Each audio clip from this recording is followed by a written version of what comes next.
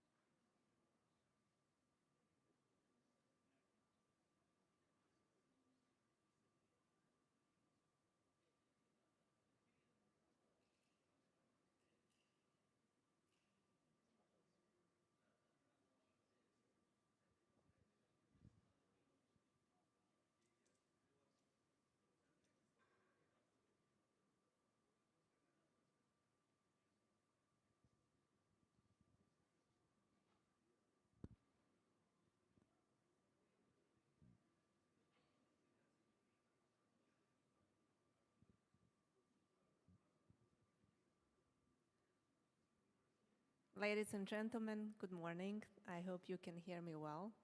Thank you very much for being here in beautiful Kyoto. Thank you also to everyone who joined us online from different parts of the world. I think for most of the world it's quite late or quite early, so we really appreciate your great efforts. I hope that the fact that you are here means, first of all, that this is your first physical IGF meeting, and if so, then we will have, I hope, a pleasant, friendly chat about what the IGF is, about its working modalities, how to engage across these 4 days that are in front of us, but also how to long-term stay engaged in the Internet Governance Forum, and with that in having your voice heard in public digital policy. My name is Anja Gengo, and I work at the IGF Secretariat. The Secretariat is an office, we'll speak about it a little bit later, that's based at the United Nations office at Geneva in Switzerland, and its main task is to support this whole facilitation of the process in a neutral way. And the Secretariat has been there, put in place since the inception of the IGF. Unfortunately, the head of our office that planned to be here this morning with you couldn't because of some last-minute changes.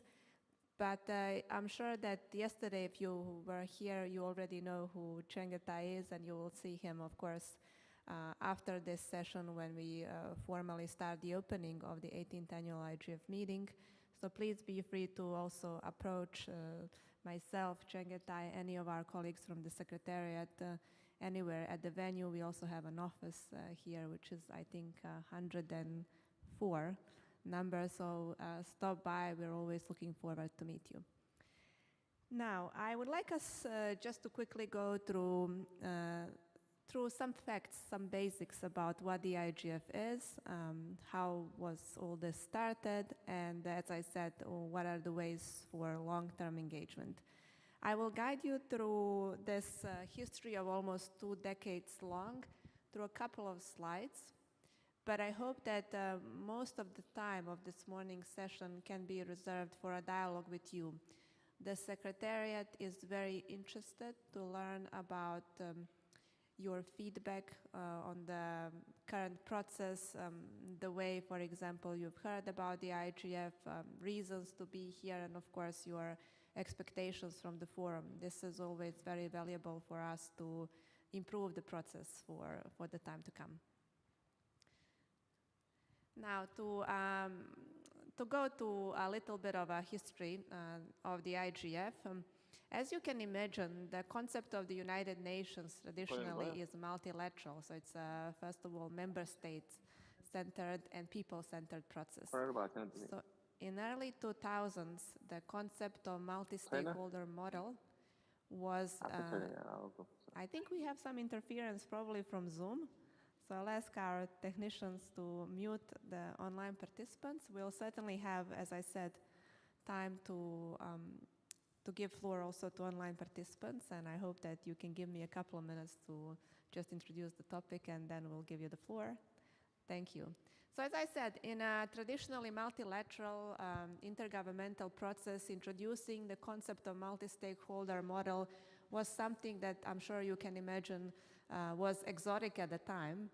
And as the internet was on the rise in early 2000s or toward the late 90s and was becoming more and more part of people's daily life, the community, not just the member states, but the community, different stakeholder groups, called for a process to govern the internet while at the same time keeping it accessible, affordable, safe, secure, of course, human rights centered, and the internet is one, which is very important, so to avoid any fragmentation. So in early 2000s, because of these calls, the working group on internet governance was formed, and the working group was formed of different stakeholders coming from different backgrounds. Some of them you can actually meet here at the IGF. I think they are really valuable resources of information, and if you go to WIGIG website or just to Wikipedia, you can check the names of those members and maybe approach them during this meeting to just get to know each other. But very long story short, the WIGIG did come up with a working definition of internet governance, and I hope you can see it on this slide, saying that internet governance is the development and application by governments, the private sector, and civil society in their respective roles of shared principles, norms, rules, decision-making procedures, and programs to shape the evolution and use of the internet. This definition that is older than the IGF itself is the definition that is still in use today. And I'm sure from your experience as well, just as mere end users, first of all, you can also tell that it's very much relevant to today's digital public policy processes.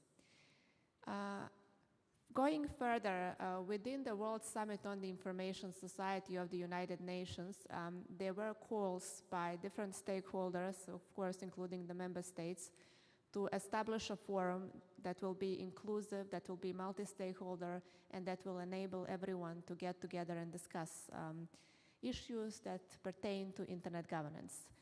Through 2 phases, which are most important, happening in 2003 and 2005 in Tunisia and in Switzerland, in Geneva. Finally, the IGF was convened. The Tunis Agenda for the Information Society, specifically its paragraph 72, is what gave life to the IGF. It set its mandate. The convening of the IGF, formally speaking, happened in early 2006 by, at that time, serving Secretary General of the United Nations, Mr. Kofi Annan, and the very first annual meeting took place then in late October, early November of 2006 in Athens, hosted by the government of Greece. Now, the rest is, of course, history. Today, we are sitting at the venue that is hosting the 18th annual IGF meeting in its edition. These 5 days of the annual meetings are far from being just organized by an event organizer. It's a part of a process, and it's organized by its host country, the government of Japan, for this year, and also by various modalities within the structure of the IGF. The heart of those modalities is shown on this slide. I hope you can see it. First and foremost, the IGF Multi-Stakeholder Advisory Group, or the MAG. The MAG is a multi-stakeholder body composed of 40 members coming from different stakeholder groups, different regional groups, with gender parity across the membership. It is chaired by a chair that's elected through the membership and endorsed as such. The group is appointed annually by the Secretary General of the United Nations, and its core mandate by terms of reference is that it serves to advise the Secretary General on the program, on the agenda of the annual IGF meeting. Currently, the MAG is chaired by Mr. Paul Mitchell. That is the first chair coming from the private sector. And this year's meeting is particularly important with respect to the multi-stakeholder advisory group composition, just because probably during this week, if not even today, the community will be informed about the renewed membership of the multi-stakeholder advisory group, and not just that, also by its new chair. So we will have a rotation of the chair as well. So please stay tuned. The information will be at the IGF website, and I'm sure it will be announced also during the IGF meeting at appropriate places and sessions. The MAG is renewed, as I said, by approximately 1/3 of its total membership every year. So today or in this week, we will learn who are the new 11 incoming MAG members, from which countries they're coming, what are their backgrounds. So it will be very interesting to see how the composition will be refreshed in that sense. If you are interested to be part of the MAG or to contribute, then the call for nominations usually opens during the first half of the year for a couple of weeks. And any stakeholder, individual or organization, is most welcome to nominate eligible nominees that are then considered for possible appointment to the membership group for one term subject to extension for up to 3 terms. As of last year, the structure of the IGF has been advanced and reformed to an extent. So today we speak also about the IGF Leadership Panel. The Leadership Panel was appointed last year by the Secretary General, following a process that came out of the Secretary General's high-level panel on digital cooperation and roadmap for digital cooperation, calling for the IGF to advance its modalities, given the fact that, as you can all witness, of rapid development of digital technologies, and it is on us to ensure that the mechanisms for governing those technologies are keeping pace with that development. So the leadership panel is a high-level multi-stakeholder body composed of, in total, 15 members. Among the 15 members, as an ex officio members, are, for example, the MAG chair, the Secretary General's envoy on technology, but also the host countries. So, for example, the current host country holds a seat, as well as the future host country and the past host country. So we have that tripartite arrangement through the leadership panel, which allows us to bridge the process from last year to current year and then the future year, and with that keep the continuity of the discussions and the process. Just yesterday, I think it was the last session hosted in this room. So if you were here, you had a pleasure to meet most of the members of the leadership panel and to hear from them. There will be other opportunities during this week, plenary open sessions. And that's a good opportunity to listen what the leadership panel has in plan for advancing the IGF, its modalities, for making it more impactful, more visible globally speaking, and for helping us to engage those that are not currently engaged and ensure that we are leaving no one behind. The profiles of the leadership panel members are visible hopefully to you on this slide. You can see that it's very diversified. The chair of the leadership panel is Mr. Vince Cerf, well-known father of the internet to all of us, and his vice chair is Ms. Maria Ressa, the Nobel Prize winner, and I'm sure also a person that's well-known to all of you. And then finally, you can see that part of the working mechanisms of the IGF, as I said at the beginning, is the office where I work. For example, the IGF Secretariat, this is the entrance at the Palais des Nations in Geneva, where we are based. The role of the, as I said, the Secretariat is to ensure that all these mechanisms do work within the framework of the IGF principles and procedures. Now, what are the IGF principles? The IGF is an open, inclusive, bottom-up, transparent, non-commercial, multi-stakeholder process that runs throughout the year. Its funding is extra budgetary, so in other words, it doesn't have regular financing channels, but it depends on support from various donors, whether it's financial or in kind. The IGF is very transparent when it comes about also its financing, the way it functions. So if you visit the IGF website, you will see who are the donors to the IGF's trust fund, who are also the in-kind donors and supporters. Just in case if you would have questions later, I can tell you that among the biggest donors, of course, are certain governments and also the technical community, then the private sector. But there are also those that come from a completely non-commercial domain that can be nested under the civil society. So it's a very interesting composition of the supporters of the IGF, and we are very grateful to all those friends who are making sure that the IGF functions for almost past two decades. I mentioned to you at the beginning that the IGF is a process, so not just the annual meeting, and that process, of course, includes a couple of components, but two are major, which I think would be valuable for you to memorize. One is called the intercessional work. Everything that's happening between the two annual meetings is called the intercessional work. It's a community-centered, community-driven work, and I will be speaking about its concrete form in just a couple of minutes.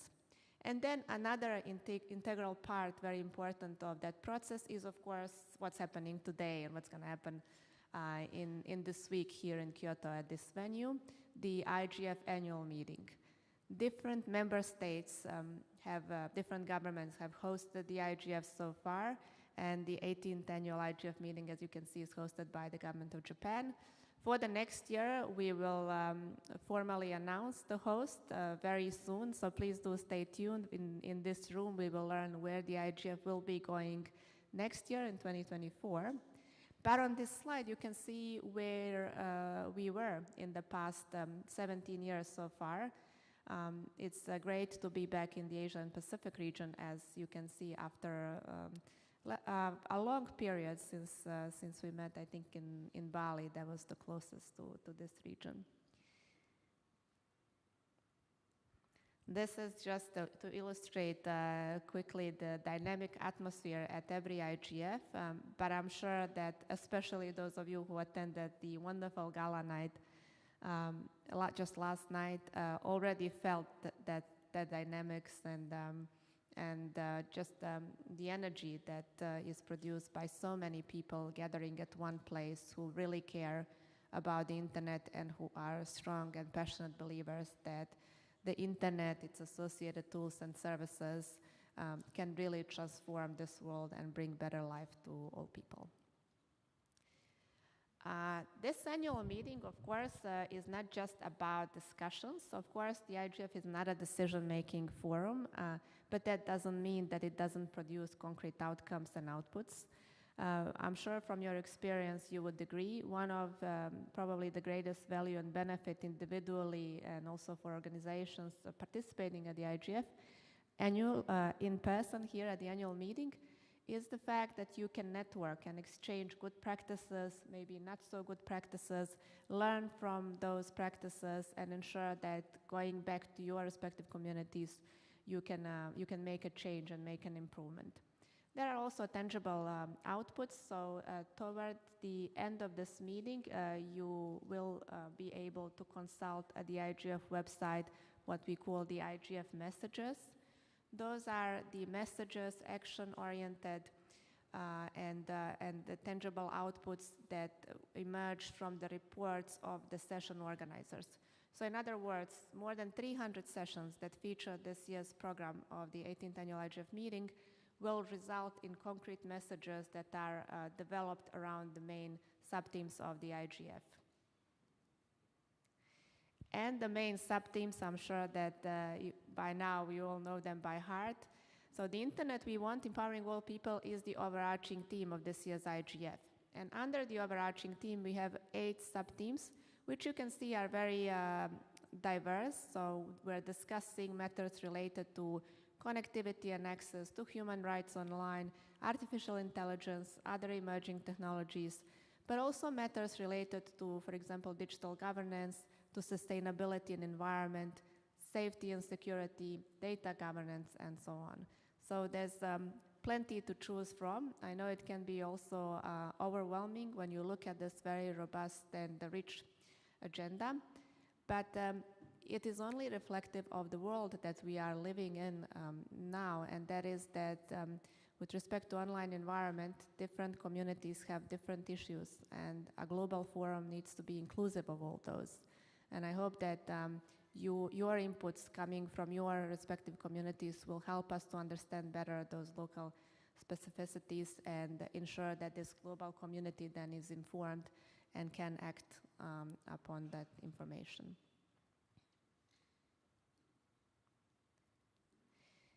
Yes, this year's forum for now marked a record number of registered participants. We are now close to having 9,000 participants who have registered to participate in the IGF.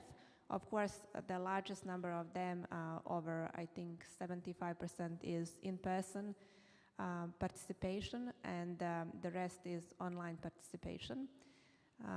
In terms of the participation and the backgrounds of the registered participants, it is really diversified, and we have stakeholders coming from all stakeholder groups, different disciplines, so representatives coming from the government, international and intergovernmental organizations, civil society, including the academia, private sector, technical community, and other related industries and disciplines.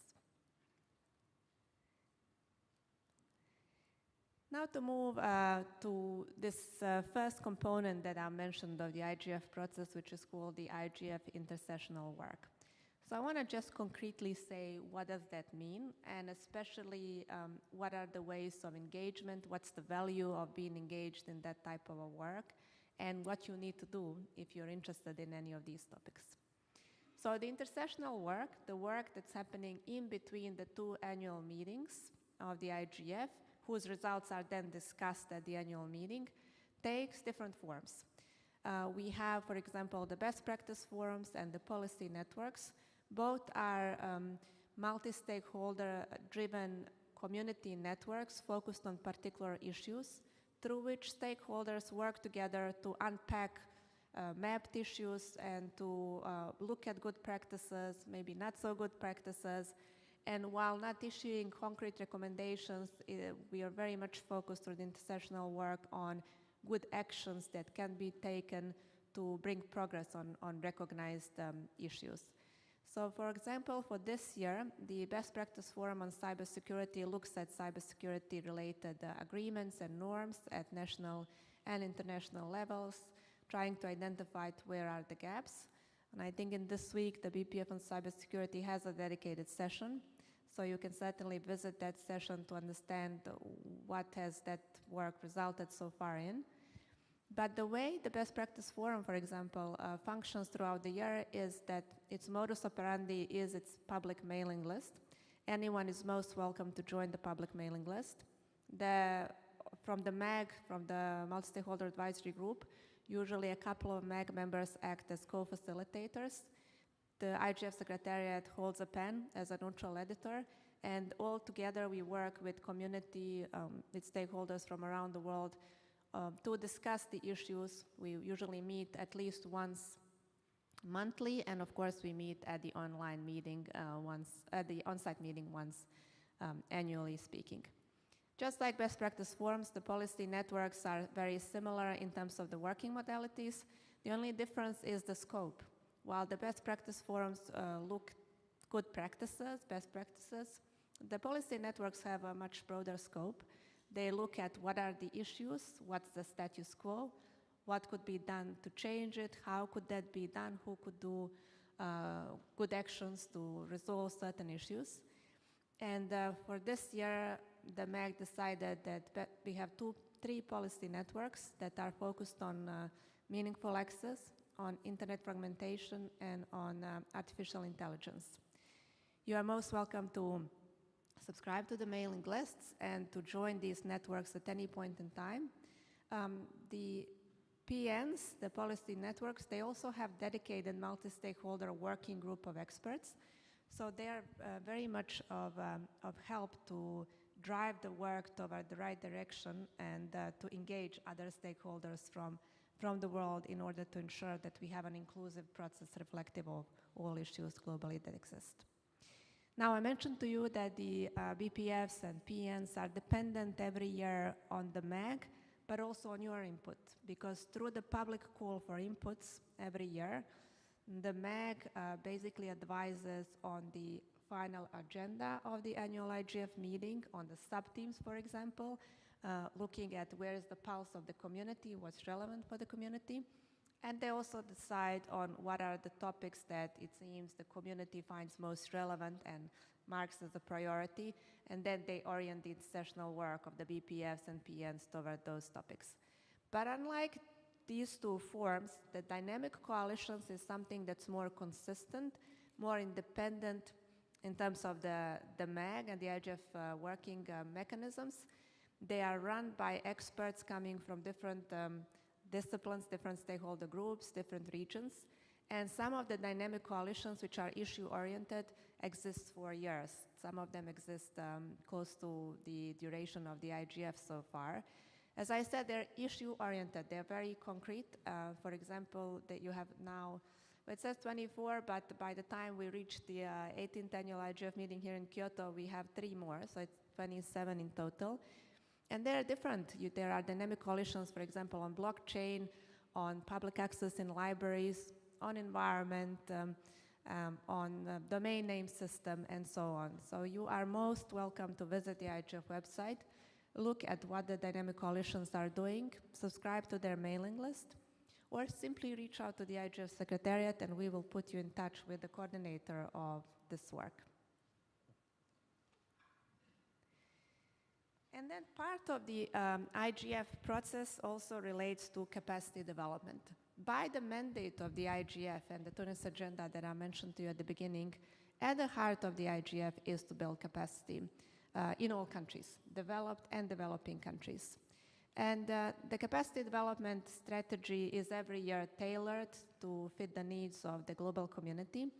But I would like, just for the purpose of this meeting, to focus on 2 very important components that are also presented here at the IGF in Kyoto. They are the parliamentary track and also the youth track. We're very much focused on developing capacity and working with legislators, members of parliaments coming from different parliaments from around the world through our parliamentary track. The parliamentary track that's coordinated by my colleague Celine sitting in this room is coordinated and developed in cooperation also with the regional IGFs. That helps us a lot to reach the local communities much better, much more efficiently. So for example, this year we had a series of capacity development workshops hosted at the Asia Pacific Regional IGF in Brisbane in Australia, but also at the African IGF in Abuja in Nigeria. And here at the IGF yesterday, a series of capacity development workshops and dialogues between members of parliaments and with members of parliaments took place. Today, it continues as well, so I do advise you to please visit the IGF website, IGF 2023 menu parliamentary track, and just see which session takes place where today. They're very interesting, and it's a good also experience, so you can engage better maybe with members of your parliament in your countries. Part of the capacity development for us relates to sustainability of these processes, and the sustainability of the processes, of course, relates to investing and working with young people. Through the youth track, the IGF Secretariat works throughout the year with many youth IGF coordinators and many youth-related networks and communities on internet governance to design and then implement the youth track. So this year, young people advised us that their priority is to look into safe digital future. And so we are unpacking basically that concept through a couple of capacity development workshops. Some of them, just like the parliamentary track, have been hosted at the regional IGFs or at the Asia Pacific IGF. Well, we firstly actually toured the globe through regional IGF, starting at Eurodig, that is the European IGF in Finland. Then we moved to the Asia Pacific IGF, which was hosted in Australia, then to Latin America region through the Youth LAC IGF, hosted in Colombia, and then we concluded with the African IGF that was hosted in Nigeria in September. The conclusion of the youth track took place just yesterday. We had a wonderful IGF 2023 Global Youth Summit, where we tried to establish a framework for a meaningful dialogue between the current generation of experts and leaders and the next generation of experts and leaders.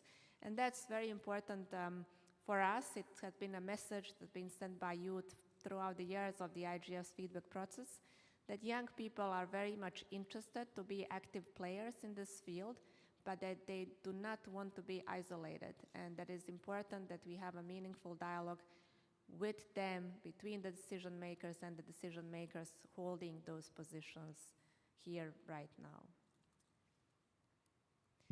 Now, I mentioned to you already a couple of IGFs, so not just one, and that all relates to the concept of the IGF initiatives, national, regional, sub-regional, and youth IGF initiatives, or which call them shortly the NRIs. The NRIs emerged organically. If you look at the Tunis agenda, it doesn't call for establishing a national IGF in a particular country or a regional IGF, but it does very much calls for development of a multi-stakeholder model at local levels. And building on that, learning from the IGF as a model, many multi-stakeholder communities of many countries and regions started organizing their own IGF processes, applying the same set of principles, frameworks, procedures in their local communities. That history of close to 18 years now resulted in having today more than 160 officially recognized NRIs by the IGF Secretariat. The IGF Secretariat is entrusted by the NRIs to run the recognition process, ensuring that the processes do adhere to the IGF principles, and also to support the network.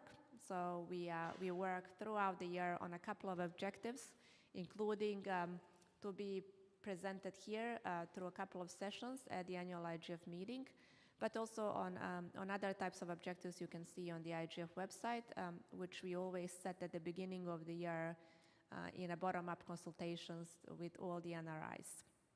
Many of the NRIs are present at this year's IGF meeting here in Kyoto, and they will have their main session, a couple of collaborative sessions, so I do invite you to consult the IGF website and join us on those sessions and meet colleagues doing these really great things also in their respective countries.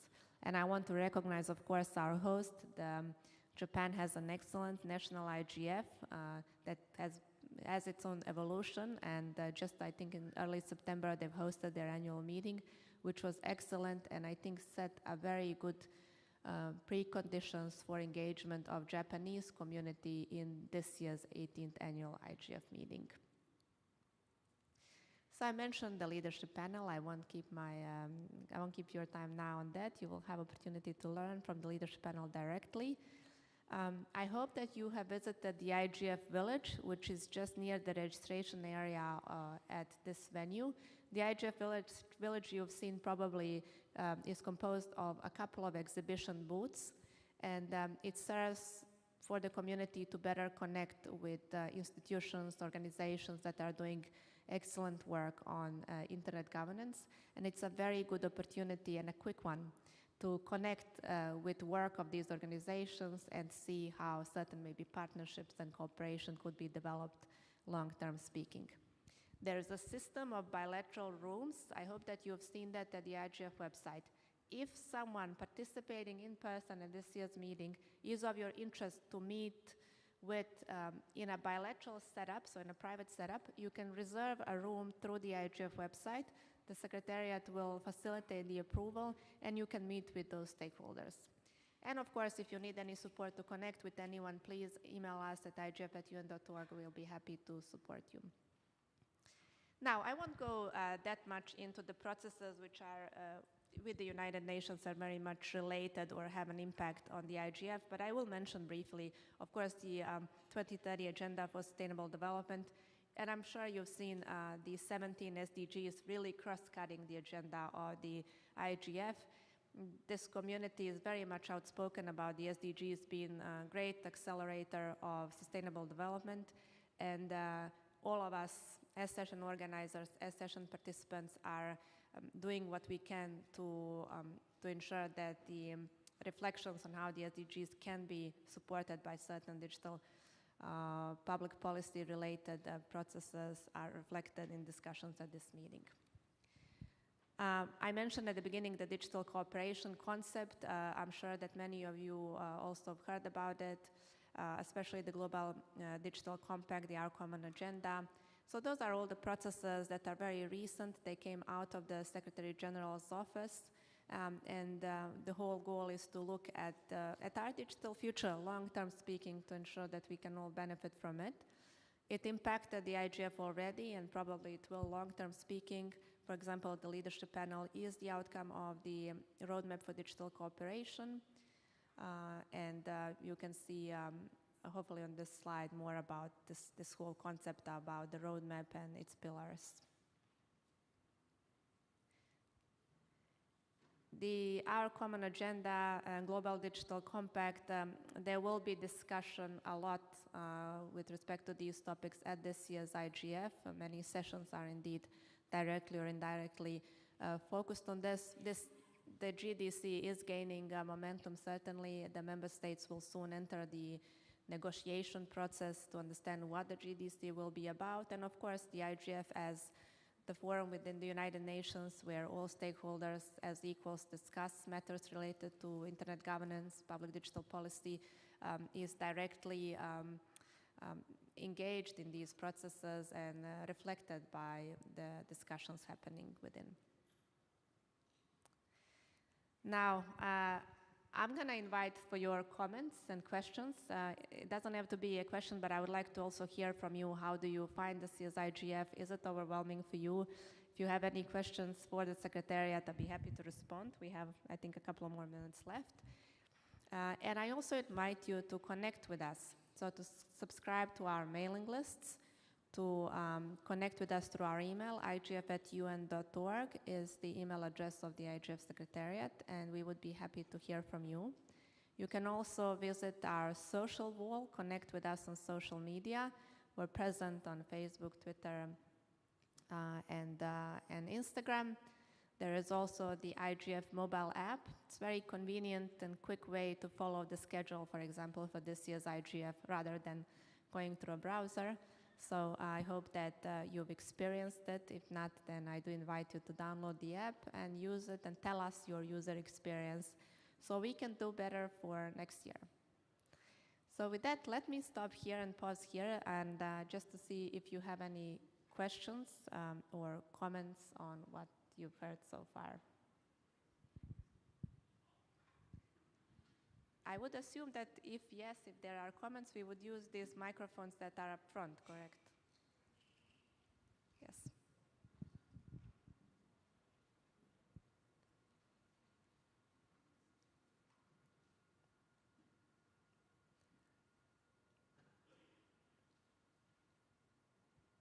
Good. I don't see any comments, any requests for questions. I don't know if you have anyone online that would like to ask anything before we wrap up here.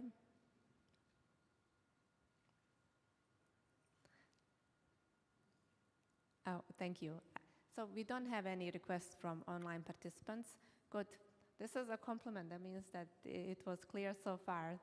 Well, first of all, I want to sincerely thank you for being here and for being at the IGF, learning about it.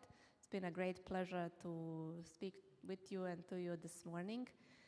As you know, we will start preparing for the big moment of this year's IGF, which is to formally open this year's meeting, and I think everyone will benefit, especially the organizers and the technical logistical team, of a couple of more extra minutes to set the stage, prepare the room. So I will wrap up then earlier. Thank you very much. Please let us meet also outside. Be free to approach or visit our office, 104, that's the number of our office. We would be very happy and grateful to connect with all of you. Thank you very much for your attention.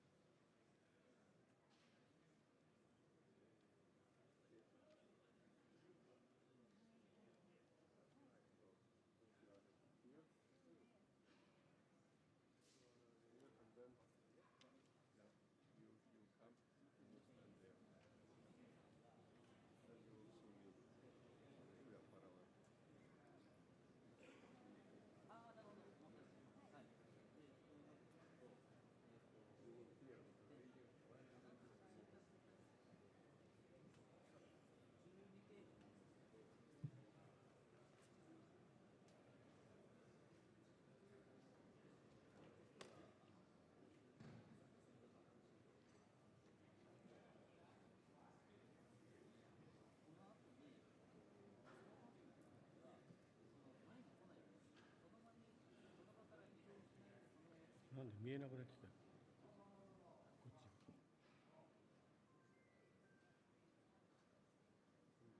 こっち。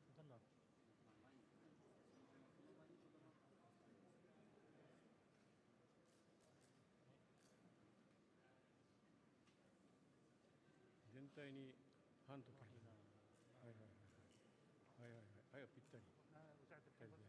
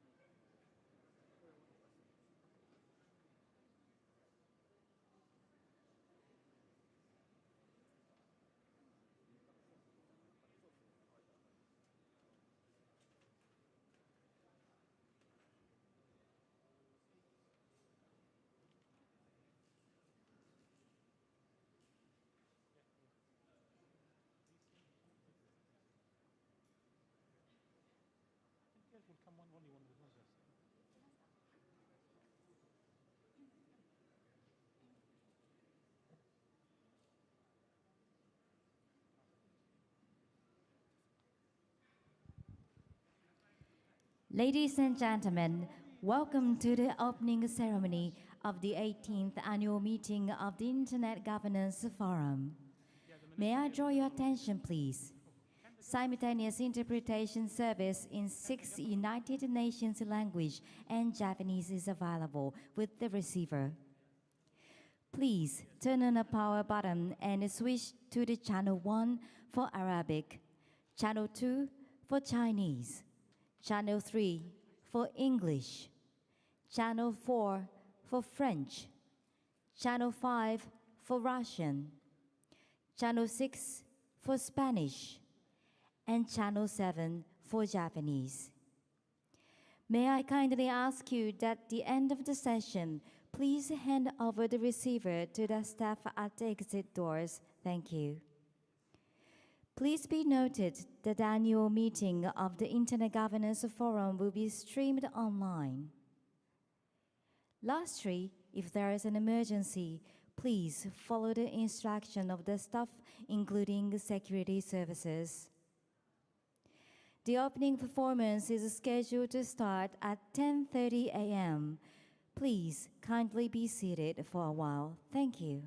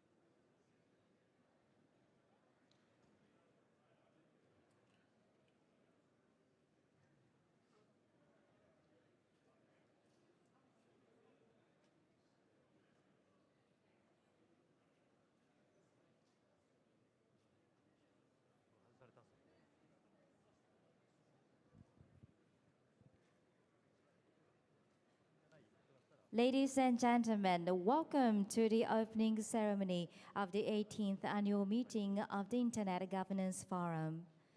May I draw your attention, please? Simultaneous interpretation service in 6 United Nations language and Japanese is available with the receiver. Please turn on the power button and switch to channel 1 for Arabic, channel 2 for Chinese, channel 3 for English, channel 4 for French, channel 5 for Russian, channel 6 for Spanish, and channel 7 for Japanese. May I kindly ask you that at the end of the session, please hand over the receiver to the staff at the exit doors. Thank you. Please be noted that the annual meeting of the Internet Governance Forum will be streamed online. Lastly, if there is an emergency, please follow the instruction of staff, including security services. The opening performance is scheduled to start at 10:30 a.m. Please kindly be seated for a while. Thank you.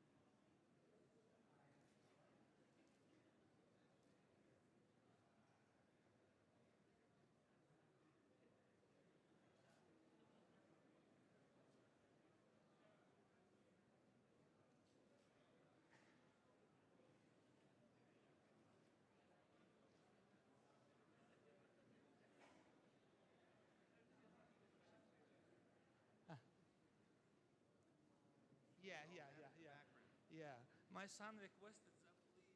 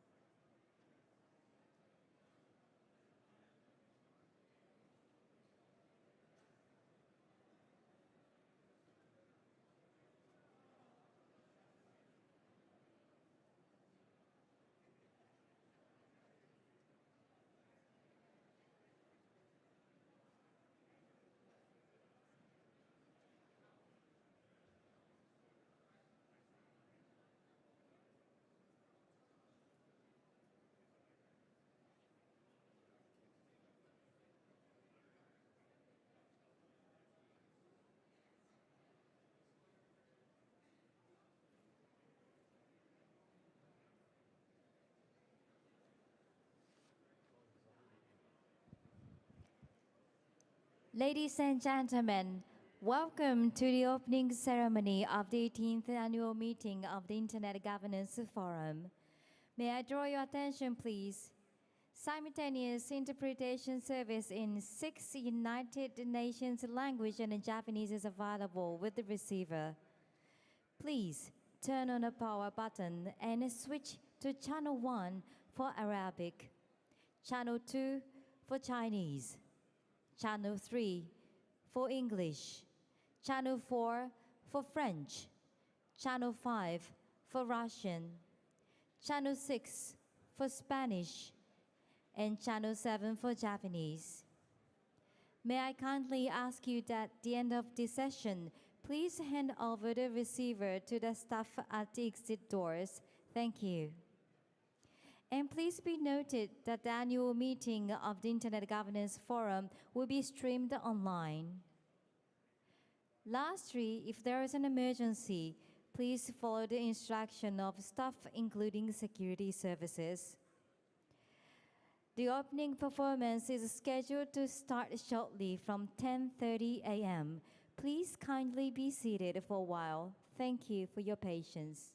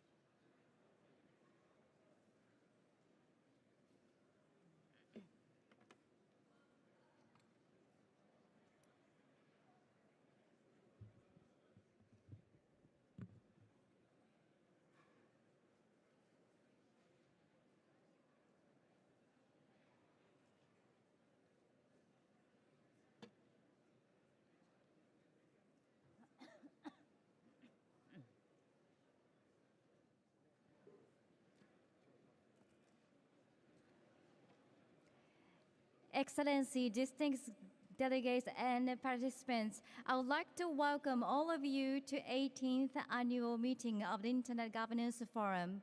And my name is Rebecca, and it's my honor to serve the MC for this opening. Prior to the opening ceremony of the 18th annual meeting of the Internet Governance Forum, we now present as the opening act, reconceptualizing traditional Japanese theater, Kabuki, Two Lion with Sansui, media installation by Naoko Tosa. Kabuki is a novel and unusual performing art that appeared in Kyoto at the beginning of the Edo period. In this new work, a heroic lion spirit appeared in a climactic scene of Renjishi, a masterpiece of Kabuki. The scene in which the lion smells a flower and makes a violent movement known as the madness was performed by a professional Kabuki actor. Creating a digital Kabuki performance is suitable for an international IT conference. So please enjoy this opening performance.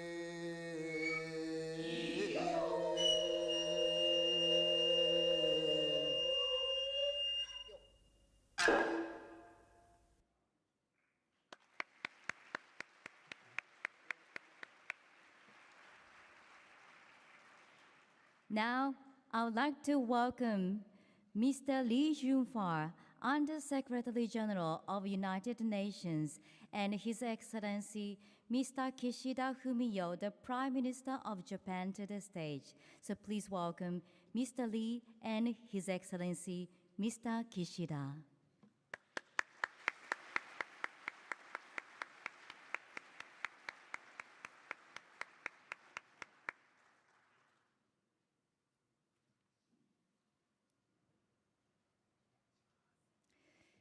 So ladies and gentlemen, thank you very much for joining us today for the 18th annual meeting of the Internet Governance Forum, organized by United Nations and hosted by Ministry of Internal Affairs and Communications.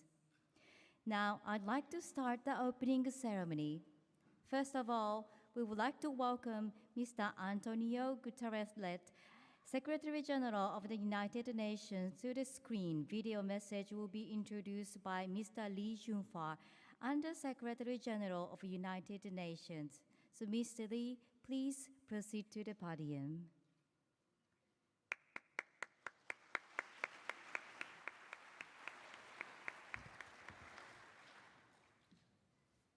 Good morning, Your Excellency, Mr. Fumio Kishida, Prime Minister of Japan, Excellencies, distinguished participants.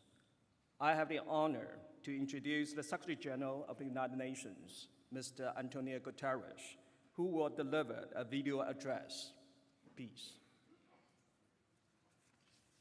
Excellencies, ladies and gentlemen, I'm pleased to greet the Internet Governance Forum as you gather in Kyoto. Let me begin by thanking you for your invaluable efforts, bringing together governments, the private sector, civil society, and the technical community for the essential task of advancing an open, safe, and global Internet. For nearly 2 decades, this multi-stakeholder cooperation has proven remarkably productive and remarkably resilient in the face of growing geopolitical tensions, proliferating crises, and widening divisions. Your work is now more important than ever. We need to keep harnessing digital technologies enabled by the Internet to help deliver on the Sustainable Development Goals, take climate action, and build a better world. I see 3 areas for action. First, we must work together to close the connectivity gap and bring the remaining 2.6 billion people online, in particular women and girls in least developed countries. Second, we must work together to close the governance gap, including by elevating and better aligning the work of the IGF and other digital bodies across the UN system and beyond. Third, and fundamentally, we need to reinforce a human rights and human-centered approach to digital cooperation. It is imperative that the Internet, including the physical infrastructure that underpins it, remains open, secure, and accessible to all. This means that the Internet's long-established multi-stakeholder institutions need more support, not less. The leadership panel I've established for the Internet Governance Forum is aimed at providing strategic guidance, supporting stable funding, and amplifying the impact of your important work. To help advance the search for concrete governance solutions, I'm appointing a high-level advisory board on artificial intelligence, which will provide preliminary recommendations by the end of this year. And the Global Digital Compact, proposed for adoption at the Summit of the Future in 2024, aims to set out principles, objectives, and actions to secure a human-centered digital future. Governments, the private sector, and civil society must come together regularly to ensure that the commitments enshrined in the Compact are followed up. We cannot afford another retreat into silos. We must work to prevent gaps from emerging on new digital technologies, avoid duplication, and address emerging risks effectively. I look to your gathering in Kyoto to provide critical input to advance our collective efforts. Together, we can realize the ambition spelled out in the theme of your forum and build the Internet we want to empower all people. Thank you.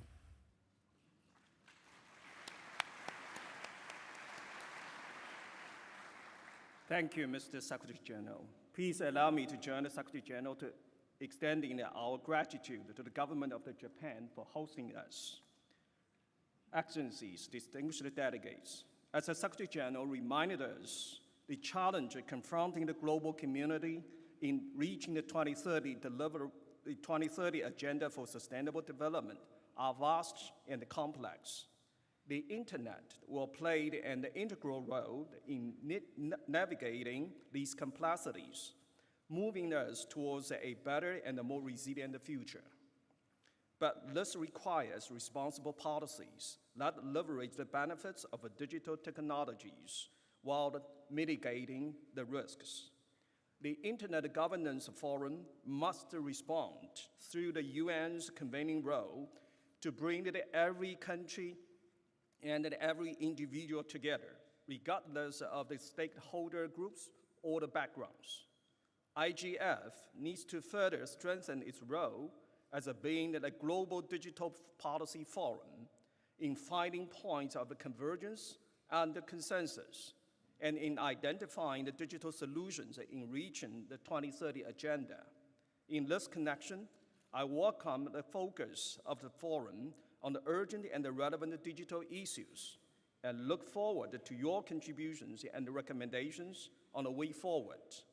Ladies and gentlemen, 18 years ago, in 2005, the IGF received its mandate through the World Summit on Information Society.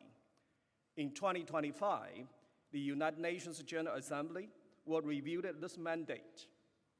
Member states will consider the impacts and outcomes of the forum and determine its future. With this in mind, I invite you to consider 3 questions during this year's IGF. First, has the IGF delivered on its mandate and purpose?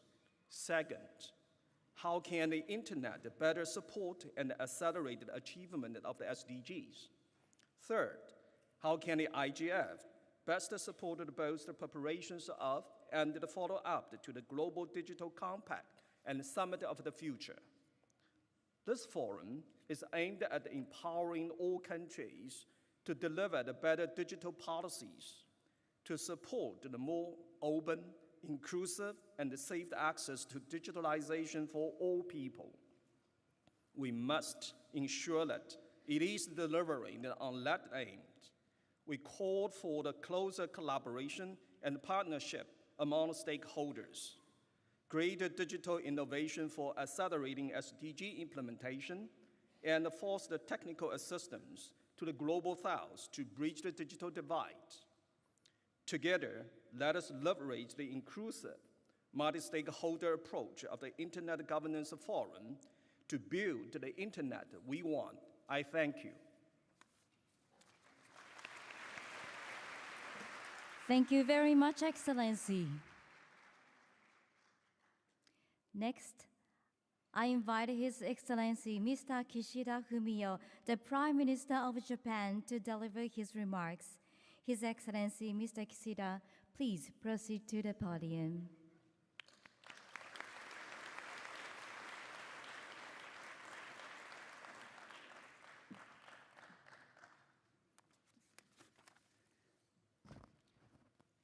예, 日本の内閣総理大臣の岸田文雄です。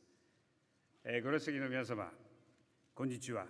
そしてようこそ日本にお越しをくださいました。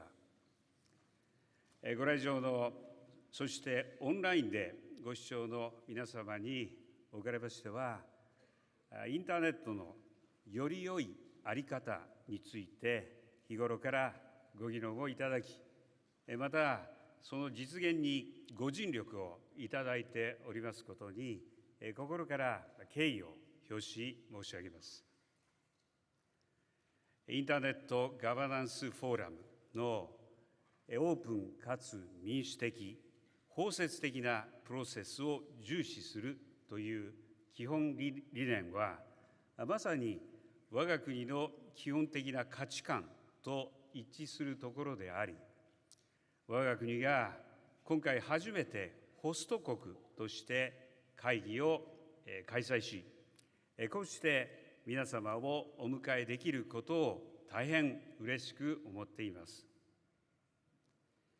インターネットをはじめとするデジタル技術は、世界中の人々の経済活動を支え、経済成長をもたらすエンジンです。インターネットは自由で多様な表現の場として機能するとともに、時間や空間の制約を超えた情報やサービスへのアクセスを可能とするものであり、生活や社会経済活動にとって不可欠であるだけでなく、民主主義社会の基盤として極めて重要です。また、自由で分断のないインターネットは、開発、保健、安全保障といった我々が直面するさまざまな課題の解決や人類のさらなる発展のために不可欠です。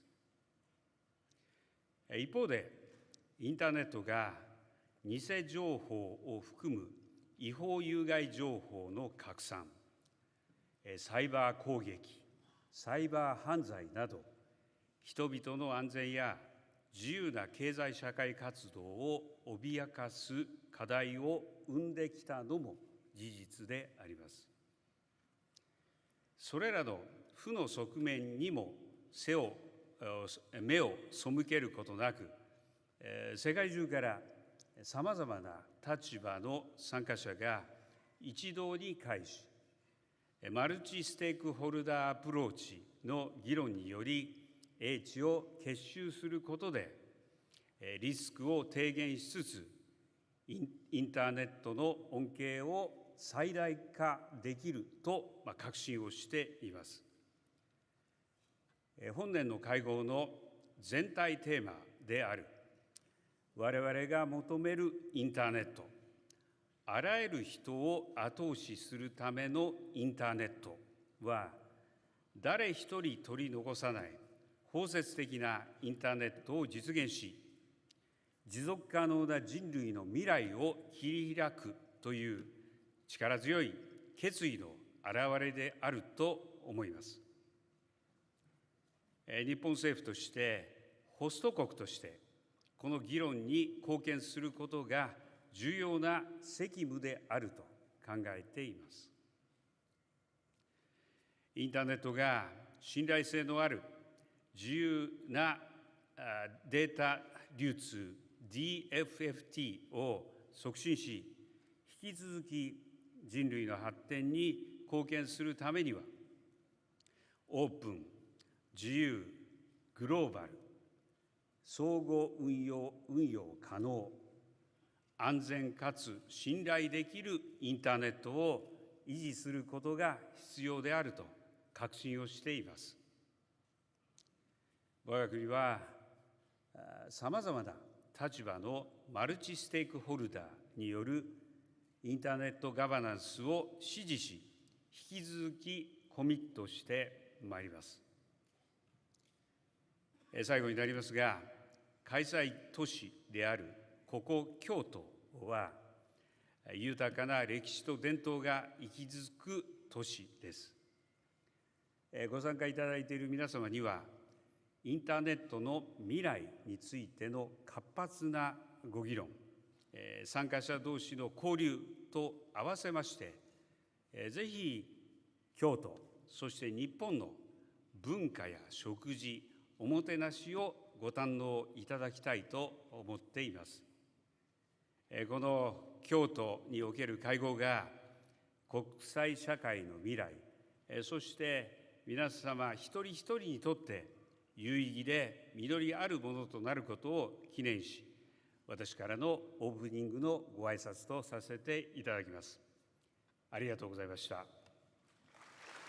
Thank you very much, Excellency. And thank you. Please give a round of applause once again to the speakers.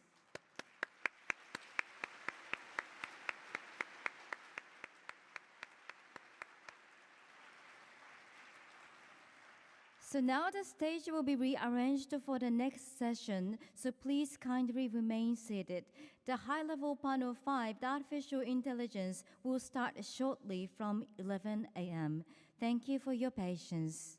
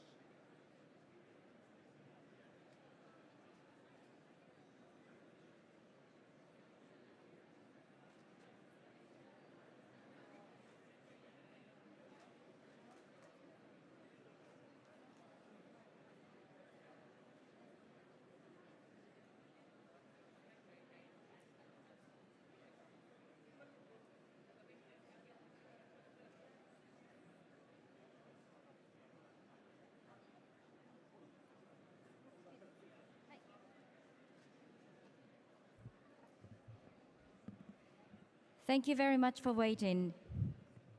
Now, I would like to welcome the guests of honor and the speakers for the high-level panel 5, Artificial Intelligence, to the stage, and we'll begin with the photo session. And first, an official photographer at the front will take a photo.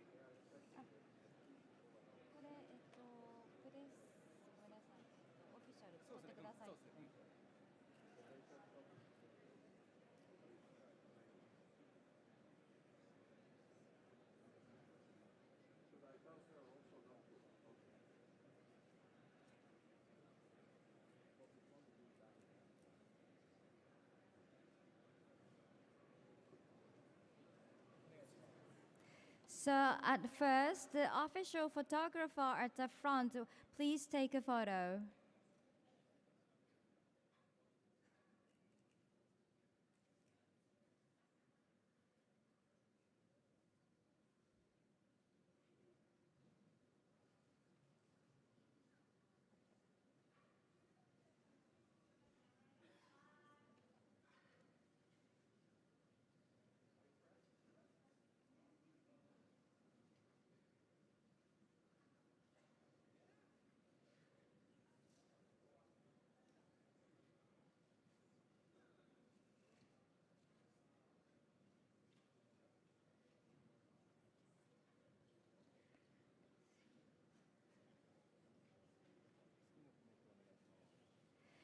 And now I'd like to take our time for the press in the back seat.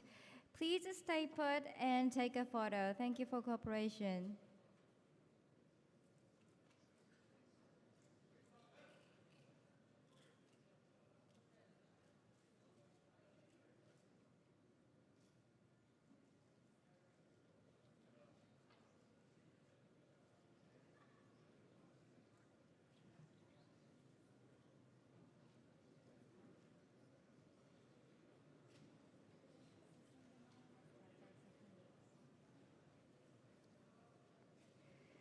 Thank you very much.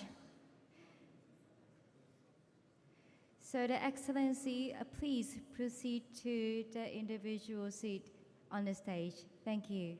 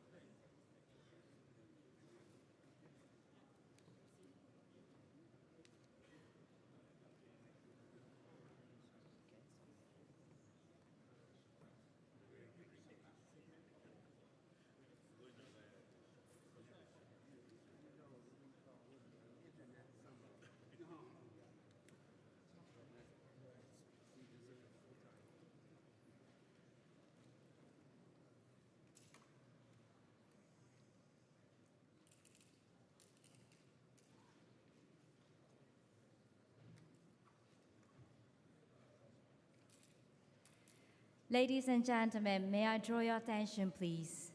We will now start the high-level panel 5, Artificial Intelligence of the 18th Annual Meeting of the Internet Governance Forum. I will now invite a guest of honor to deliver keynote speeches. First, I would like to welcome His Excellency Mr. Kishida Fumio, the Prime Minister of Japan, to deliver keynote speech. His Excellency Mr. Kishida, please proceed to the podium.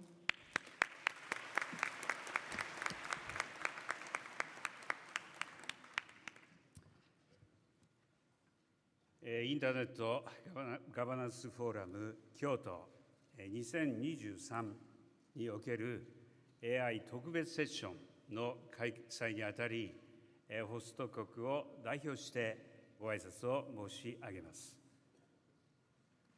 急速に発展している生成 AI のポテンシャルやリスクについて、世界中で議論が巻き起こっている中、本日、各界を代表する方々とともに、生成 AI に関する国際的なガバナンスの在り方について、ここ日本で議論できることを誇りに思うとともに、ご多忙の中、ご参加いただいた皆様に、心から御礼を申し上げます。生成 AI は、インターネットに匹敵する技術革新とも言われています。インターネットの登場によって、時間や空間の制約を超えて人類がつながるようになり、民主主義と経済社会に目覚ましい発展をもたらしてきたように、生成 AI によって人類の歴史に大きな変化がもたらされようとしています。私自身、今年に入って若手研究者や AI 開発企業などと直接議論を重ねる中で、生成 AI が秘める無限の可能性を感じてきました。生成 AI は単に業務を効率化するだけでなく、新薬の創出や新たな医療手法の開発など、我々さまざまな分野でイノベーションを加速させ、世界に劇的な変化をもたらすことが期待されています。日本政府として今月中に経済対策をまとめることを予定していますが、計算資源の整備や基盤モデル開発に対する支援など、AI 開発力の強化や中小企業や医療分野等における AI 導入の推進など、 AI 開発利用両面に強力に取り組み、しっかりと経済対策に盛り込んでいきたいと考えています。一方で、生成 AI をめぐっては、精緻な偽画像や偽情報による社会の混乱など、経済社会を脅かすようなリスクや課題も指摘されてきており、幅広い関係者が役割を果たす必要があります。例えば、信頼できる情報の流通を促進するために、情報の発信者を証明・確認できる技術の開発や普及を進めることも有効だと思います。このような理解を国際社会全体で正しく共有し、連帯して対処していかなければなりません。生成 AI の持つ可能性とリスクを踏まえながら、推進と規制のバランスを図り、生成 AI が経済社会に与えるリスクを軽減しつつ、人類に対する恩恵を最大化していくために、今こそ人類の英知を結集することが重要です。このような考えのもと、G7 広島サミットにおいて、信頼できる AI の実現に向けた国際的な議論の促進のために、私から広島 AI プロセスの創設を提案して合意を取り付け、G7 首脳は担当閣僚に対し、年内に成果を出すことを指示いたしました。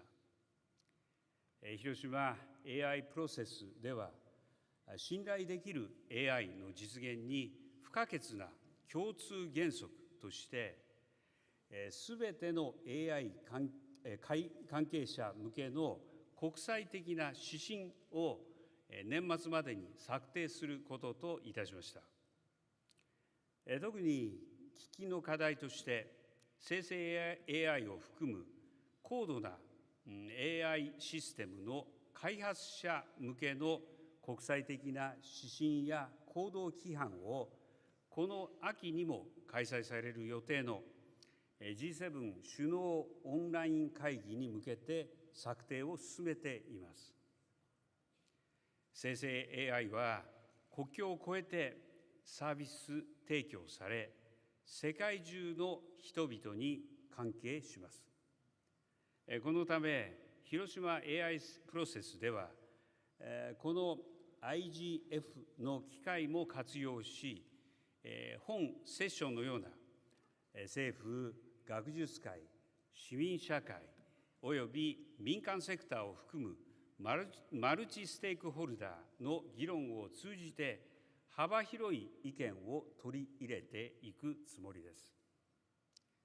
本日ご参加の G7 を超えた幅広い皆様のご意見をお聞きすることで、グローバルサウスを含む国際社会全体が安心・安全・信頼できる生成 AI の恩恵を享受し、さらなる経済成長や生活環境の改善を実現できるような国際的なルール作りを牽引してまいります。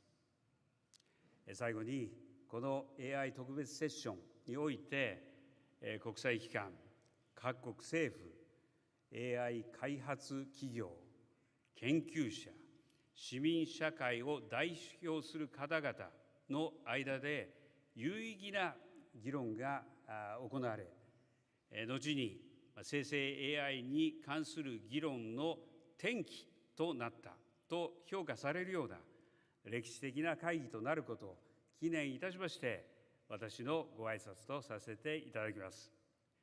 ご清聴誠にありがとうございました。Thank you very much, Excellency.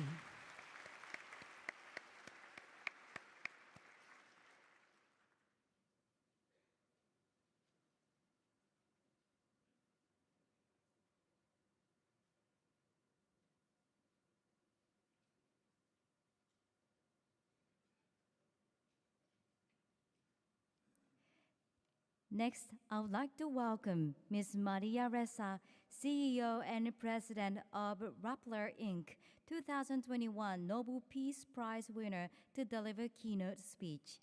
Ms. Ressa, please proceed to the podium.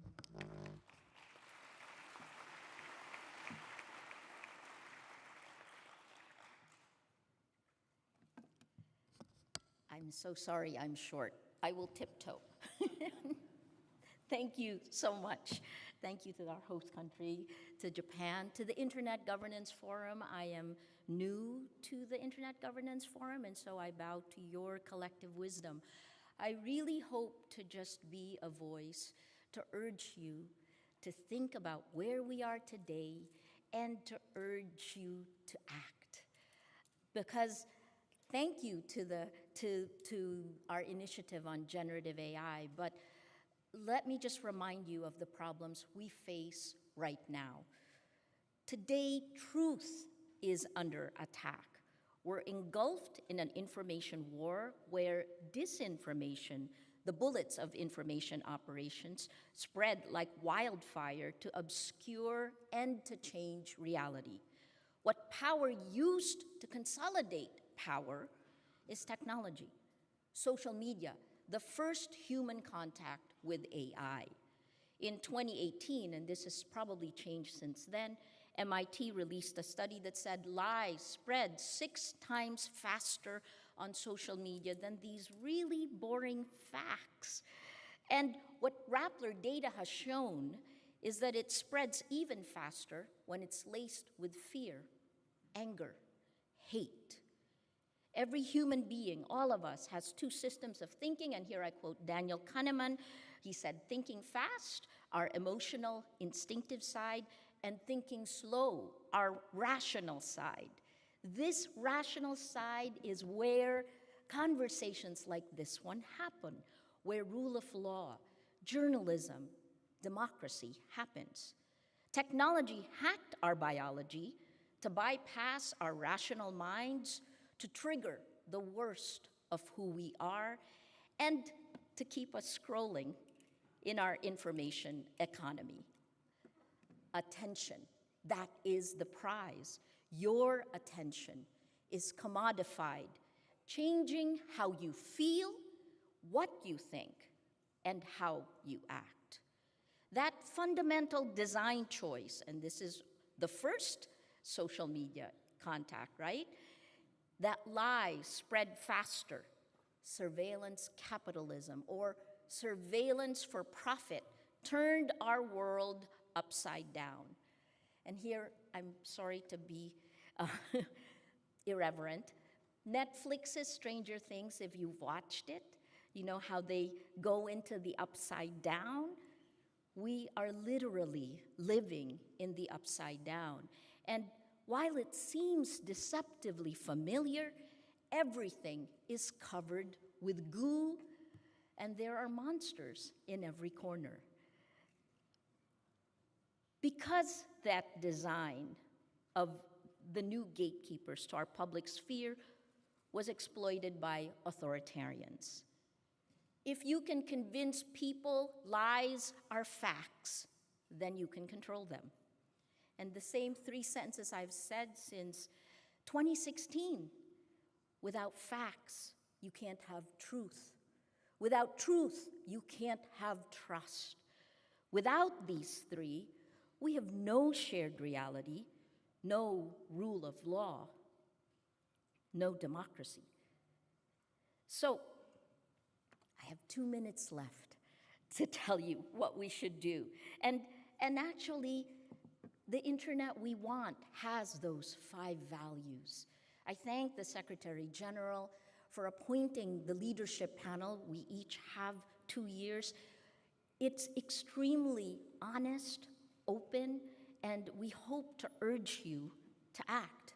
But I'll leave you with 2 last thoughts. One is the impact beyond the individual. This is what I've laid out for you, right? The behavioral aspect for us. If you don't have integrity of facts, you cannot have integrity of elections. And 2024 becomes a critical year for elections, which is part of the reason everyone in this room, from civil society, parliamentarians, government officials, NGOs, journalists, we each have a role to play. I keep saying that we are in the last 2 minutes, if you play basketball, last 2 minutes for democracy. In my last minute, I just want to tell you about an initiative that aligns with the Internet Governance Forum that was launched last year at the Nobel Summit for the Nobel Peace Summit in DC. This year, over 300 Nobel laureates, civil society groups, the same kind of multi-stakeholder arrangement. We need to come together. We launched a 10-point action plan that has 3 buckets. And these would be the same that you would need to operationalize in every single one of our agreements. The first, stop surveillance for profit. Give us back our lives. 2, stop coded bias. If you are a woman, LGBTQ+, you are further marginalized in the virtual world, and we want a secure, safe, and trustworthy internet. Third, journalism as an antidote to tyranny. Thank you so much. Thank you very much, Ms. Ressa.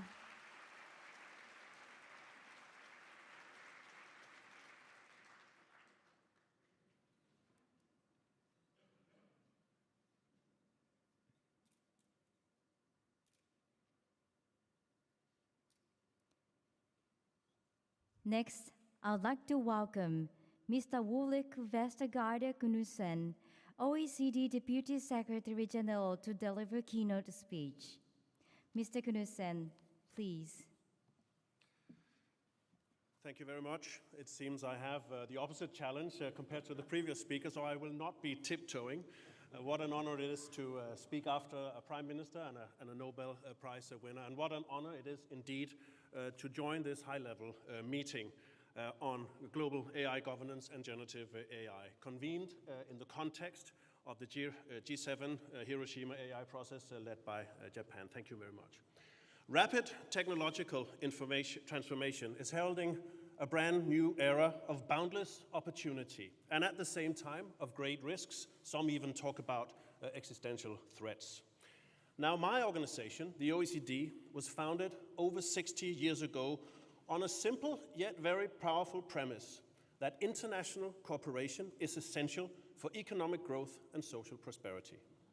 In the decades gone by, we have leveraged evidence-based policy expertise, mutual exchange, data and analysis to keep ahead of the global cross-border challenges. Key examples include codes of liberalization, guidelines for multinational enterprises, and of course the all-famous BEPS inclusive framework of tax with almost 140 tax jurisdictions around the world.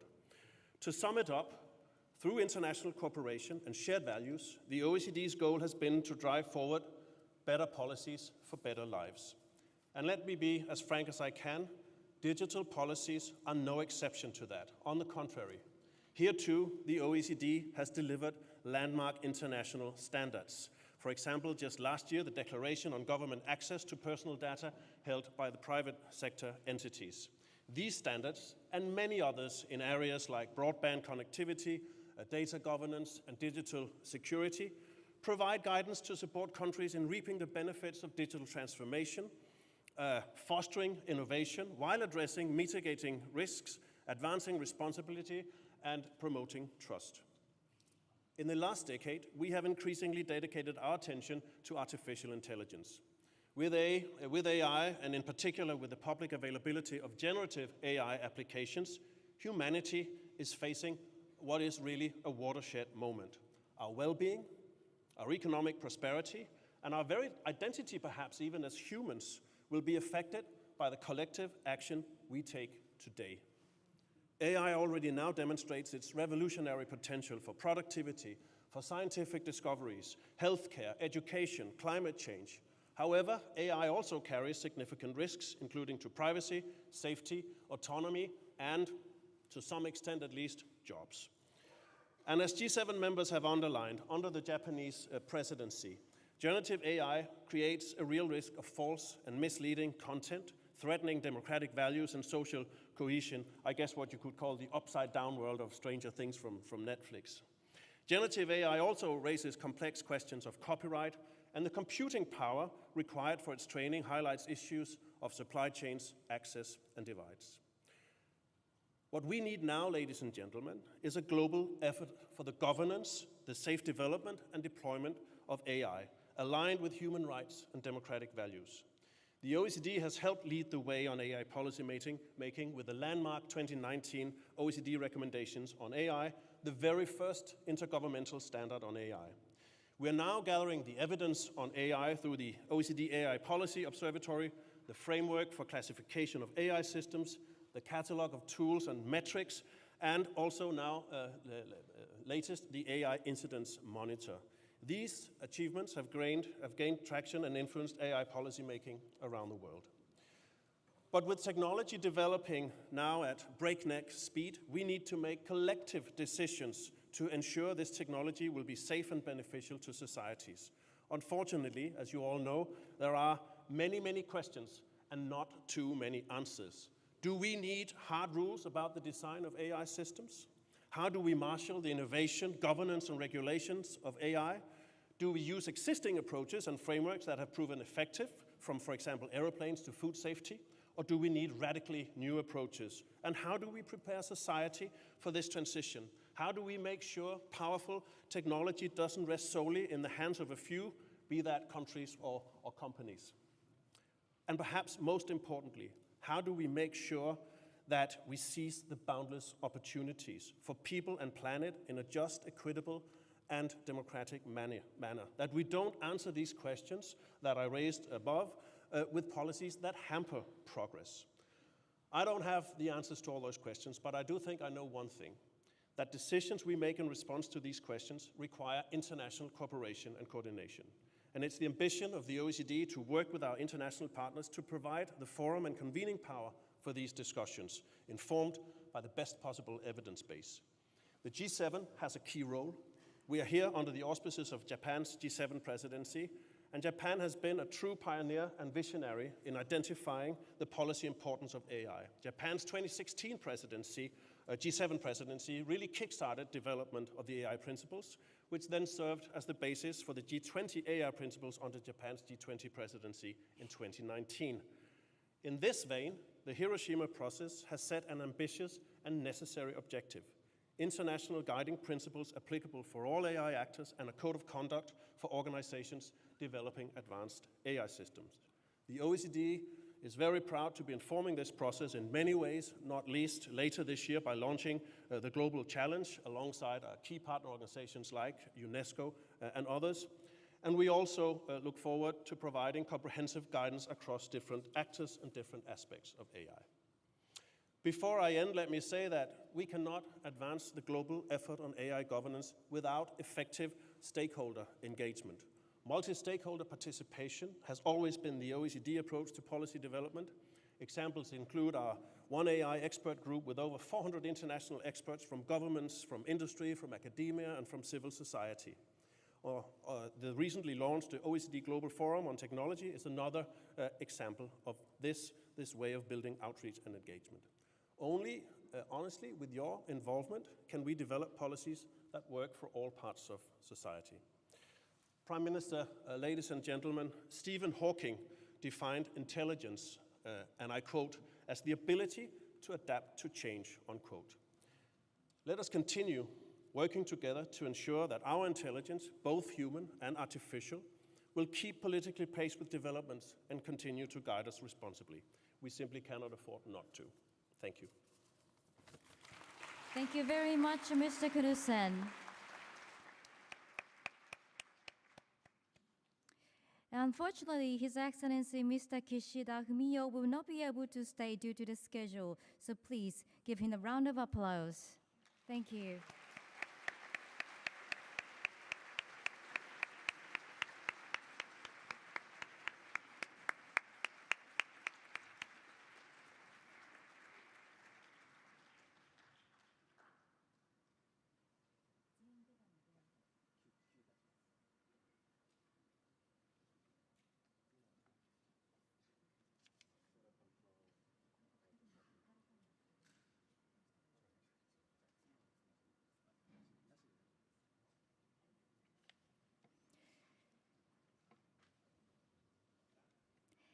Now the panel discussion shall commence.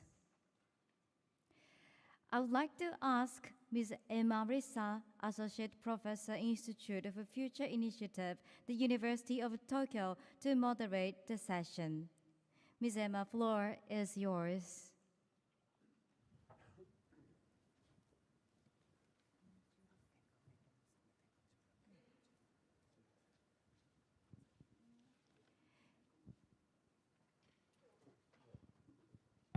Would you please wait for a moment to rearrange the stage? Thank you very much for your patience.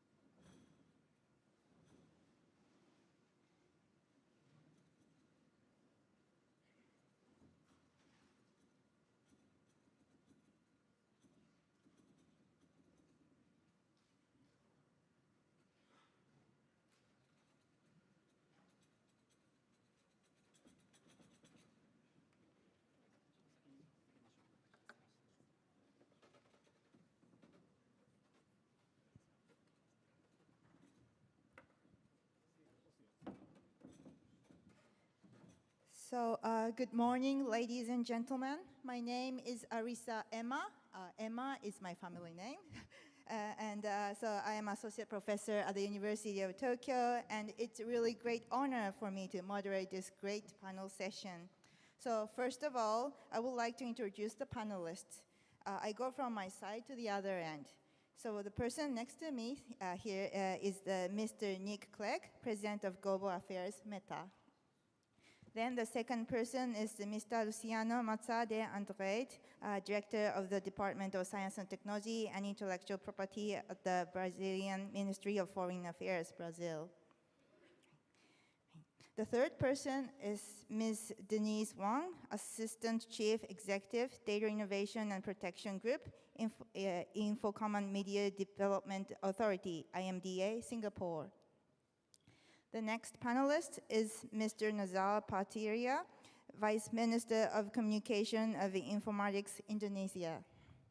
The next panelist is Mr. Kent Walker, President of Global Affairs, Google and Alphabet. On the right-hand side, we have His Excellency Mr. Suzuki Junji, Minister of Internal Affairs and Communications. The panelist next to Minister Suzuki is Mr. Vinton Cerf, IGF Leadership Panel Chair and so-called father of the internet.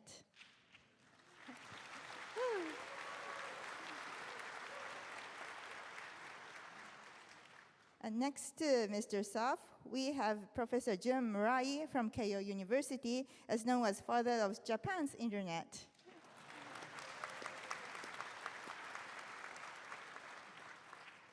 And last but not least, the panelist on the other end is Ms. Doreen Botgan-Martin, Secretary General of the International Telecommunication Union.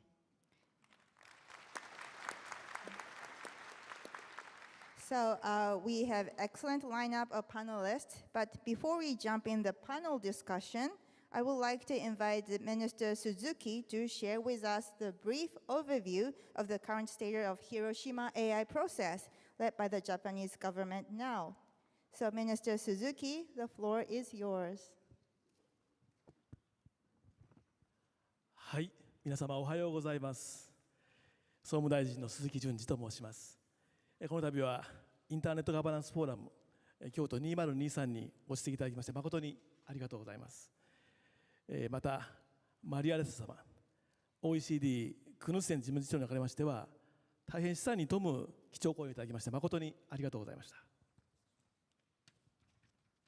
さて私からはこの後実施するマルチステークホルダーの皆様とのパネルディスカッションに向けて広島 AI プロセスの議論の状況についてご紹介をさせていただきます。現在急速に発展普及しております生成 AI につきましては経済社会に与えるリスクを軽減しつつ人類に対する恩恵を最大化していくことが私たち国際社会の責務であります。本年4月に開催されました G7 群馬高崎デジタル技術大臣会合では生成 AI のもたらす機会とリスクについて早急に議論を行い OECD や AI に関する官民の国際連携組織である GPay を活用して AI ガバナンス、透明性の促進等の5つの論点を含む生成 AI に関する国際的な議論を行うための場を早急に設けることについて合意いたしました。そして G7 広島首脳コミュニケにおいて広島 AI プロセスとして議論を続けることといたしました。その後9月に広島 AI プロセス G7 デジタル技術閣僚声明を取りまとめ次の点に合意をいたしました。一つ、透明性の確保等の課題に優先的に取り組む必要性。二つ、すべての AI 関係者向けの国際的な指針及び AI 開発者向けの行動規範の策定。三つ、偽情報対策に対する研究の促進等のプロジェクトベースの協力。四つ、G7 の政府以外のステークホルダーとの意見交換の重要性の4点であります。本日のセッションでは現在検討を進めております AI 開発者向けの国際的な指針および行動規範の内容についてパネルにご参加いただく皆様からご意見を頂戴したいと考えております。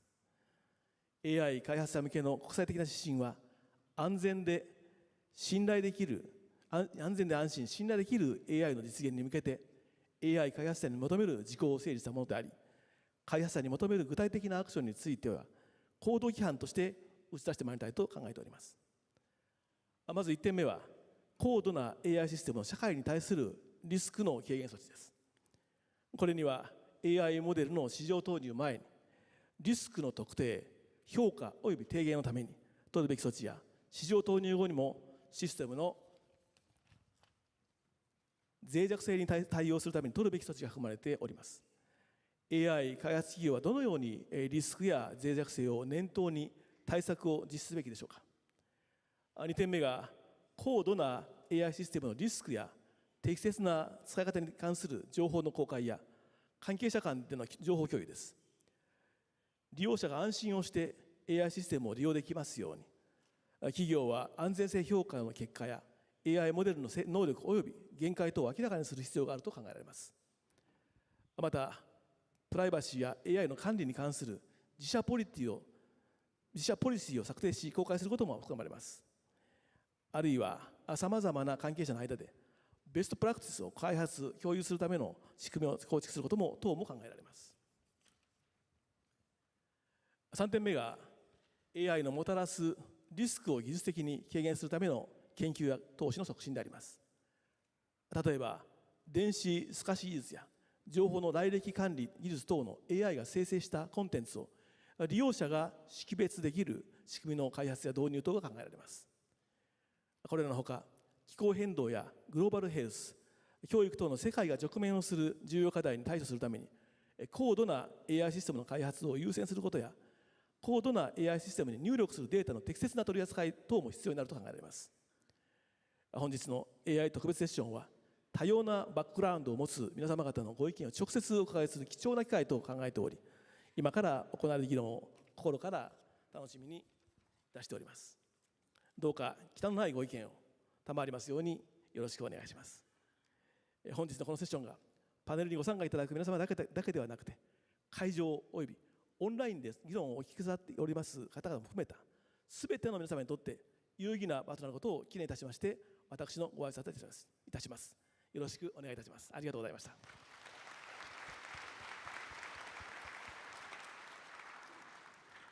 Thank you very much for this really informative presentation, Minister Suzuki.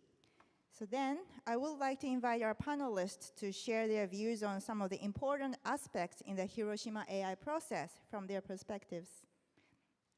So, and I would like to ask my first question.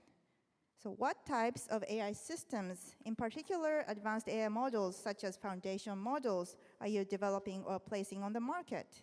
How are they used? What solutions and benefits do they seek to offer? What do you see as the major risks and challenges are associated with the advanced AI systems you are developing, and how you're addressing those risks and challenges? So I hope this question and answer to this will give us an overview of the current situation of generative AI and foundation model across countries. So I would like to ask this question to two speakers from global AI developers, Google and Meta. So first, President Kent Walker, what is your view on this? You have 5 minutes. Thank you very much, Professor Emma, and thank you for the chance to be here today. The power of AI is vast, and that is exactly why we think it needs to be developed both boldly and responsibly. AI goes well beyond a chatbot. It has the potential to change the way we do science, the way we develop technology. I thought it was very nice that the rounds of applause for today's panel went to our two technologists joining us here today, because that will be the foundation of the next great technological advance we have. Of course, you've been using AI for a dozen years if you've used Google Search or Translate or Maps, but it's going to go well beyond that now. We are seeing dramatic advances that are going to change quantum mechanics, quantum science, material science, precision agriculture, personalized medicine, bring water, clean water to people around the world. The potential is extraordinarily exciting. Just one example, our DeepMind team has helped fold proteins, understand how proteins express themselves for the 200 million proteins known to science. That would have taken hundreds of millions of years for biologists to do. It's as though you took every man, woman, and child in Japan and trained them to be a biologist and then had them do nothing but fold proteins for 3 years. And as a result, these tools are now being used by more than 1 million researchers around the world to help advance the study of medicine. And there are many more advances like that coming. But at the same time, we recognize that all of the opportunity agenda must also be balanced by a responsibility agenda and a security agenda. And it's not for one company or even one group of companies to do alone. We have worked together across the industry on groups like the Frontier Model Forum, the Partnership on AI, ML Commons, and more to develop frameworks, norms for the right kinds of research we need to do, the right standards that need to be applied. And beyond that, we need the role of government and all of you, civil society, for the frameworks that are going to matter to everybody on the planet. This is why we salute and appreciate the leadership of Japan and the Hiroshima process to drive forward with an innovation agenda that recognizes the opportunity, but also the need for thoughtful balance and the hard trade-offs that we'll need democracies to exchange ideas about. How do you balance security versus openness? How do you balance the various notions of efficiency and equity in these different tools? These are fundamental and important questions, and we welcome the participation of groups like the IGF who have brought wisdom to those debates over the internet as we apply them to this latest and great round of new technology. Thank you very much, President Walker. Then I would like to invite President Nick Clegg. What is your view? You also have 5 minutes. So, as Kent said, I mean, AI, of course, is not new. It's been talked about since the 1950s. And companies like Google, like Meta, like others, sort of research-heavy organizations have been conducting research using AI and integrating it into their products for many, many years. But clearly, this latest development of these large language models is a qualitative and quantitative, because they're very expensive, you need a lot of compute power and a lot of data, leap forward. So we're all asking ourselves in forums like this and many other forums, is it good, is it bad, how is it going to reshape the world? There's been quite a lot of breathless, somewhat hyperbolic predictions about what might happen in the future, and I would really venture 3 points at this stage. Firstly, where possible, and I think the Deputy Secretary General asked this, is this technology going to be for the many or for the few? Where possible, it is desirable, in my view, that this technology should be shared, that there should be open innovation, there should be open sourcing as much as possible of these foundation models. Companies like Meta, like Google, I don't want to speak for Google, but in Meta's case, over the last decade, we have open sourced over 1,000 AI databases and models. It's not always appropriate. Sometimes there are reasons not to do it. But where possible, the more that this technology can be shared, because otherwise the risk is it really is technology which is only developed by a very small number of highly resourced institutions, public and private institutions around the world, with deep enough pockets, with enough GPU capacity, and with enough large-scale data to get their hands on. And that's why we, for instance, have open-sourced our large language model, Llama 2, and we have around 30 million uses of it already from researchers, innovators, and developers around the world, including here in China. So that's the first point. The second point is, it is human nature to worry about the worst. But I think it's also worth remembering that AI is also it's a sword, not just a shield. If I look, for instance, at the work of Meta in social media and the constant adversarial work we have to do to try and minimize bad content, hate speech, for instance. The prevalence of hate speech, and this is publicly available audited data, on Facebook now stands at somewhere between 0.01% and 0.02%. So that means if you're constantly scrolling on Facebook for far too long than you should, you would find maybe 1 or 2 bits of hate speech out of every 10,000 bits of content that you might find. I wish it would be 0, but it's never going to be 0 because, remember, it's legal speech. But here's the point. That is down by it's down by about 60% just over the last 18 to 24 months for one reason alone, which is AI. So AI, yes, of course, that it poses new challenges. It's also a fantastic tool for us to do, as the Prime Minister himself said, to minimize the bad and amplify the good. And then the final thing I would say is this. As we grapple with risks, yes, there's been lots of talk about long-term potential existential risks. The prospect of so-called autonomous AI or general AI, which will sort of develop an autonomy and agency of its own. But there are things we need to do now, which is mentioned earlier. We need to have some kind of agreement across the industry and with governments and with stakeholders on how we identify the provenance and we can detect AI-generated content.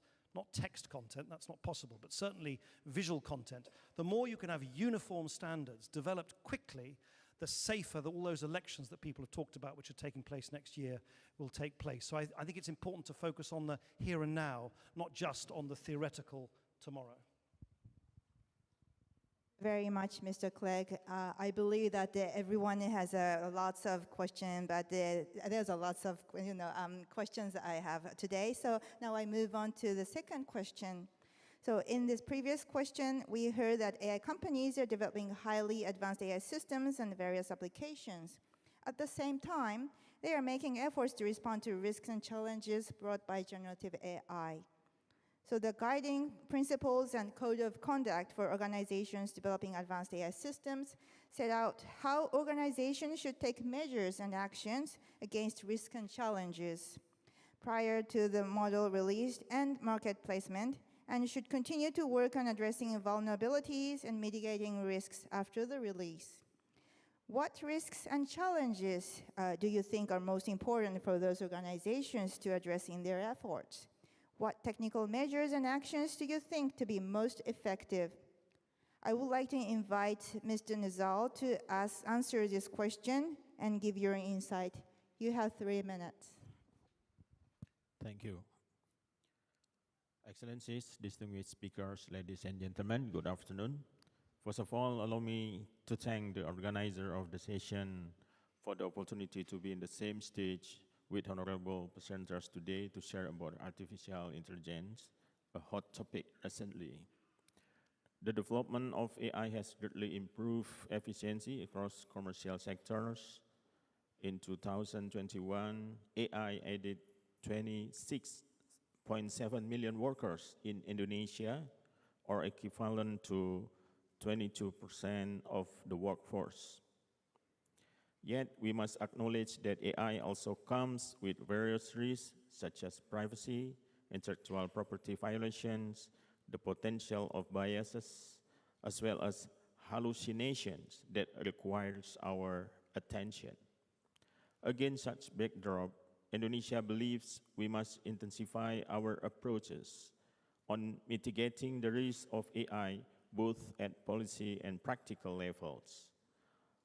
One of the milestone evidence such commitment was made 4 years ago in Japan, when we supported the G20 AI principle during Japan G20 presidency to set a common understanding on the principles of AI. With the recently issued the G7 Hiroshima process, as previously presented by Minister Suzuki, the effort to involve different stakeholders, even beyond G7 members, are applaudable.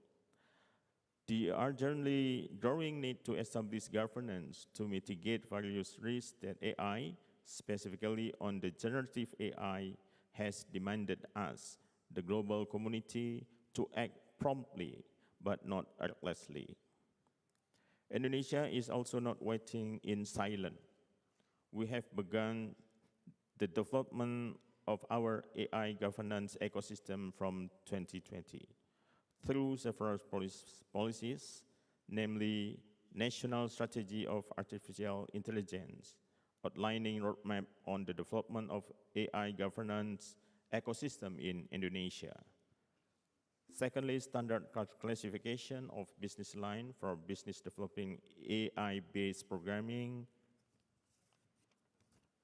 and provision for automated personal data protection under law on personal data protections. Though not specifically addressing AI-based personal data processing, it provides foundation for more complex personal data processing activities.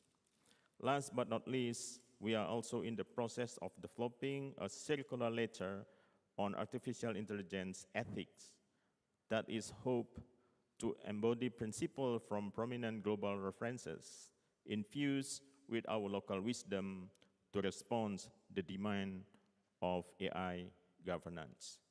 Ladies and gentlemen, we understand that the government cannot act alone. As such, in the process of improving our governance, we invite the involvement from various stakeholders to contribute on the development of our policies as well as ecosystem. Specifically, we are in the pursuit of exploring use cases, potential risks, as well as approaches and technologies to mitigate risks of AI utilizations. We also cognizant that AI governance itself is not sufficient to mitigate the risks and threat of AI. We still need additional provisions to ensure positive impact of AI for everyone.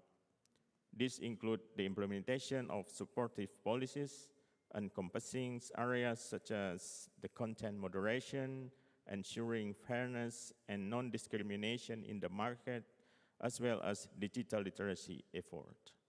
Against such backdrop, Indonesia is ready to further the discussion of AI global governance, especially to play the role as bridge builder between various countries with different maturity level of AI to ensure our AI utilization might advance the well-being of our society now in the future. Thank you very much.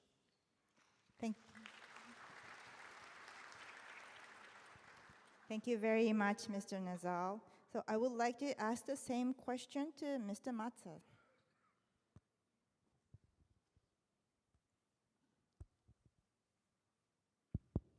Well, thank you very much. First of all, I think one main things we must realize as a challenge is how we can bring more voices from developing countries into this debate. And that's very hard because sometimes given the sheer complexity of the issues at hand, is not something that's very simply done. So while thanking very much the Japanese government for the kind invitation to be here today, I want to commend it for the open way and inclusive way it's making, the efforts making to make this process as open and inclusive as possible. I think that's very important.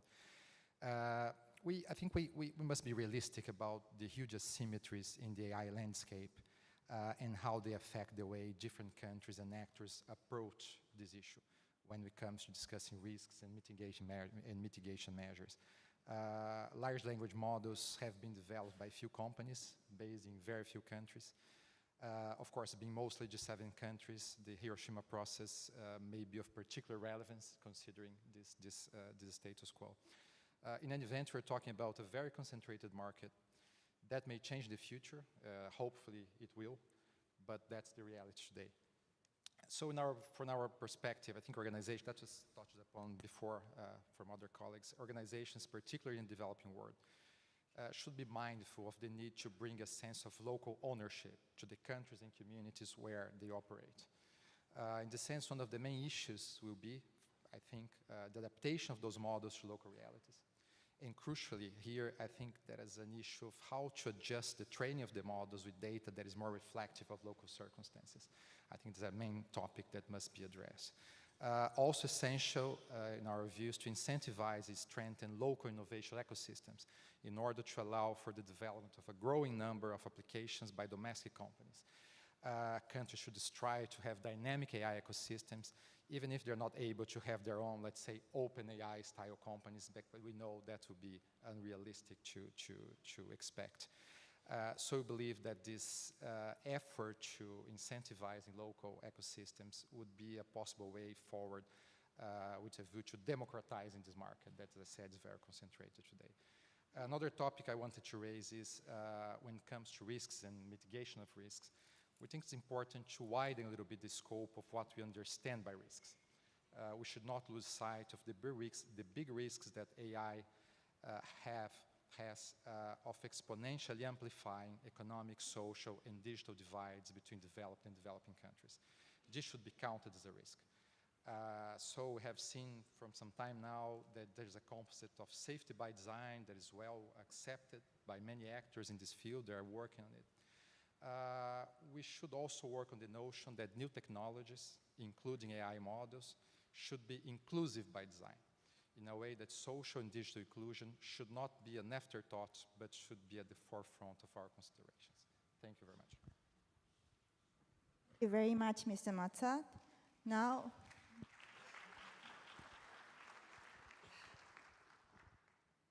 I would like to move on to the question 3. So we heard that the draft guiding principles and draft code of conduct include principles and actions for AI developers to responsibly share information on security and safety risks posed by the models, the measures taken to address these risks, and to publish transparency reports and to establish and disclose privacy policies and AI governance policies. What information do you think those organizations should be encouraged to share? And with who?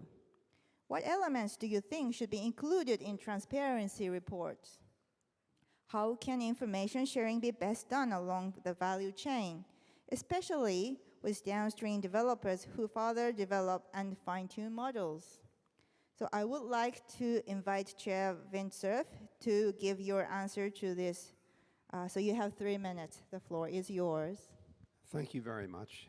First of all, I want to say I'm very, very grateful to the Prime Minister for his opening observations about AI and the Internet Governance Forum. I found them most hopeful and very encouraging. I also would like to point out to you some parallels. First of all, the Internet is simply a very large software artifact. So is artificial intelligence and machine learning. As a young programmer, I became fascinated by the idea that you could use software to create your own little universe, and it would do what you told it to do. Then I discovered that it does what you told it to do, but not necessarily what you wanted it to do. And the difference between those two is called a bug. And I discovered how easy it was to create bugs and how hard it was to find them and fix them in the software. So why is that relevant? I think all the things that you are hearing about artificial intelligence and machine learning apply generally to software. And so we should be thinking about not just the rules for AI and ML development, but also generally software. We have become intensely dependent on software. It is by far the most powerful and adaptable technology ever created, and I would argue that the machine learning world has taken a step beyond that. But with dependency comes risk, and you've heard that theme repeatedly. The result is that the risks are a function of the application to which the machine learning and AI models are put.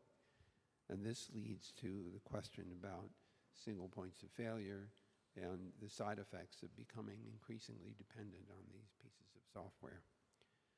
That leads to a very important point about responsibility and the responsible development and use of software. It leads to questions of ethics in research and academia. What kind of research do you perform and under what conditions? How does business apply and use these artificial intelligence and machine learning tools and software in general? And finally, how are these systems governed? And we've been hearing some major and important initiatives. Now, to come to your specific question about information sharing, there are several obvious things that we would want to share. The first one is the source of the training material. Where did this content come from? When these machine learning systems are actually used, it's important to have some idea of how the source material was actually applied, and so we can have some sense of judgment about the quality of the resulting system. We also need to be able to understand under what conditions these systems will misbehave. It's become more and more difficult to predict because the systems are so complex, and their function is less like the if-then-else kinds of software that I grew up with, and more like a highly probabilistic system that has a probability of being correct and a probability of being not correct. So if we're going to share information, we should be able to share our experiences. We should be able to alert the consumers and users of these applications as to the potential hazards that they might encounter. I would like to applaud the European Union's effort to grade the risk factors of applications. So there are some high-risk applications like healthcare, health advice, medical diagnosis, which should get considerably more scrutiny, the software that's used to provide those services, whereas if it's just entertainment, perhaps the risk factor is lower. I suspect I would run way over my time, as I can see our moderator wielding her microphone. So I'll stop there, and thank you for your time.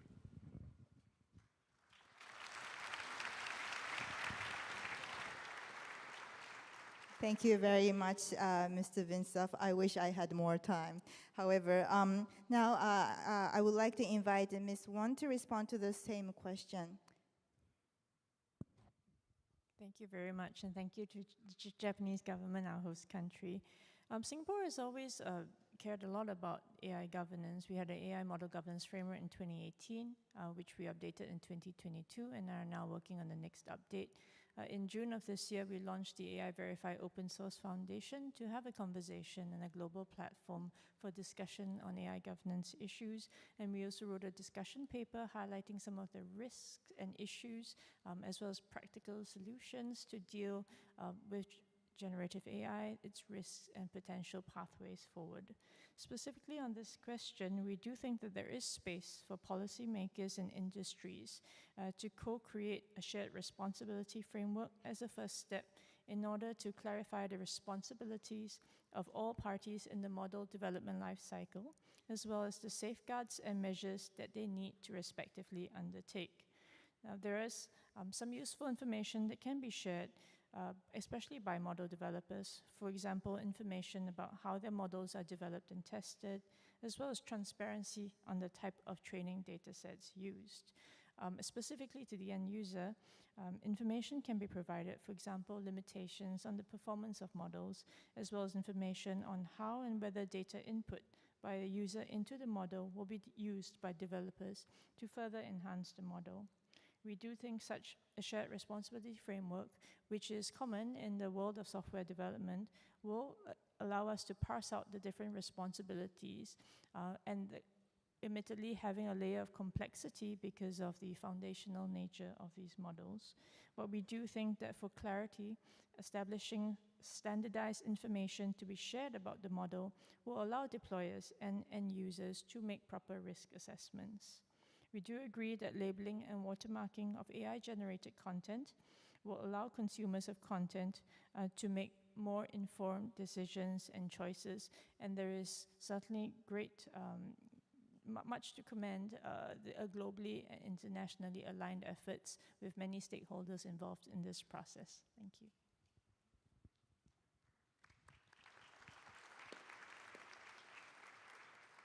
Thank you, Ms. Won. And I would like to move on to the next question. So the guiding principles and code of conduct include principles and actions for AI developers to invest it and develop security measures, as well as technical measures for content authentication, such as watermarking and content provenance mechanism and data input control measures. What types of measures do you think would be most effective for organizations to invest in or develop? So now I would like to invite President Walker again to respond to this question. So President Walker, you have 3 minutes. Thank you. The large language models that we're seeing today come out of a problem in search. Originally in search, you're trying to take a word and search the internet for matching words, and then you realize you need to search for synonyms, and then for related concepts. How does the King of England relate to the Queen of Spain? Research that was being done about a dozen years ago mapped every word in English and then ultimately in many languages around the world in mathematical terms, in vectors. And then about 5 or 6 years ago, further research that was published helped identify something called transformers, an architecture which allowed us to understand all the richness in human language, and soon to be 1,000 languages around the world. Now, we've learned many things in working with content on the internet that will carry over to these new challenges of security and content authenticity. So for example, when it comes to security, we believe that we need to work collectively. We have proposed something called a Safe AI framework, SAFE for short, that establishes an ecosystem approach to making sure that model weights and other core information are kept secure when necessary, but to Nick's point, made open and available when possible. When it comes to authentication of these tools, there are a number of efforts we are progressing. We have an effort called SynthID that identifies video and images that are available at the pixel level. So even if they're transformed or turned upside down or changed in different colors, you can still authenticate where they came from. A second effort has to do with about this image in search, allowing you to understand the provenance of when an image was first uploaded to the internet.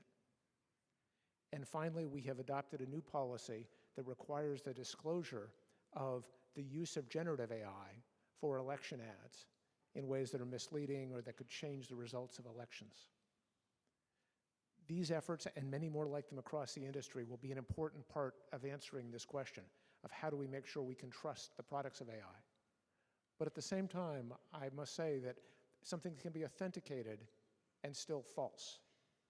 And so we collectively, and all the people around the world, we need to educate ourselves. We need to become digitally literate, AI literate about these new tools so that we understand the underlying meaning and what we can and what we can't trust.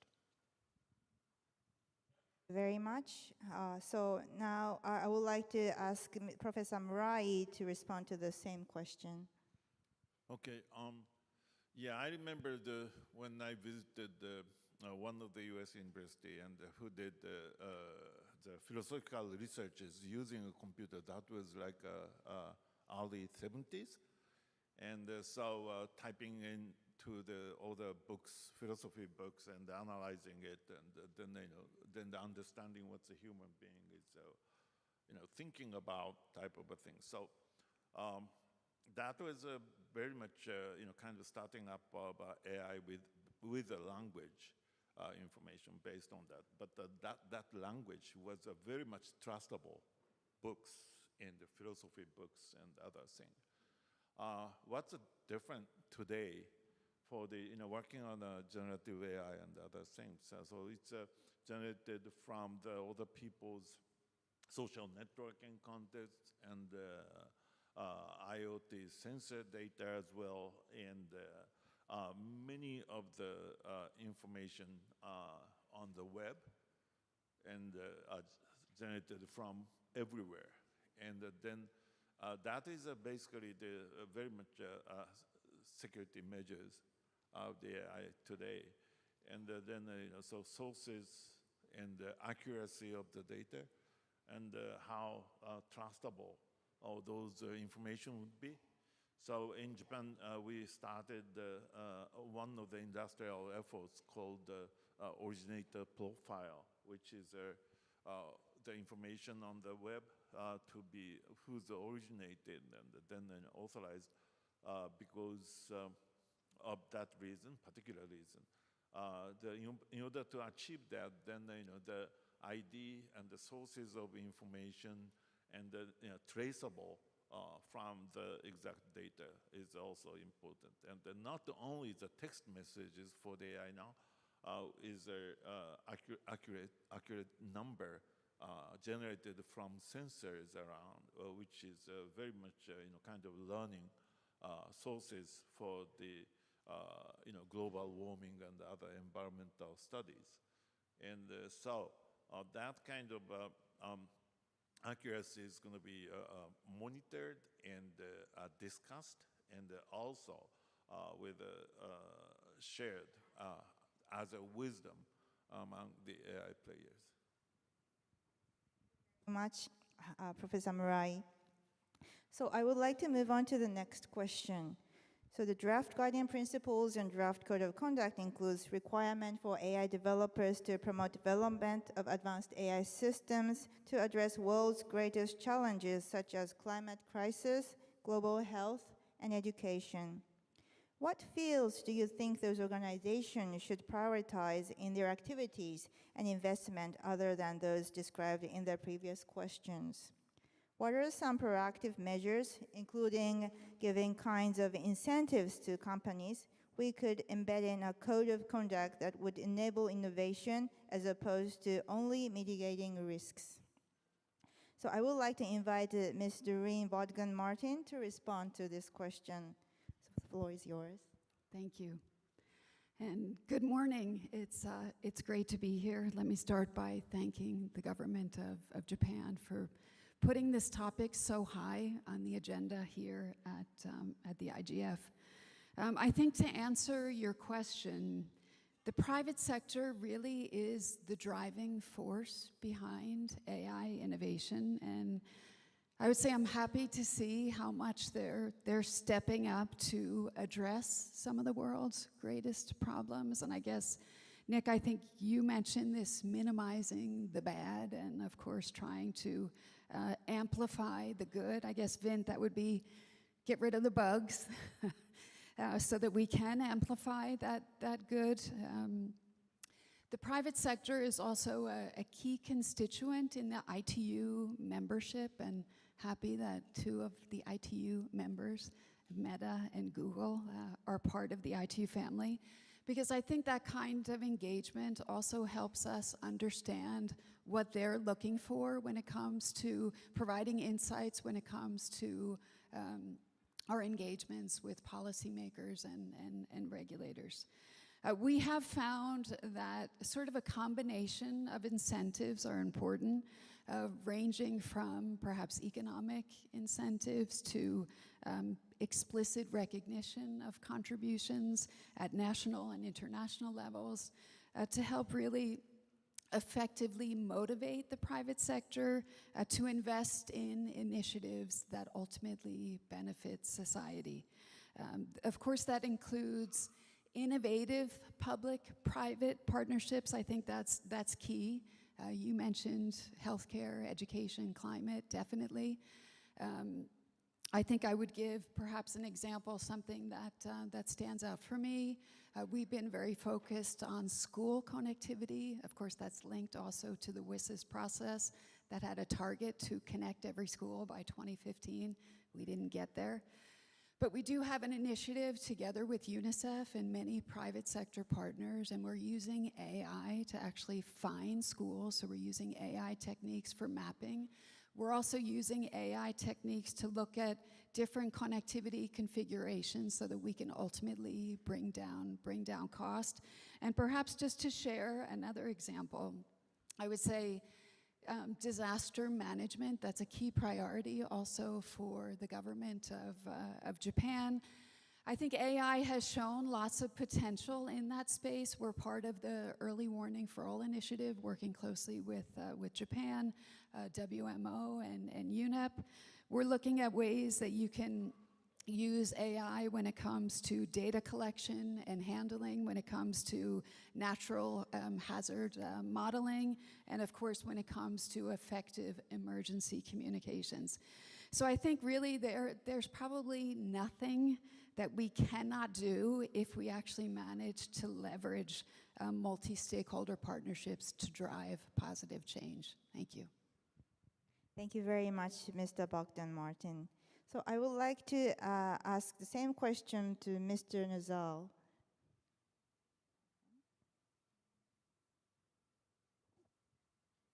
Yes.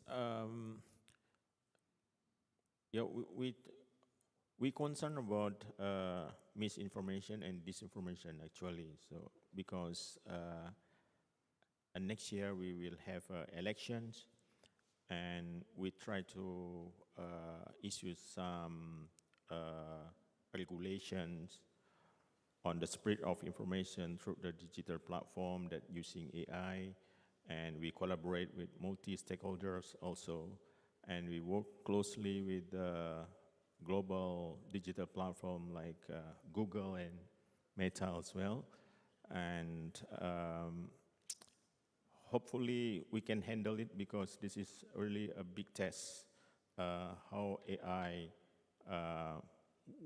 will use in the next election for the political campaigns. And hopefully we have fair and safe elections next year. Thank you. Very much. So what about Professor Murai? Yeah, Doreen, thank you very much for raising the disaster things and the natural disaster earthquake. That is really the very important issue of this country, and we are facing always the big earthquake and then also recovery from that.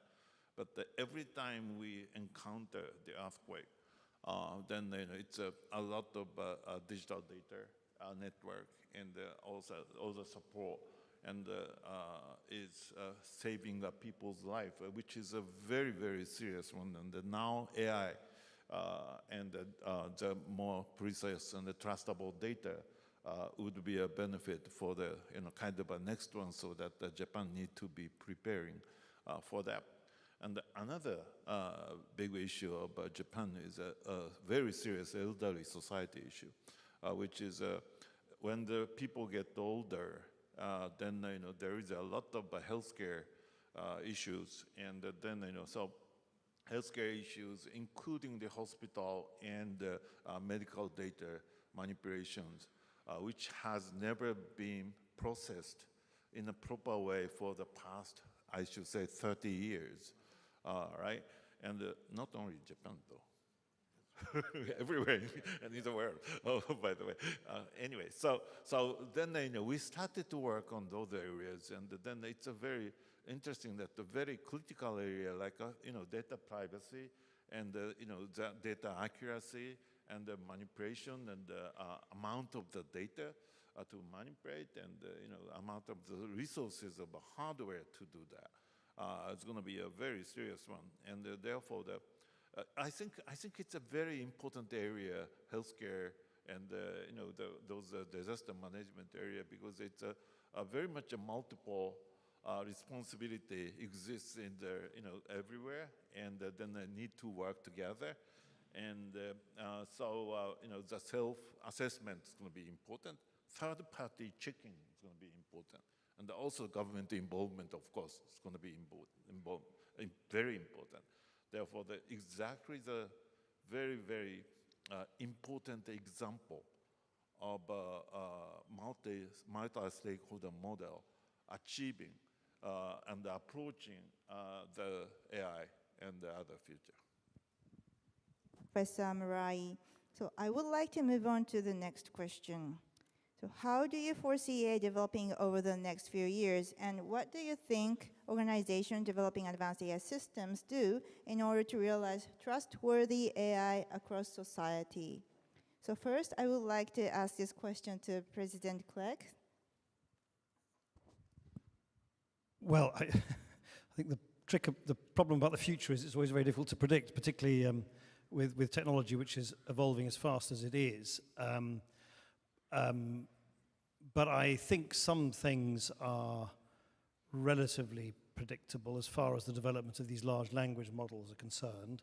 So one thing I think you'll see fairly soon is a lot of these large language models, as the name implies, were large language models. So they were focused on language, and then you had separate models based on visual content.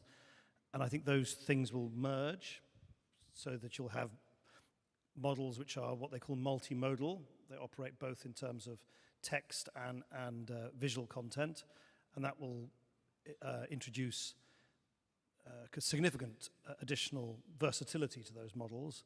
I think the issue of how the languages that are used in the training data is a very important one. A lot of these large language models, particularly the ones obviously emanating from the big US tech companies, were originally trained in English. I mean, that doesn't mean, by the way, that developers can't use the models and redeploy them in their own language. So, for instance, here in Japan, ELIZA, a company has taken Llama 2, its open sourced form, and has actually developed a very high-performing large language model in Japanese here in Japan. But I think you will see those models in future being trained, if I can put it at a very sort of foundational level, in multiple languages at the same time. I think one of the big open questions, I'd be very fascinated what particularly some of the leading, it's very difficult to talk about these things, by the way, when you have two godfathers of the internet on the stage. I mean, I defer to them completely, so I just know what they think. But I think there has been this assumption that these models just get bigger. I'm not actually necessarily clear if that's necessarily going to turn out like that. I mean, firstly, there's going to be just an incentive to be efficient, to be more efficient with data, use less data, use less computing power, use less money. So I think there's going to be a draw, and also, the applications of these models, particularly in their fine-tuned form, will be most impactful. Not necessarily because they're bigger, just if they're just fine-tuned to deliver particular objectives. So I think this assumption, which has certainly been there in the public debate, that they just get exponentially bigger all the time, I'm not necessarily sure if that's going to be the case. Anyway, these large language models, I mean, there's only so many times that you can reconsume and redigest all the content, the public content on the internet. You can only do that a few times. After a while, you run out. So I think size is going to be. I don't think size is the only determinant of capability here, and nor do I think risk is only associated with size either.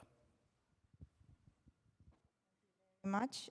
So I would like to ask the same question to the father of internet, Dr. Sir. I'm sure that everyone will recognize that just because I've had a lot to do with the internet doesn't necessarily mean I know anything about artificial intelligence, so you should be careful about my answers.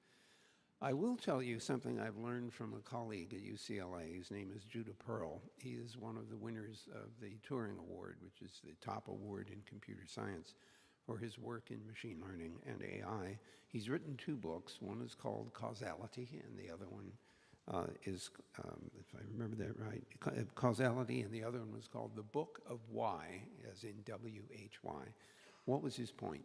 His point was that large machine learning models are all about probability.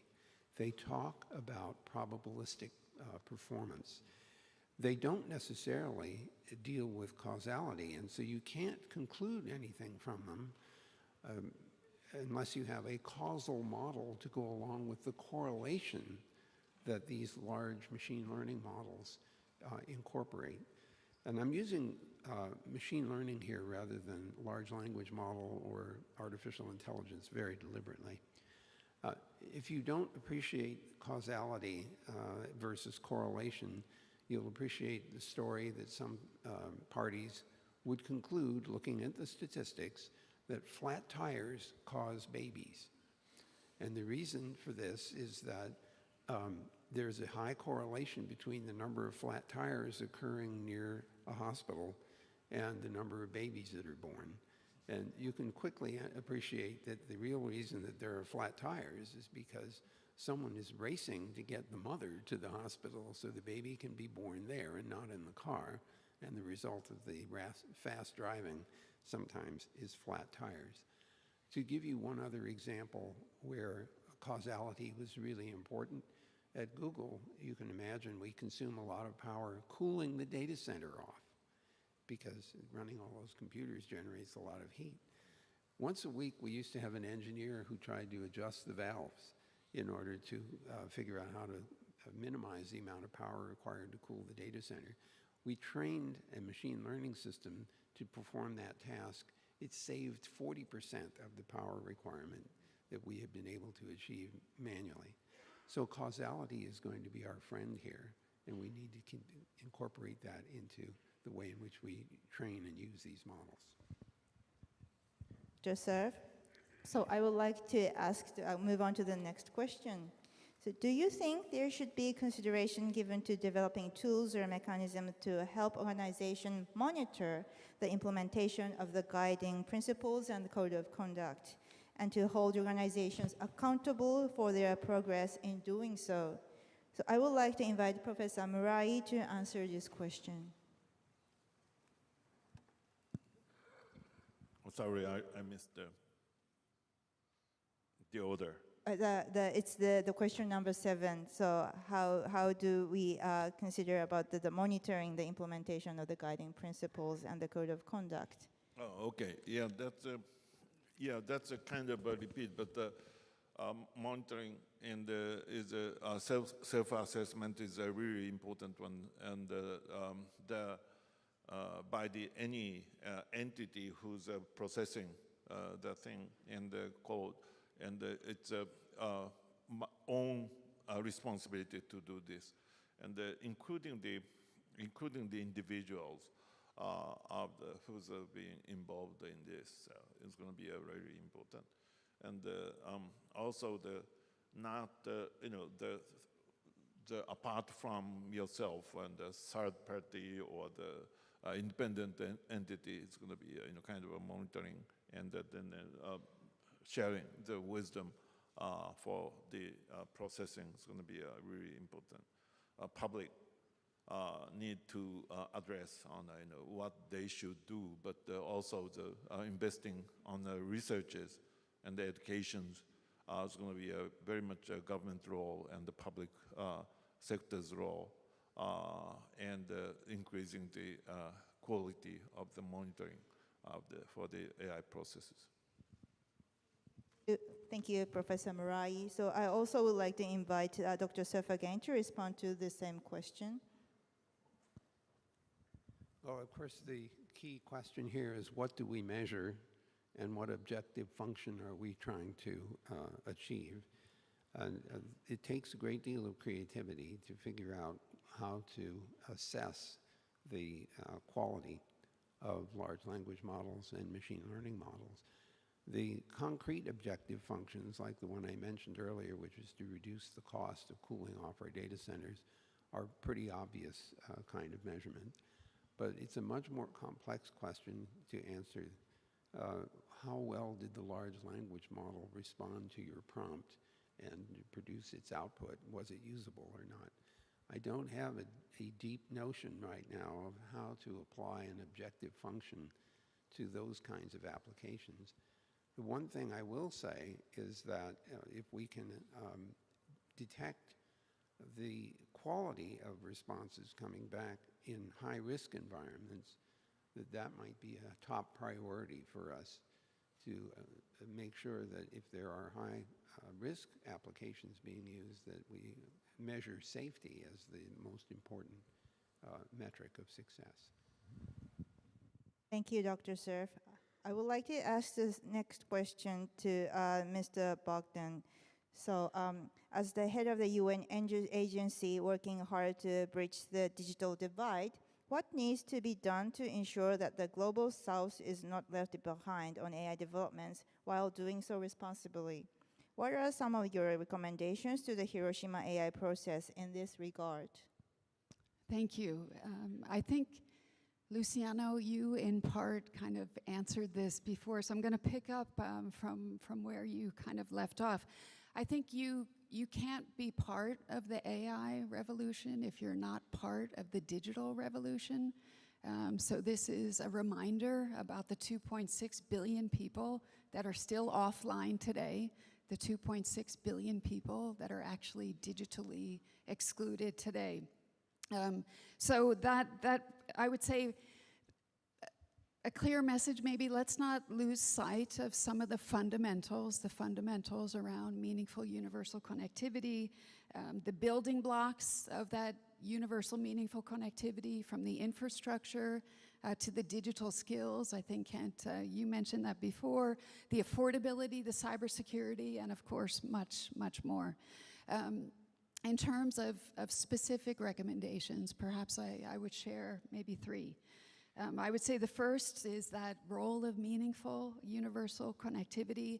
I think to embrace that in the context of the guiding principles and the code of conduct, including perhaps targeted commitments from companies in different areas like capacity development. The skills piece would be great.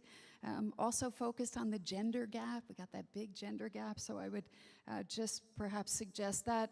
The ITU is very focused on that capacity development piece in the space of AI. We're working to incorporate it in our capacity development offerings together with other UN partners from UNDP, UNESCO, and others.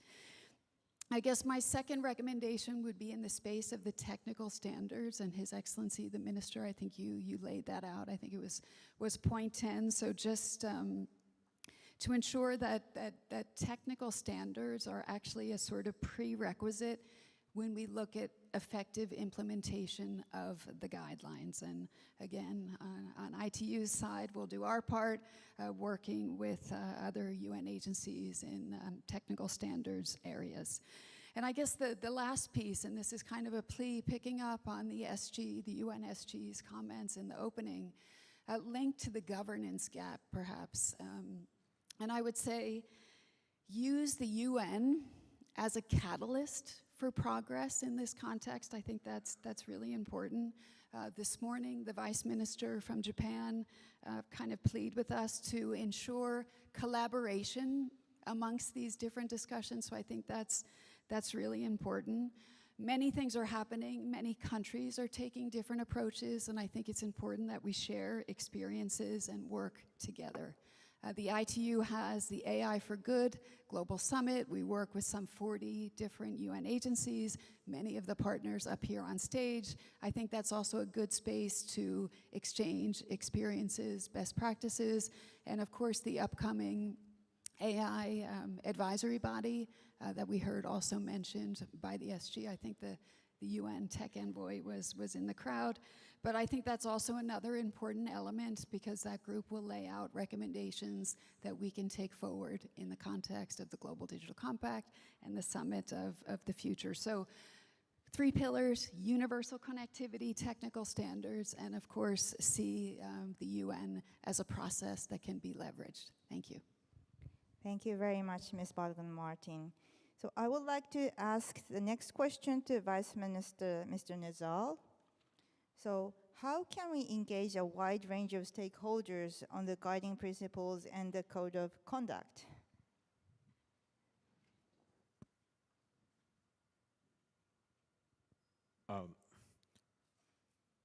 Yes, this is still a big question for us in Indonesia as well, because as you know, that artificial intelligence become a hot discussions among countries, and at the global levels, we still seek to the best practices that can inspire us to regulate AI in our country.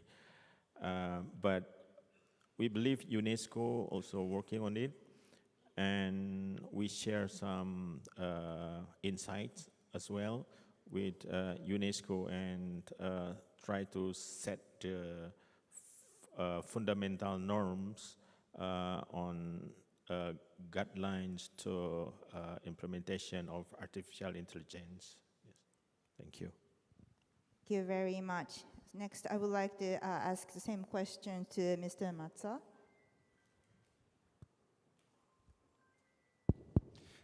Thank you.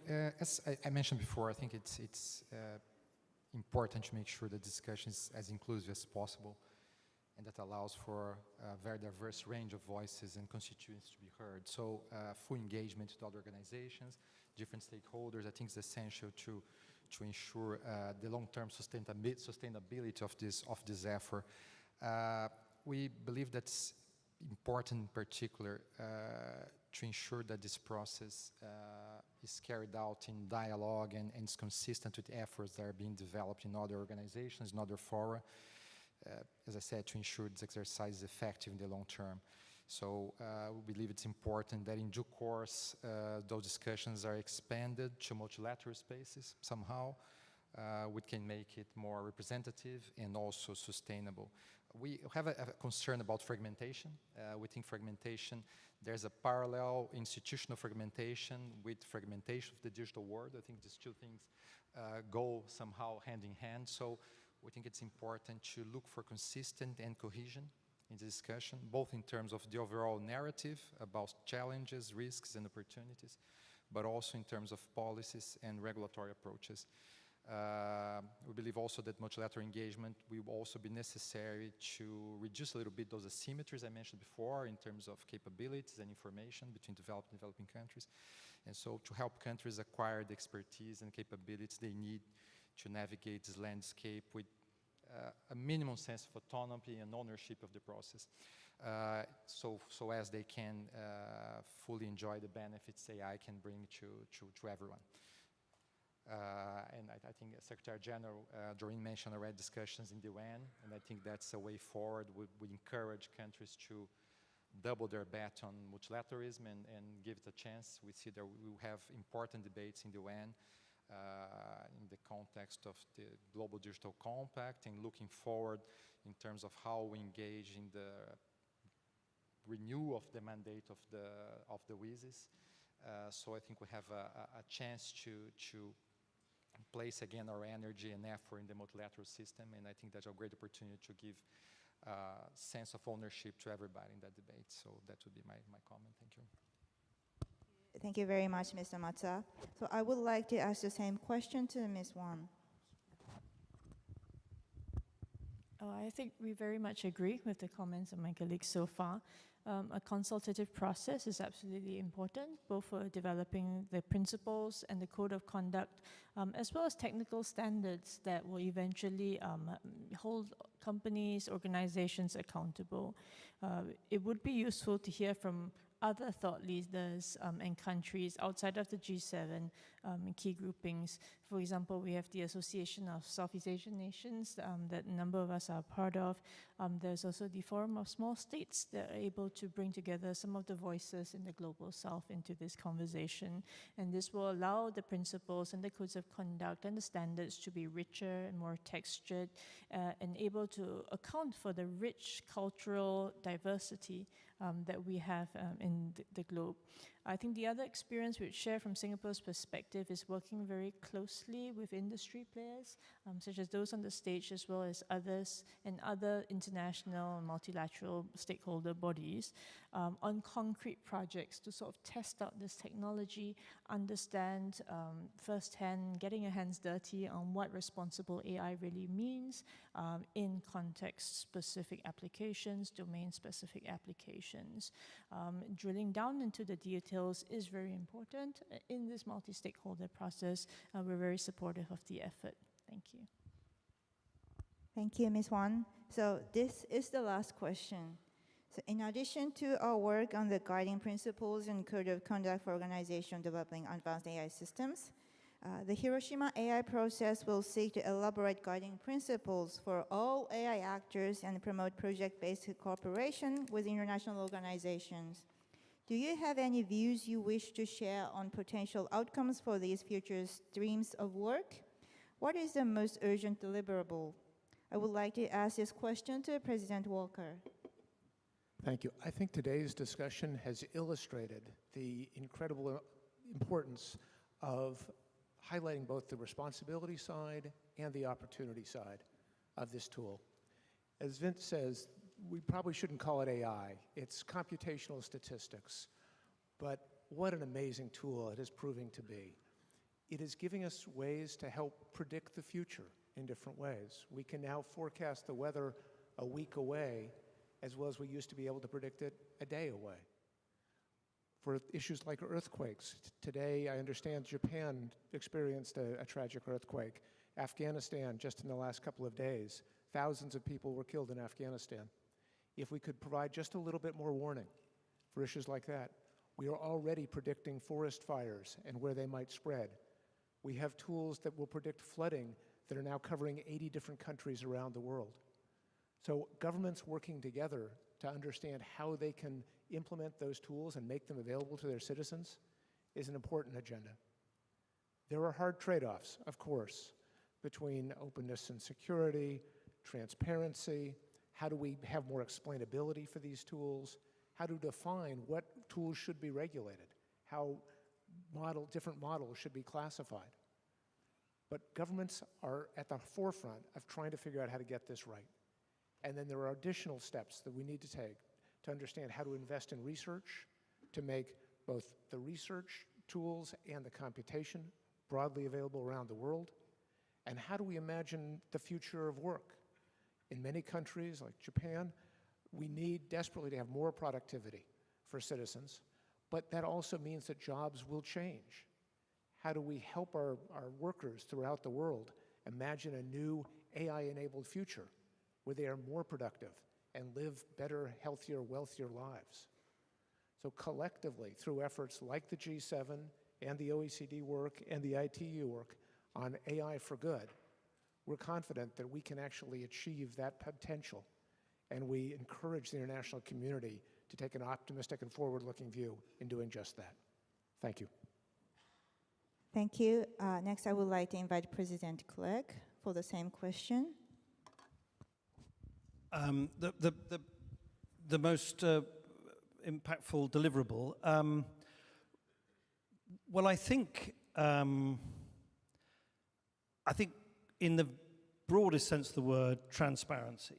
I think one of the things that is happening and why the debate has swithered around so much in recent months is a sort of mystique and mystery has built up around this technology.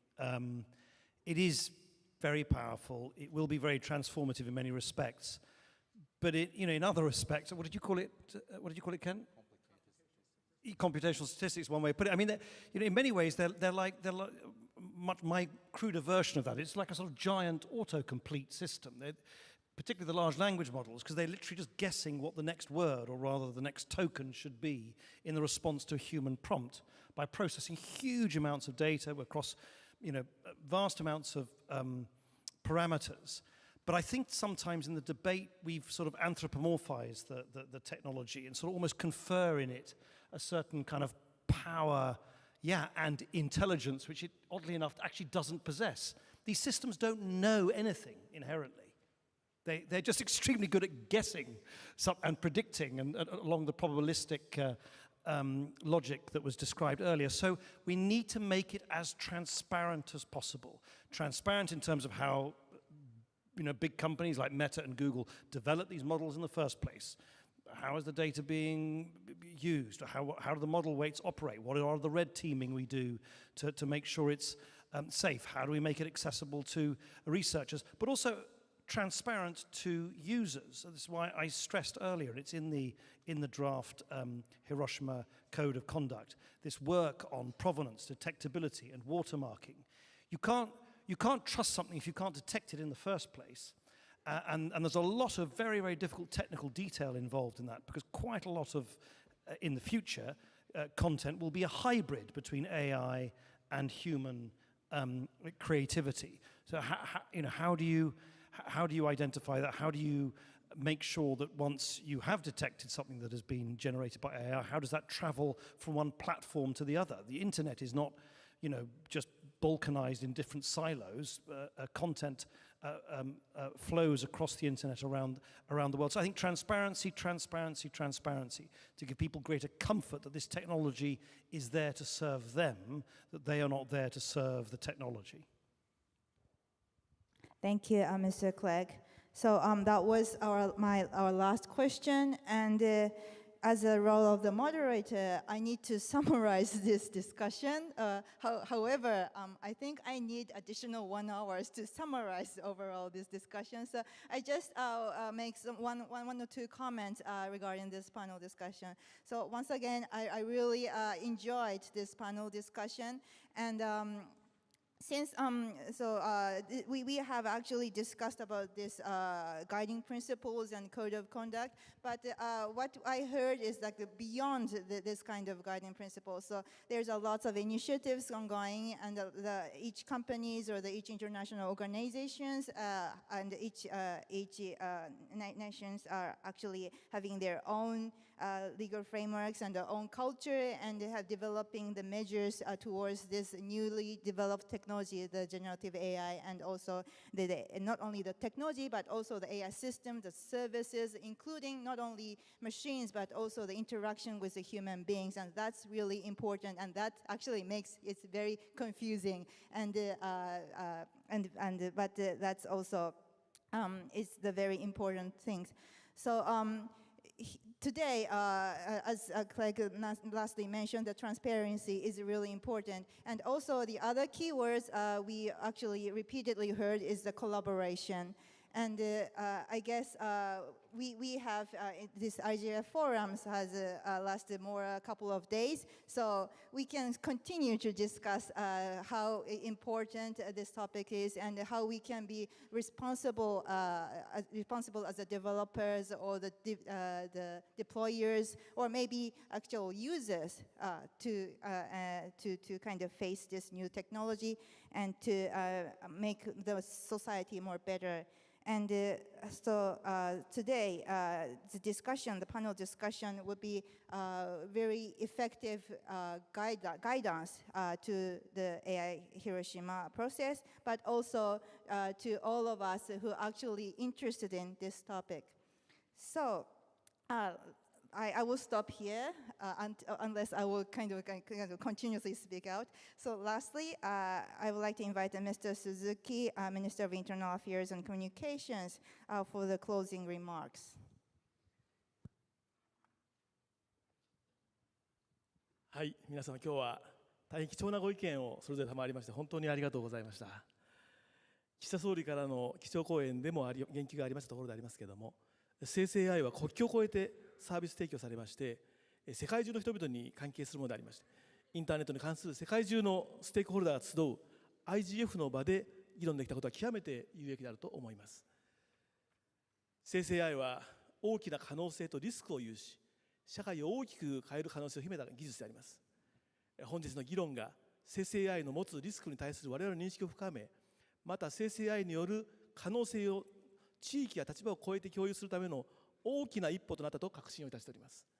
本日、国際機関、各国政府、AI 開発企業、研究者、市民社会を代表する方々からいただいた貴重なご意見につきましては、今後の広島 AI プロセスにおける議論に反映していく所存であります。合わせて人工知能に関するグローバルパートナーシップ GPay の下で新たな AI 専門家支援センターを立ち上げ AI の課題に対処し可能性を広げるプロジェクトベースの取り組みを進めていく所存であります。このような社会課題の解決につきましてその向けたプロジェクトベースの取り組みにつきましては昨日 Day0 で実施した総務省主催のセッションにおきましてもグローバルサウスの政府等からの期待の声が寄せられたところであります。本日の議論も大変有意義なものでありましたけれども AI ガバナンスについて議論する際に引き続きさまざまな関係者の意見を伺うことが重要であり今後ともこのような取り組みを続けてまいりたいと思います。本日はご参加そしてご清聴賜り誠にありがとうございました。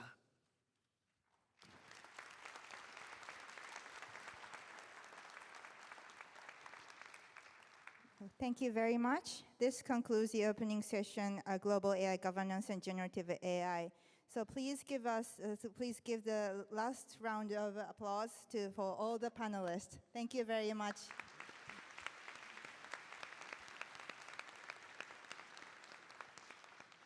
So the panel is closed, and I'll give back my microphone to the master of the conference.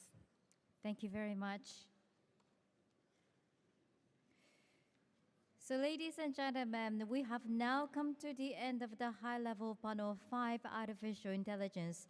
I would like to extend our appreciation for your presence here today. Thank you very much for all the speakers and the panelists. Thank you so much.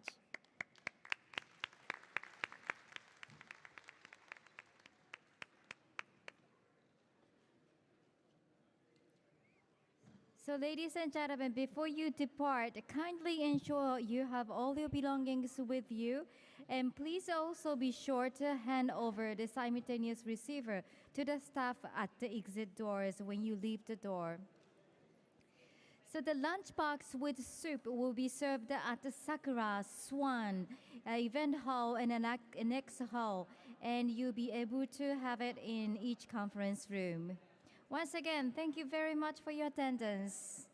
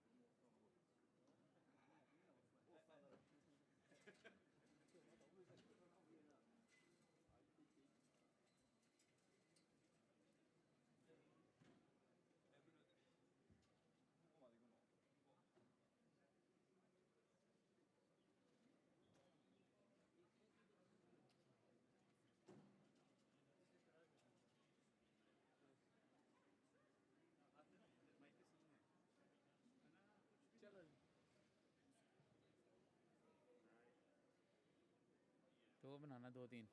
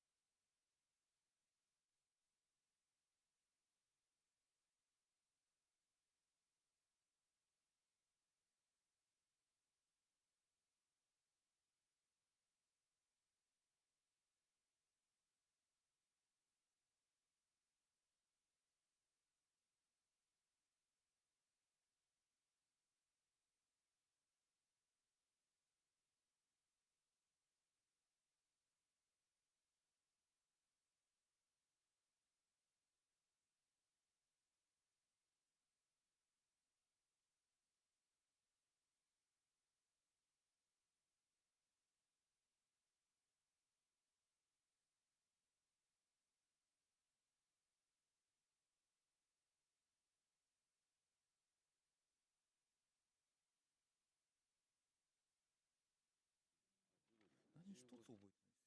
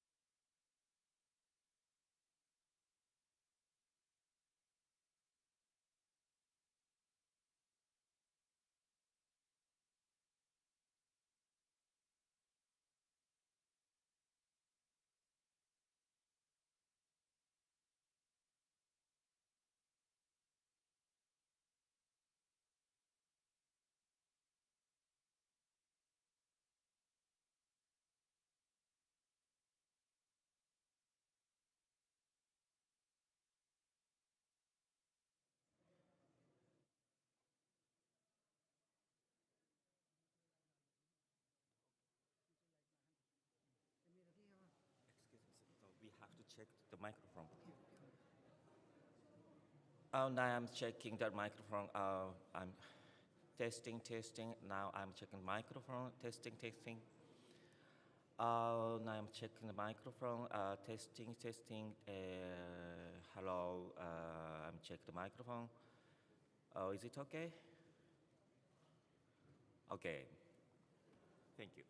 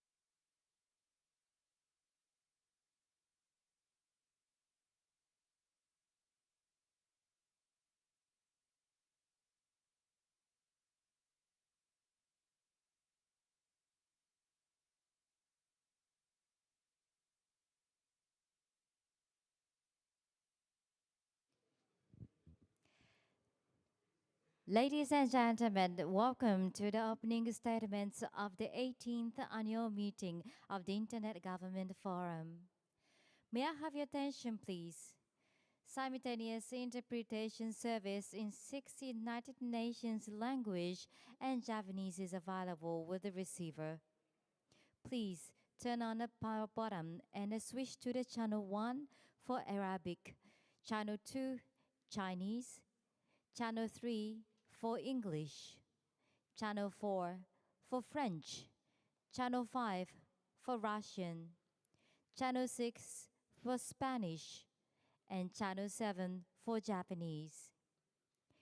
May I kindly ask you that at the end of the session, please hand over the used receiver to the staff at the exit doors. Thank you. And please be noted that the annual meeting of the Internet Government Forum will be streamed online. Lastly, if there is an emergency, please follow the instruction of staff, including security services. The opening statements will begin shortly at 2 p.m. Please kindly be seated for a while. Thank you.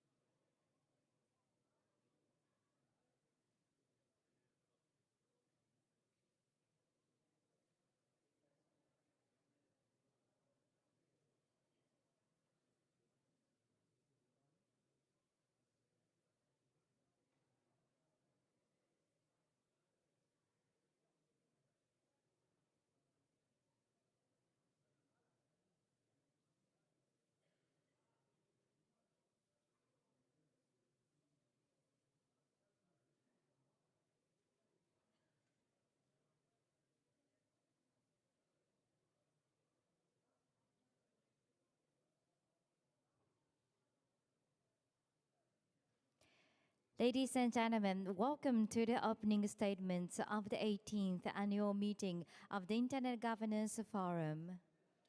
May I have your attention, please?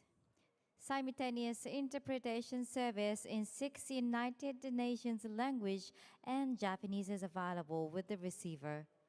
Please turn on the power button and switch to channel 1 for Arabic, channel 2 for Chinese, channel 3 for English, channel 4 for French, channel 5 for Russian, channel 6 for Spanish, and channel 7 for Japanese. May I kindly ask you that at the end of the session, please hand over the used receivers to the staff at the exit doors. Thank you. Please be noted that the annual meeting of the Internet Governance Forum will be streamed online. Lastly, if there is an emergency, please follow the instruction of staff, including security services. The opening statements will begin shortly from 2 p.m. Please kindly be seated for a while. Thank you for your patience.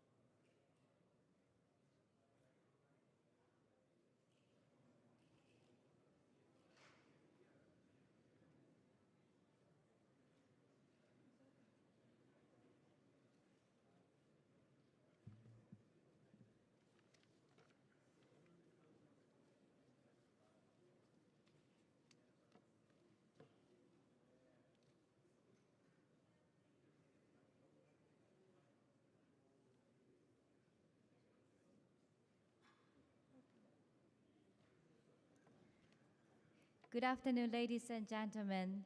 Thank you very much for joining us today for the opening statements of the 18th annual meeting of the Internet Governance Forum.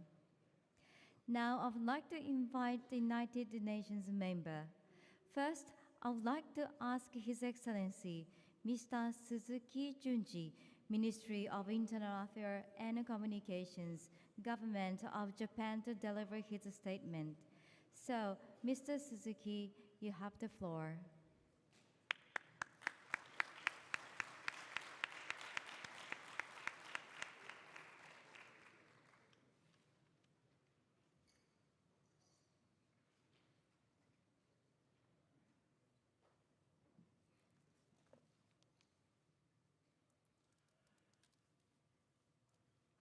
リ・ジュンファ国際連合経済社会担当事務次長、ベラ・ヤロロバ欧州委員会副委員長、ドリーン・ボグダン・マーティン国際電気通信連合事務総局長、アブドゥラ・アル・サファーハサウジアラビア情報通信技術大臣、村井淳慶應義塾大学教授、トリプティン・シンハアイキャン理事長、シグビョルン・イエルスバーグノルウェー地方自治地域開発大臣、マヘッシュ・カサル楽天シンフォニーシニアバイスプレゼント、ヴィント・サーフインターネットガバナンスフォーラムリーダーシップパネル議長、ビョルン・ベルゲ欧州評議会事務次長、エリアマニ・ラルタイカタンザニア高等裁判所判事をはじめ、ご来賓ご列席の皆様、こんにちは。さまざまなステークホルダーが世界中から一堂に会し、インターネットに関する多様な課題について議論を行うインターネットガバナンスフォーラムが今回初めて我が国で開催されまして、このように皆様をお迎えできることを誇りに思います。世界の各地からこの京都にお越しいただきました皆様を発足を代表いたしまして歓迎いたしますとともに感謝を申し上げます。また2006年の第1回会合以来、18年にわたって本フォーラムを主導してこられました国際連合をはじめ、関係者の皆様方に心より敬意を表します。この30年間、インターネットが世の中に広く普及して、私たちの生活、仕事、コミュニケーションの在り方は一変をいたしました。今ではインターネットを通じて、国境を越えるさまざまなサービスやコンテンツの提供が行われており、インターネットは我々の日々の生活を、そして経済社会活動に不可欠なインフラとなっております。また、多様な表現、あらゆる知識、世界各地の報道への自由なアクセスを可能とする民主主義の基盤でもあります。本フォーラムが開催されてきたこの18年の間にも、多くのイノベーションが生まれ、インターネットを通じて提供されるサービスの多様性と重要性は高まり続けております。インターネットについて徹底的に議論する本フォーラムがオープンかつ民主的、包摂的なプロセスを重視することを基本理念としていることは大きな意義があると考えます。常に変化しているインターネットについて議論するときに、これらの基本理念に基づき、世界の多様な人々がマルチステークホルダーアプローチにより、対等な立場で対話を行うことが実りある議論の源泉となります。また、自由で分断のないインターネットの発展は、自由で豊かで民主的な未来につながります。この京都での会合が、その未来に向けた礎となることを確信しており、我が国も発足国として大いに貢献したいと考えております。さらに、世界中で全ての人々がインターネットの恩恵を十分に享受するためには、インターネットの利用を可能とする通信インフラの整備が不可欠であります。現在、世界中の多くの人々に高品質で低廉なアクセスが提供されておりますけれども、一方でいまだに十分にインターネットを利用できない人々がいるのも事実であります。また同時に、将来のさらなる技術革新に対応したより高度なネットワークの開発と普及についても考えていかなければなりません。もちろんインターネットがもたらす負の影響から目を背けてはなりません。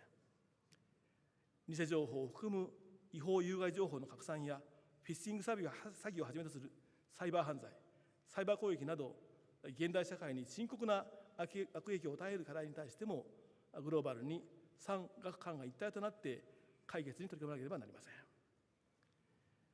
本年の会合の全体のテーマである、我々が求めるインターネット、あらゆる人を後押しするためのインターネットの下で、誰もが取り残されることなく、すべての人々がインターネットの恩恵を享受できるようするために、幅広い関係者がなすべきことにつきまして、実りある議論がなされることを期待をいたしております。最後になりますが、ここ京都は古くから日本の中心地として栄えてきた豊かな歴史と伝統が生き続く都市であります。皆様には真剣なご議論の傍らで、空き時間や会合終了時に少し足を伸ばしていただきまして、ぜひ京都、そして日本の文化や食事、おもてなしをご堪能いただきたいと思っております。以上をもちまして、私の開会の挨拶とさせていただきます。ありがとうございました。Thank you very much.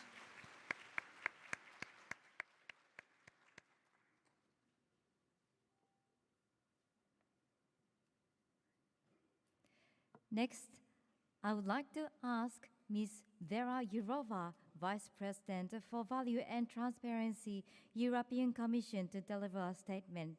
Ms. Jourova, the floor is yours.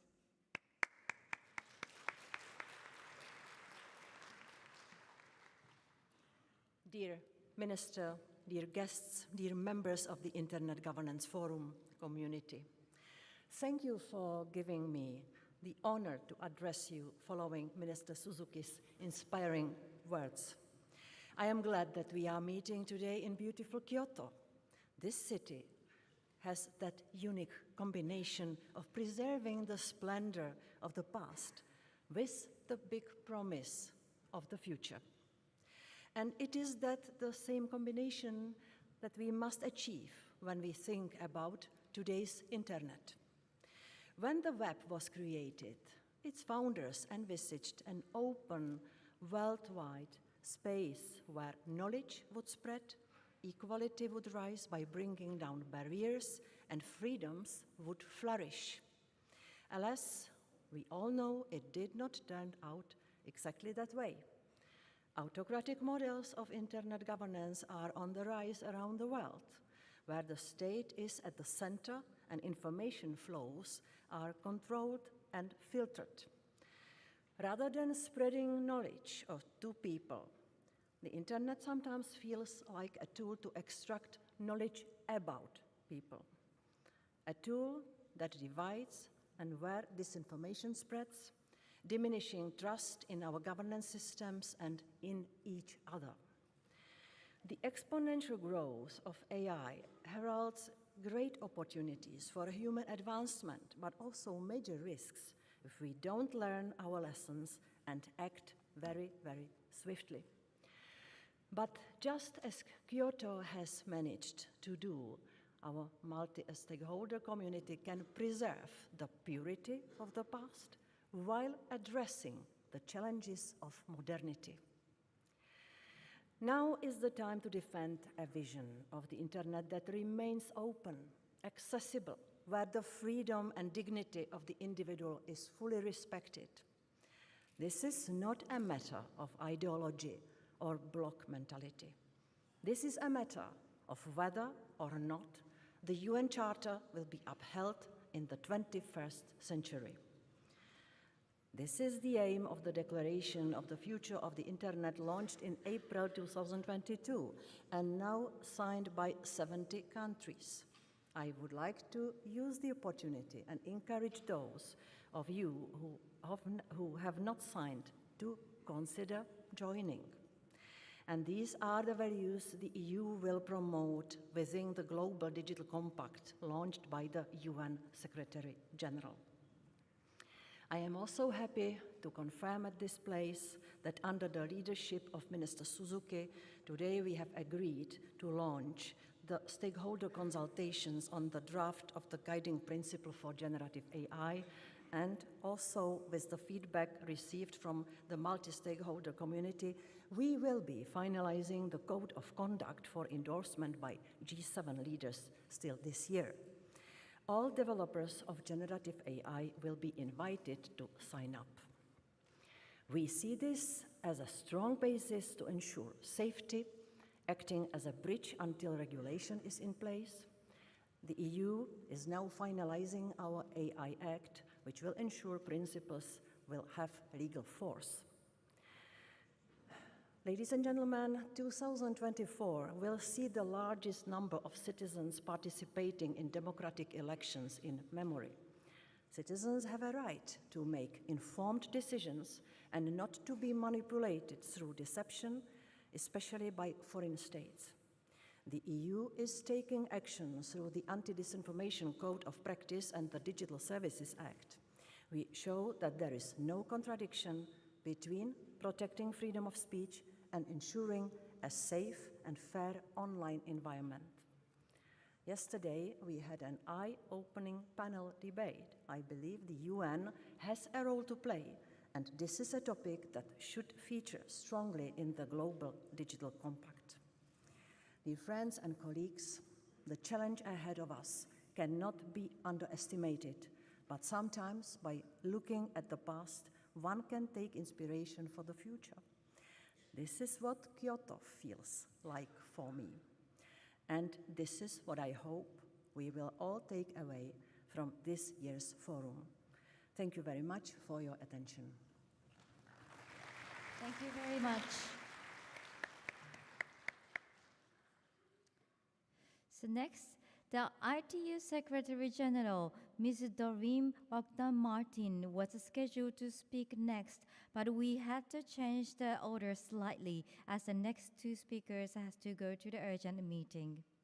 So next, I would like to ask His Excellency, Mr. Abdullah Al-Saha, Minister MCIT, Saudi Arabia, to deliver a statement.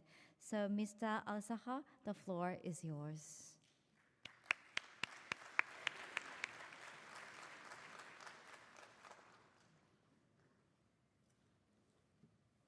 Your Excellencies, esteemed guests of IGF 23, the world that we live in today has so much polarization and fragmentation, both when it comes to the analog world and the digital world. In the traditional economy, fragmentation and international trade barriers are costing us close to 7% of the global economy.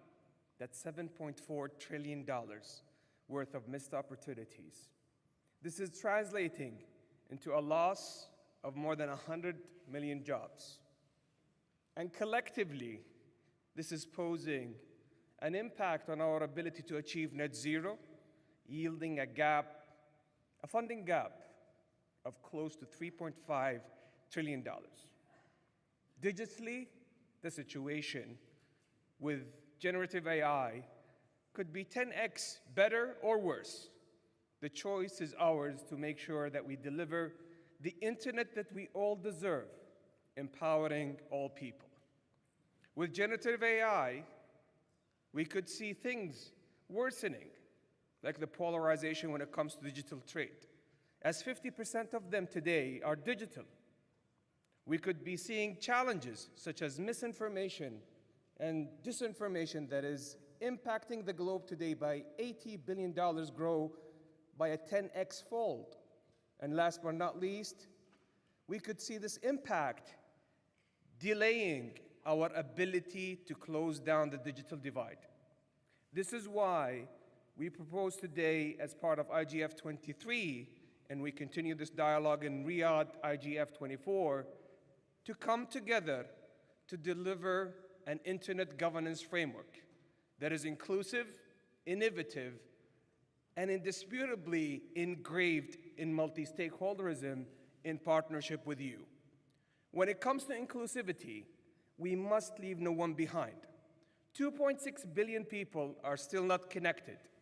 And this is why we take the great pleasure of working with Doreen and with the ITU on making sure that we connect the unconnected world by 2030.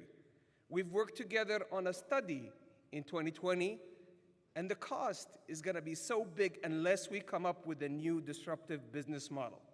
It's going to cost us $500 billion to connect the unconnected world from the ground. And this is why we're working with the ITU and with you, our multi-stakeholders, to make sure that we can deliver non-terrestrial networks to connect the unconnected from the ground and from the skies. When it comes to innovative regulation, we need to move from a world of regulate then innovate or innovate then regulate to innovative regulation. And this is why, under the guidance and leadership of His Royal Highness Mr. Mohammed bin Salman, we have launched the largest generative AI acceleration and sandbox called Gaia. Within this sandbox, we have invited more than 50 startups from 50 nations and pledged $200 million to solve and tackle challenges such as bias, such as ethics, and such as hallucination. Last but not least, this governance framework has to be engraved in multi-stakeholderism. And we took the pleasure to join hands with you during the toughest year that humanity have seen in 2020, where we hosted the IOs, the Internet Society, governments and business leaders, and were able to pledge during that year $5 trillion to safeguard the economy, $20 billion to accelerate the push on science and technology towards a vaccine, and more critically, support Japan in delivering the data free flow with trust and adopt with OECD the AI framework for a trusted and worthy AI. This brings me to my end of my speech, but I would like to conclude with an open and candid invitation. Let's make sure that during IGF 23, we open up the dialogue and the cooperation to deliver the internet that we all need and deserve, empowering all people, and we look forward to welcome you to deliver cohesive and collective action and impact and consensus on this agenda in IGF Riyadh 24. And I would like to thank you for giving me this opportunity. Thank you very much.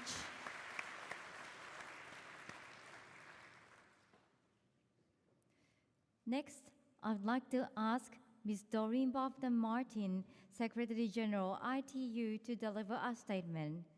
So, Ms. Bofton-Martin, the floor is yours.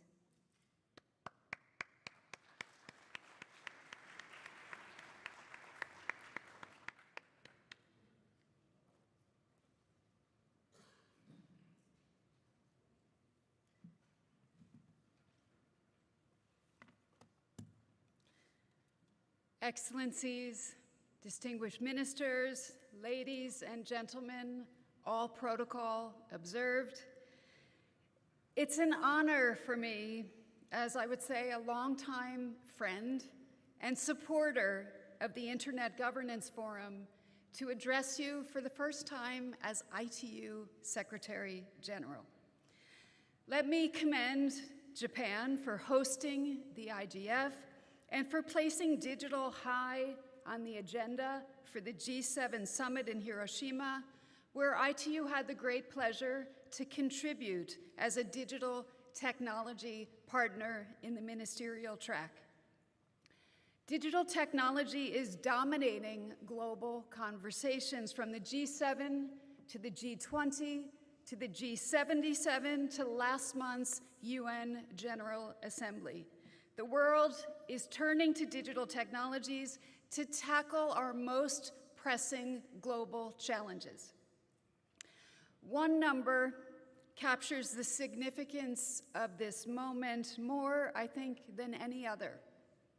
That's the percentage of Sustainable Development Goal targets that directly benefit from these technologies. The ITU puts this number at 70%. 70%. It's a major takeaway of the SDG Digital Acceleration Agenda that we launched with UNDP during the SDG Digital event that was held in New York just prior to the UNGA High-Level Week. I think this is game-changing, as we know that only 15% of the SDG targets are on track, and we know that AI if harnessed safely and responsibly, actually has a multiplier effect. But ultimately, the measure of success will hinge on our capacity, ladies and gentlemen, to deliver these technologies to everyone, everywhere. Right now, as we just heard from His Excellency, Minister Oswaha, 2.6 billion people are offline, digitally excluded. Too many nations, too many women, too many vulnerable groups find themselves on the wrong side of the digital divide. Not to mention those that struggle with access to basic digital infrastructure, while a select few benefit from the latest in AI technologies. Is this the digital world we want? We can turn things around, and we can do that together. That's why the cooperation that was fostered by the World Summit on the Information Society is so important. What WSIS did by embracing the multi-stakeholder model in the face of shifting digital issues way back when in the early 2000s was actually very forward-thinking. It was ahead of its time. IGF emerged as a crucial outcome of WSIS solidifying its role as a multi-stakeholder forum for global digital governance issues. The other critical outcome, the annual WSIS Forum, has complemented this process well by focusing on grassroots digital development.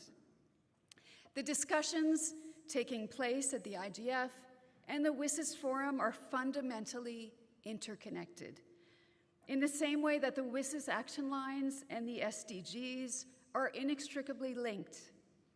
As we look to next year's Summit of the Futures, I think we have a once-in-a-generation opportunity to shape the digital world that we want, one that empowers us all. I'm pleased that the Global Digital Compact discussions are benefiting from the collective learnings that have been acquired through the WSIS IGF process. The WSIS Plus 20 review process is a time for us all to take stock, to understand the gaps, and to plan for the road ahead, the road to 2030. During the first IGF, back in 2006, one of the speakers compared the internet to a child who is expected to change rapidly. And today, the internet has grown into one of humanity's most powerful resources. So, ladies and gentlemen, let us bridge divides. Let us get the SDGs back on track. Let us write the next important chapter in the life of the internet. Let's do it together. Let's do it now. And let's create the internet we want. Thank you. Thank you very much. Next, I would like to ask Dr. Jun Murai, the Dean of Graduate School of Media and Governance, Keio University, to deliver a statement. Dr. Murai, the floor is yours.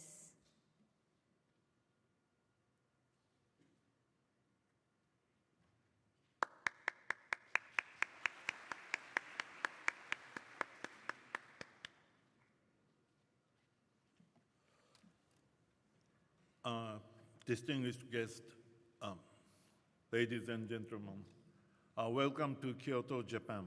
I really want to welcome you here.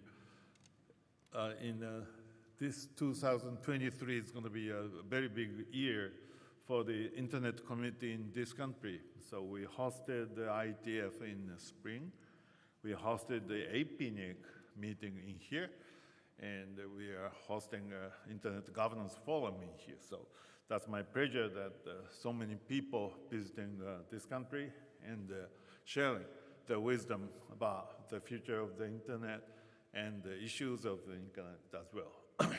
So talking about the 2023, I can think about the historical reason of the internet development for the past 3 decades, that maybe 2 decades, 3 decades, It's starting from the very few number of us working on a development of the internet. And at that time, we said the internet was for us. I mean, we've been developing the internet for the community of the internet people. And then, I remember Vint, myself, started to discuss in 95 that the internet is for everyone as a ISOC motto. But actually, even in the year 2000, the internet population was just 6% of the world. It's now reaching to 70%. And then now we need to work together for the inclusion of the internet. And during that history, I'd like to add one more thing from a Japanese point of view. In 1995, we were suffered with a huge earthquake in the Kansai area, this area. And then that time was very much the people recognized the internet and the power of the global collaboration to support the human's life and the recovery from the disaster. So that time, 1995, was very much internet initial year to this country. And since then, we suffered several times with a big earthquake. And every time, 2011 was with a smartphone already in there, and saving a lot of people's life, and with the location information and everything. So the past 3 years, we all were suffered with a global, COVID-19 thing, and that was something that the people really understand the meaning of the video images, video conferencing, working remotely all over the world. This is accelerating, I think, 10 times faster for the people to understand the benefit and the importance of the internet infrastructure as well. So now we've been discussing a lot about AI and the new technology relating to the internet. I think it's really important that whenever we are having and the advanced technology available to us, then we're going to think about the proper use of the technology. And then also, we have an abuser of the technology. Cybersecurity is one of the areas that we should work together to deal with the abuser of the internet technology as well. But at the same time, with the proper use of the technology of the internet, and we can work together for the ethical use of the internet as well. So I hope this opportunity, we all getting together with a multi-stakeholder people to discuss about the future of the internet governance. Then we hope that this Kyoto meeting is going to be one of the startup time for the future ethical use of the internet environment. Thank you very much. Thank you very much.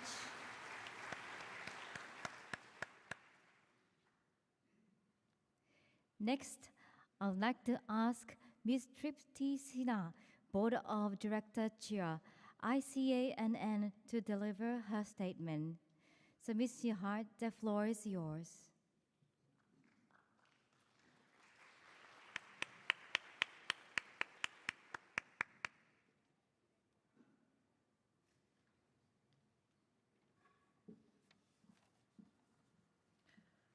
Dear Ministers, Your Excellencies, distinguished colleagues, ladies and gentlemen, good afternoon.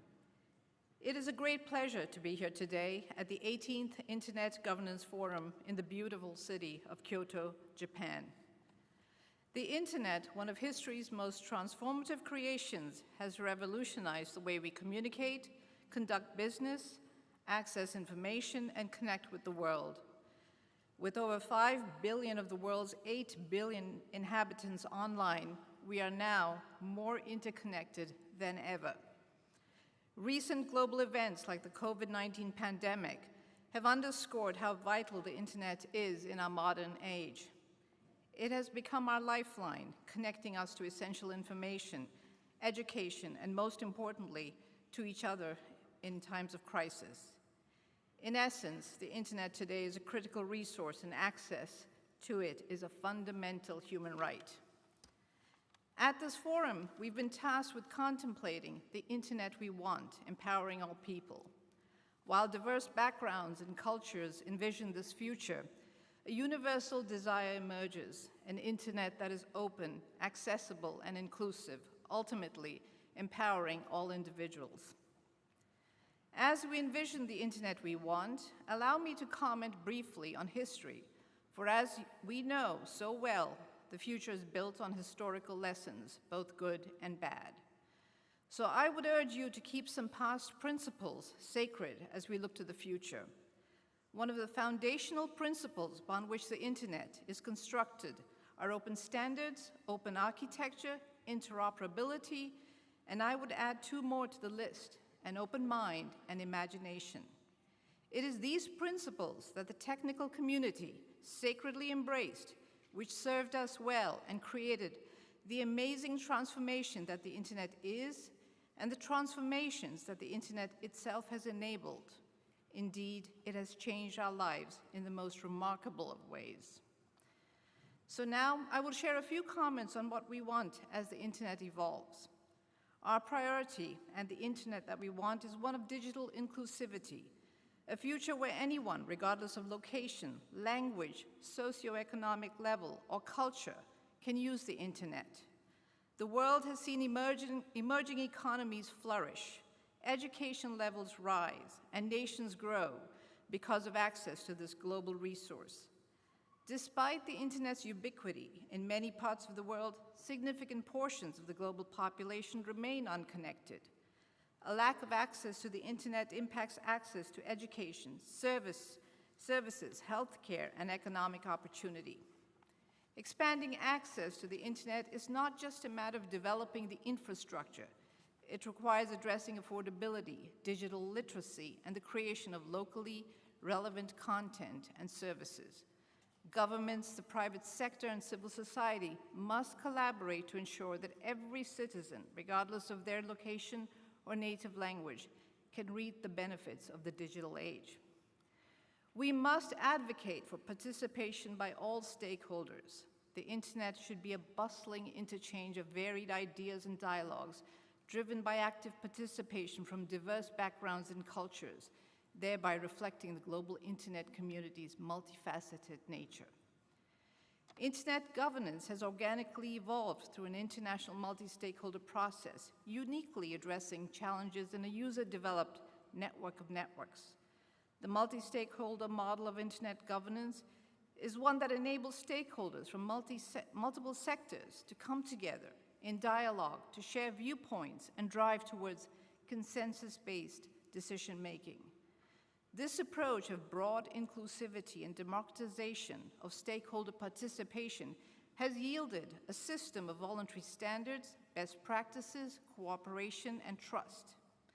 ICANN, deeply rooted in the multi-stakeholder model, emphasizes transparency, inclusion, participation, and expertise as imperatives for governing internet-related discussions. We strive for transparency and security. In a time where trust is vital, our commitment is to persistently develop and uphold the technical underpinnings of an open, secure, and resilient internet, merging procedural transparency with robust data safeguards, establishing a foundation for a safer, user-friendly internet. As we pursue this critical mission, leveraging the multi-stakeholder model is crucial, requiring ongoing involvement from policymakers, academia, businesses, and civil society, beyond just the technical community, to foster a unified vision for the internet's future. Guided by the internet technical community, we must, alongside all stakeholders, advance towards our collective aim, the internet we want. Our unified objective must be to sustain the internet as a catalyst for good, a platform for change, and a pathway to a brighter, more interconnected future. Before I conclude, allow me to make a few comments on new technologies and our evolving digital experience. The past year has been marked by great innovations in technology that are bound to enhance the internet. We are now at a pivotal point in time with breakthrough developments in artificial intelligence or AI and advances in quantum technology and communications, ready to transform or even redefine our digital experience. The potential of AI cannot be denied. We have yet to fully understand how this will shape and influence our lives. But one thing is clear, it will be globally impactful. Quantum technologies are similarly poised on the brink of innovation. These technologies serve as undeniable agencies of change whose outcomes and impact will rely on and be delivered by the power of interconnected networks, the internet. Let us persist in our collaborative efforts to forge a superior and luminous digital future, ensuring the internet remains a wellspring of inspiration, creativity, and prosperity. To close, I would like to express my deepest gratitude to the IGF Secretariat and to our hosts for convening this meeting. I would also like to thank everyone here for your presence and contributions, which are integral to the success of this forum. Together and with an open mind, we can imagine and then create the internet we want, empowering all people. Thank you. Thank you very much.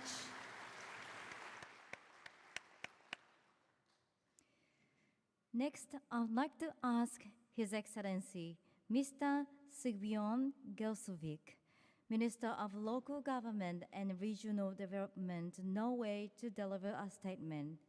Mr. Gjelsvik, the floor is yours.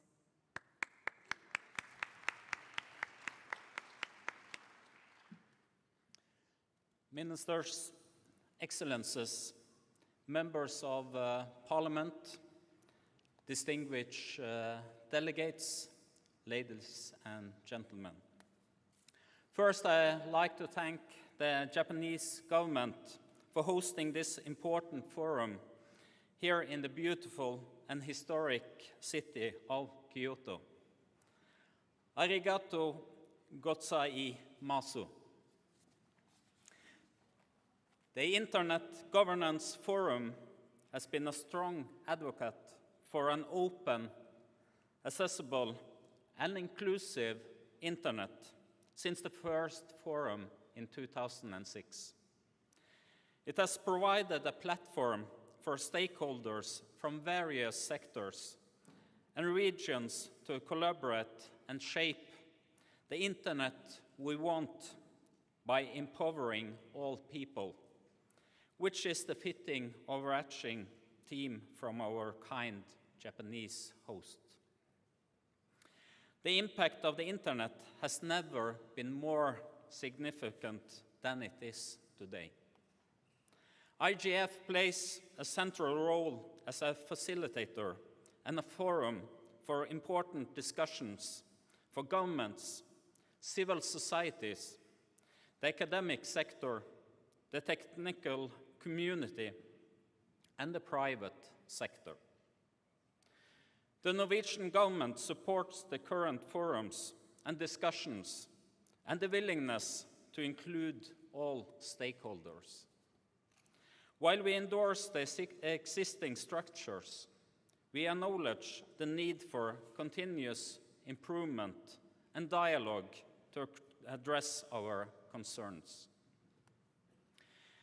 As the strategic importance of the domain increases, there is a growing number of initiatives in the Internet governance sphere. But as a small state, we are concerned about the paradox of inclusion, which will ultimately give us all a smaller impact on shaping the future of the Internet, as we struggle to deal with an increasing number of arenas and initiatives. We wish to contribute to keeping and developing the IGF as a vital and inclusive format and a meeting place for all stakeholders. That is why Norway earlier this year announced our bid to host the Internet Governance Forum in 2025. The small state perspective is a key to an inclusive, multi-stakeholder Internet governance. With this in mind, we know that the major growth in Internet users is happening in Africa and in Asia. The growing economies in these regions have an incredible opportunity to leapfrog into digitalization in both the public and private sectors by ensuring that the right enabling environment is in place. Norway will continue to work with both bilateral and multilateral partners and the private sector to stimulate investment in developing countries. Because the building of fundamental infrastructure is crucial for implementing digital technology. We know that digital solutions have a critical role to play in development. The DIA app has enabled Ukrainian citizens to access over 80 governmental services through smartphones. Adapting the service to the new reality and the needs of internally displaced people during a war was made possible because of the Ukraine government's commitment to digitalizing its public services. The government's capacity to respond to Ukraine needs during the war is a powerful reminder of how investing in development, reform, and public administration is critical to crisis governance. Having the digital system in place, the technical know-how is in the government, and the ability to scale up quickly is how we can ensure people get the right help in the right place at the right time. The current discussions on emerging technologies, such as artificial intelligence, have shown us that technological development is still not without risk. For the Norwegian government, it is an important priority to develop regulations that ensure that technological innovation and development are responsible, respecting human rights and privacy. The Norwegian position is clear. Human rights are not only valid in the physical world, but also in cyberspace.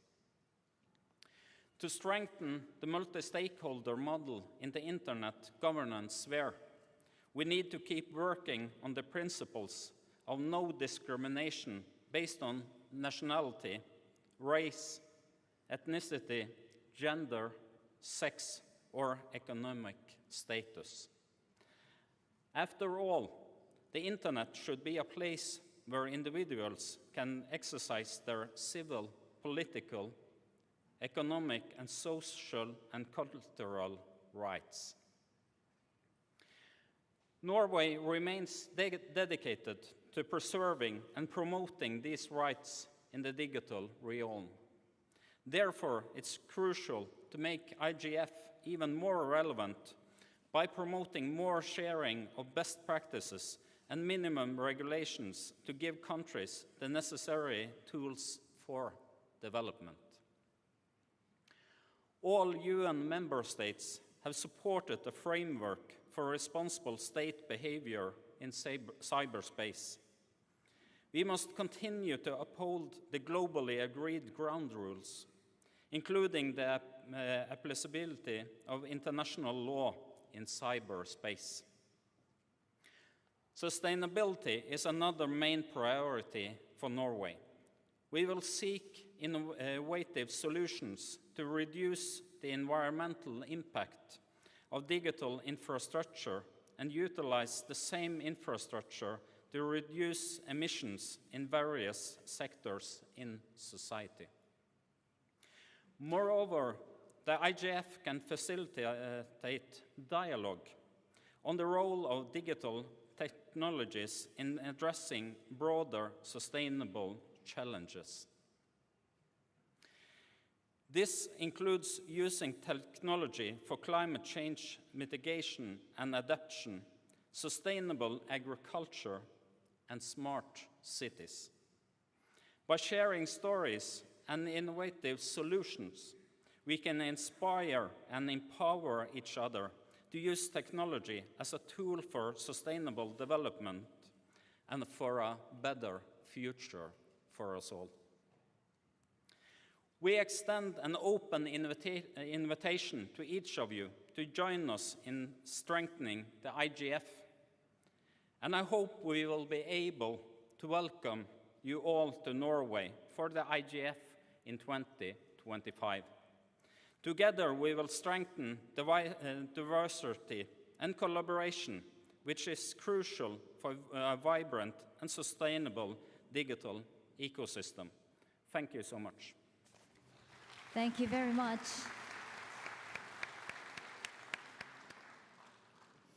Next, I would like to ask Mr. Vint Cerf, Chair of the IGF Leadership Panel, to deliver his statement. So, Mr. Cerf, the floor is yours.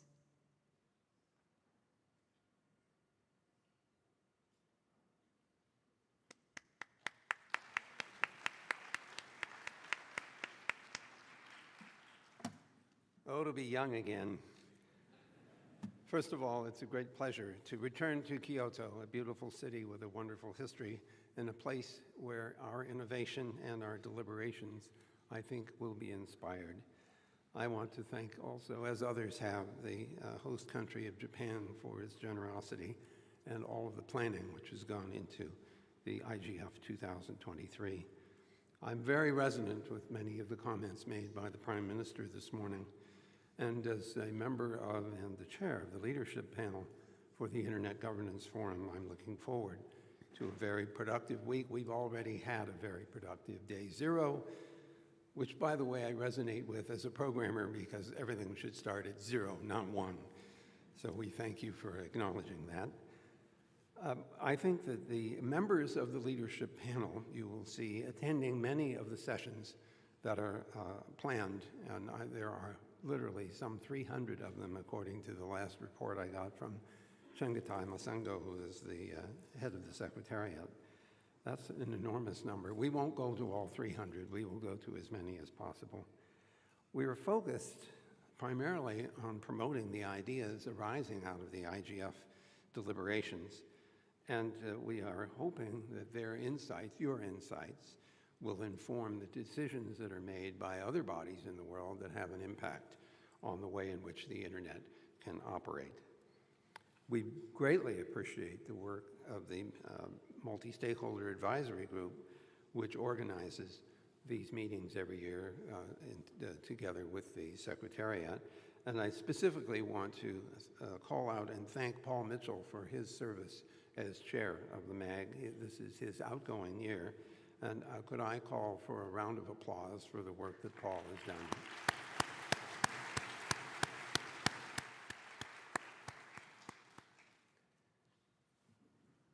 We anticipate with great interest the work of the co-facilitators in Rwanda and Sweden on the Digital Governance Compact. We've had an opportunity to meet with them. They are open to inputs, informal and formal, on their work. That work will continue, as you know, into 2024. Its outcomes are vital to all of our future with regard to the Internet. We also anticipate the Summit of the Future and its conclusions, which I hope will also inform the way forward towards the structure and operation of not only the Internet, but also many of the other subjects, including the global warming challenges that we have. Those must occupy us in the years ahead. I'm very eager, as a member of the leadership panel, to draw attention both to the MAG, the multi-stakeholder advisory group, and to all of you as participants in the IGF, to thinking beyond the internet we want. We are articulating the internet we want, but we won't get it unless we figure out how to get there. And so I want to strongly urge the IGF participants to start thinking more about how we will achieve the objectives that we have already articulated in the internet we want, which the leadership panel has also expressed what we believe is a consistent view with regard to that subject. But we now must focus on how to get there, and that should be the outcome of the IGF meetings in Riyadh next year and in the future as well. Some people have used the term the internet we deserve, and I worry that if we don't focus on the how, we will end up with the internet we deserve, but it may not be the one that you want. We must be alert to the risks and hazards of the strong connectivity that the internet offers. And as has been said many times, that connectivity allows the spread of misinformation, disinformation, as well as all the other positive things that we know the internet can deliver and has delivered. So we must wrestle with suppressing the useless information that shows up and focus on that which is useful, which means we are going to have to focus on both accountability and agency. Accountability for actions and agency to create and maintain a safe and secure and connected network. So the leadership panel is looking forward to engaging with all of you during the course of this week and in the course of the year ahead. We also look forward to the national and regional IGF meetings, which are just as important as the annual one in terms of focusing our attention on what needs to happen to the internet to make it a productive environment. It's very important for us to incorporate experiences from those events as well as the one we have every year. So we are all on the leadership panel looking forward to a particularly productive multi-stakeholder week, and we look forward to seeing all of you this year and next. Thank you very much. Thank you very much.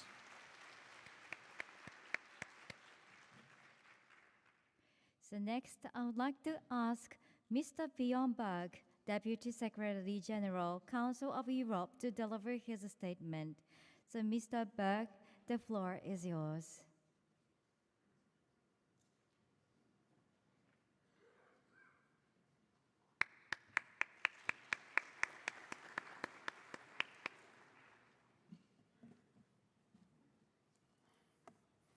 Ministers, Excellencies, distinguished participants and guests.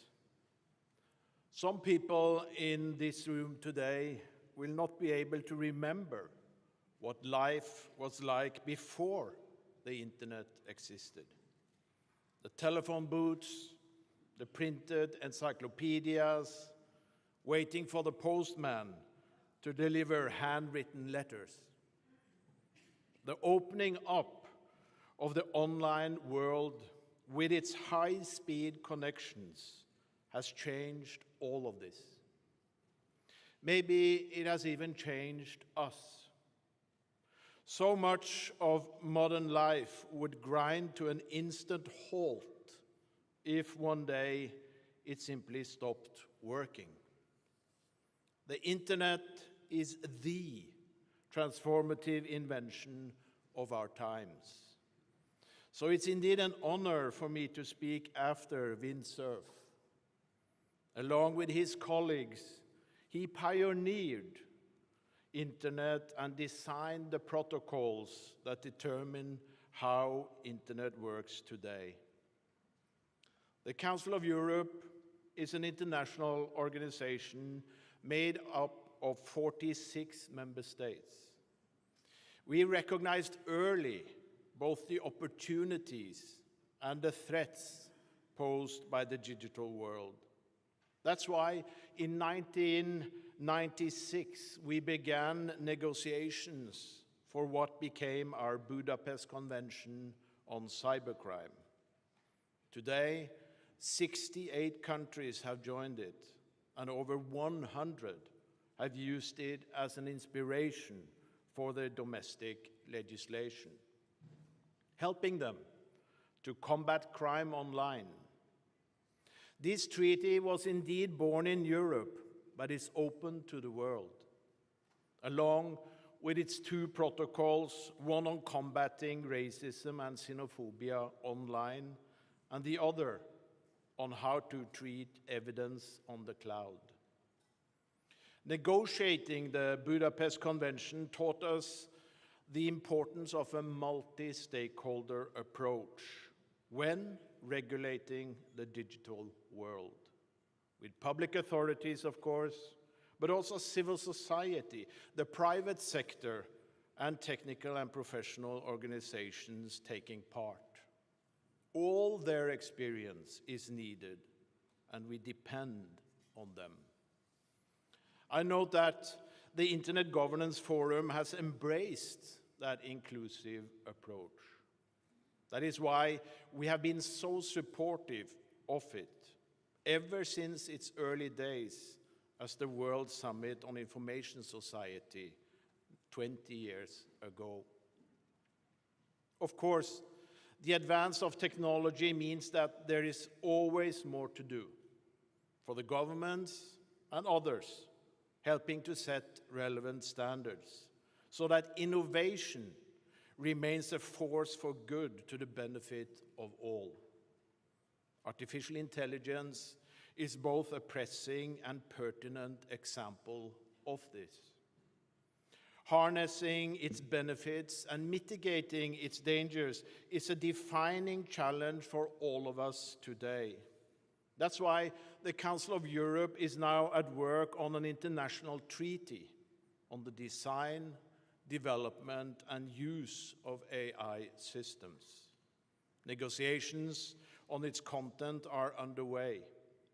These include the 46 member states of our organization, along with our observer states, plus countries from outside Europe, and a range of international organizations, the private sector, professionals, as well as others. Again, a true multi-stakeholder process.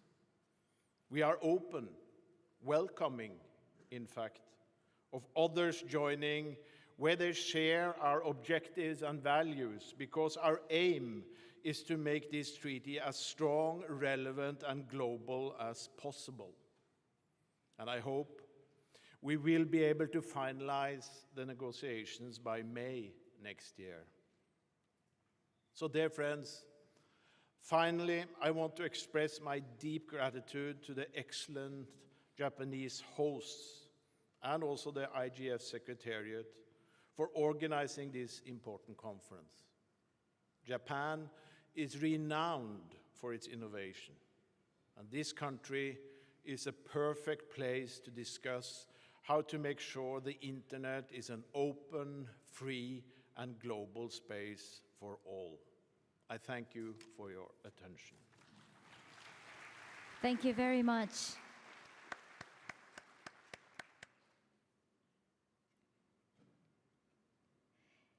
Next, I would like to ask Judge Eliamani Laitaika, High Court of Tanzania, to deliver a statement. So, Judge Laitaika, the floor is yours.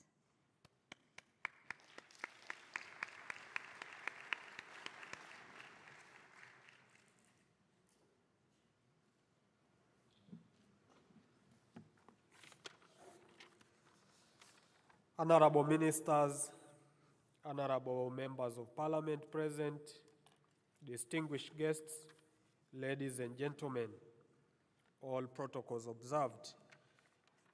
Imagine there is a meeting taking place somewhere in some distant country,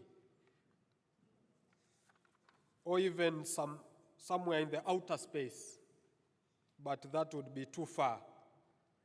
And you nominate yourself, You go there, you meet fantastic people. They look friendly and they are wonderful. But after a few minutes, you realize that you are different. You don't look and think like them.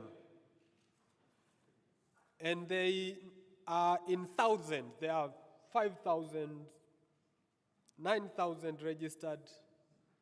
What would you do? That's exactly how I feel, ladies and gentlemen. Because out of everyone here, I'm the only one who has this title of a bench holder. I'm the only judge here. So if you were my clients, imagine how many opinions I would write to send some of you to some places that are not pleasant. On a very serious note, I have realized that you are doing a very, very important process that impacts the rest of the world, but you have not included the judiciary. Please allow me to speak on behalf of judges and magistrates around the world, but also our closest relatives, the prosecutors. When I was invited here, the Secretariat had some difficulties placing me in some track because it is the first time they have a judge who is interested in even delivering a speech. So they were not sure, where does he fit? They ended up putting me in the parliamentarian's track. So I shared the podium with members of parliament yesterday, and it felt like being an attorney general. Because in most of the Commonwealth countries, an attorney general is a judge who has served for some time, then is taken to parliament, and you can hear him answering questions. So yesterday, I acted for a few minutes like an attorney general, and basically delivered my speech. And one of the panelists was the Honorable Member Frorik from South Africa, reminded us of the importance of moving together. He said, if you want to move very, very fast, go alone. If you want to move very far, go with others. I challenge everyone here to take this message very seriously and ensure that next year, God willing, if I am invited again to this wonderful occasion, I don't feel lonely, because honestly speaking, I have not had anyone who thinks like me or who has, this kind of aspiration like I do. But why do we need judges in a process like this? Number one, the lawmaking process ends with the judiciary. Everything you are discussing in Parliament with think tanks remains more or less theoretical until a judge breathes life to it by saying, this is the correct interpretation. It would be very sad for your process to fail to take off simply because a judge who is supposed to decide about an aspect of internet governance uses a few minutes to strike out an entire application because they do not understand. And for your information, judges are never said that they don't know. You must say the honorable judge has slipped into error. So please don't allow us to slip into error. Kindly facilitate the IGF Secretariat to probably establish a track for the judiciaries. Thank you very much. Having seen that what you are discussing is impactful, it is meaningful, it goes down to internet freedom, protecting children in the internet, ensuring a freedom of information, embracing AI, making the most of Web 3.2.0, 3.0. All this boil down to the rule of law in the digital space. We cannot advocate for the rule of law outside and then leave the digital space with judges who have no idea what internet freedom is all about. To conclude, some of you have heard that I come from Tanzania. If you are wondering where Tanzania is, on the map is where the highest mountain in Africa, and actually the highest freestanding mountain in the world, Mount Kilimanjaro, is found. So, if you cannot remember Tanzania and take this prayer of the judge, because we usually make orders, but today I make a prayer that kindly invite judges from your countries. Kindly push the agenda to ensure that judges in your countries are also a part of your national IGF and then UN IGF. This is from that judge from the land of Kilimanjaro and Zanzibar, who happened to come from academia, who taught in science university before and had participated in the national IGF. So I have a little bit of an idea of the incredible thing you are doing. And I can guarantee you that when I was appointed, I used some of the ideas I got from IGFs that I attended in my country to do what I did much better. So I want to thank you and wish you all the best, and specifically thank the government of Japan. In my previous training as an intellectual property lawyer, I read a lot about Japan. Very hospitable people, very innovative, and it was always my dream to come here. Seeing Minister Suzuki and in the morning seeing Prime Minister Kishida was like a dream come true that I can put in the face some of the big brands I was reading in international trademark law. And with all participants also, thank you for enabling Japan to showcase its hospitality to the world. Asanteni sana. Thank you very much. So, ladies and gentlemen, we're now approaching to the end of the opening statements.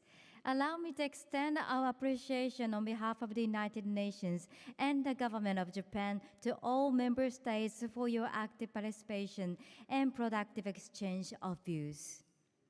And before you depart, kindly ensure you have all your belongings with you, and please also be sure to hand over your simultaneous receiver to the staff at the exit door when you leave the room. So tonight, the music night is scheduled to start at 7 p.m. at the Prince Hall located in the B2 floor of the Prince Kyoto Takaragaike, which is right next to this conference center. So please feel free to join our remarkable night. Once again, thank you very much for your attendance.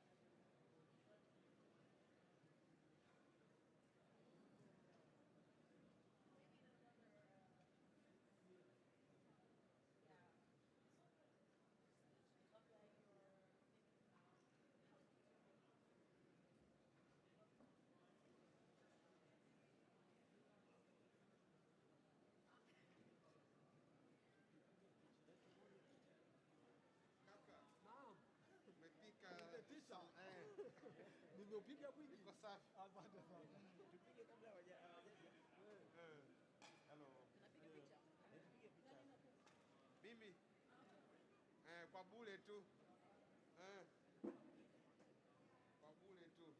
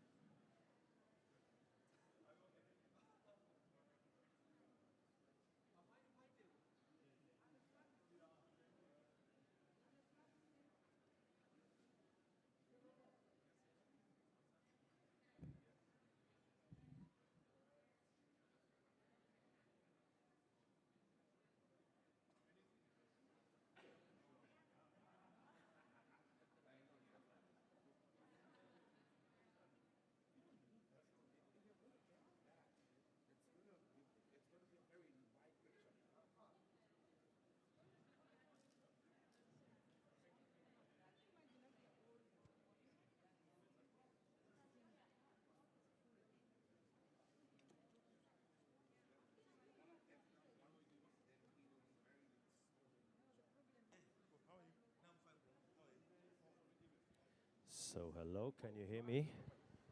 Yeah, I think you can. Now it's coming. Yes, hello. Welcome to this year's Parliamentarian Roundtable.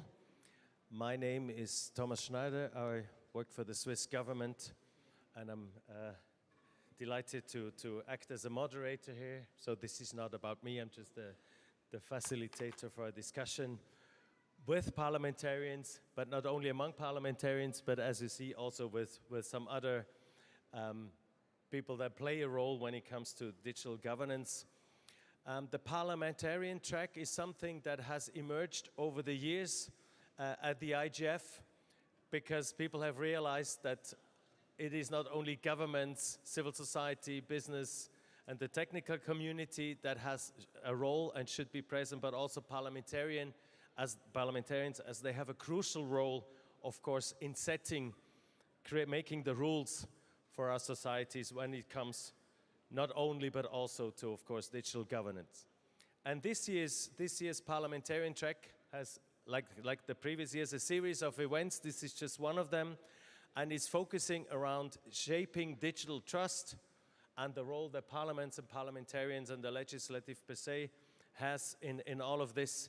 And of course, we know that trust is fundamental for all digital issues, but it's particularly fundamental if we deal with new technologies like algorithms and artificial intelligence systems, but also when it comes to data, because data is an important resource, but without trust, it is difficult to use data.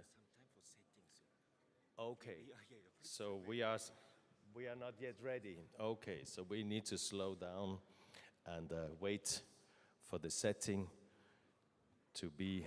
So you give me a sign when you're ready? Okay, perfect. Well, we tried to be on time.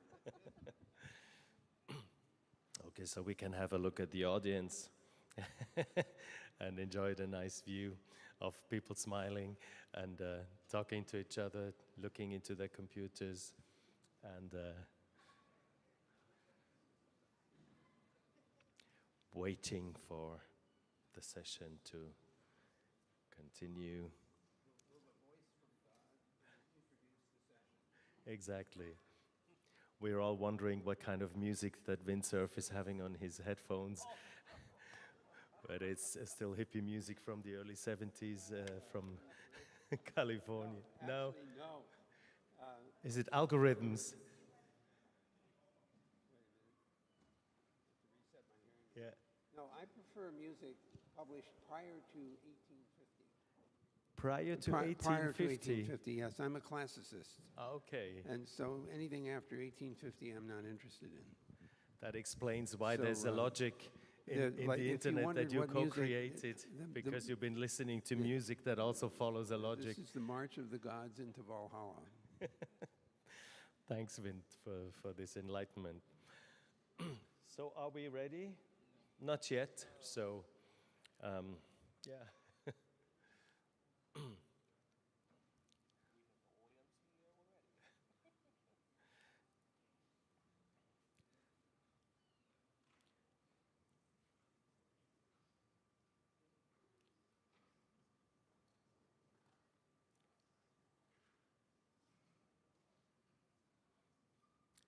This is a really nice venue. It's a really nice architecture. It's my first time here in Japan, so I'm quite enjoying it. And yeah.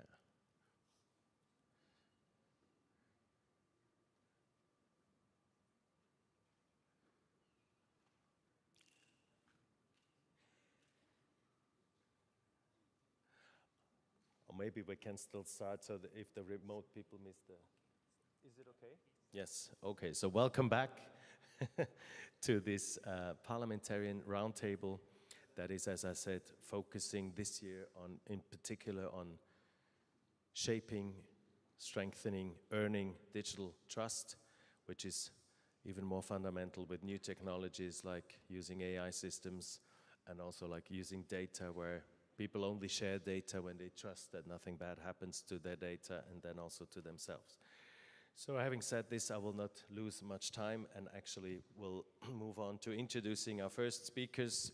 And we start with Undersecretary General Lee Junghua, which will open up the panel with a few remarks. Undersecretary General from UNDESA.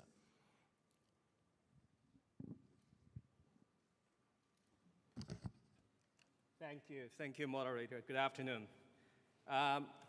Dear parliamentarians, distinguished members, colleagues, ladies and gentlemen, on behalf of the United Nations Department of Economic and Social Affairs, it is my great honor and pleasure to welcome you to this parliamentary track roundtable this afternoon at the IGF 2023.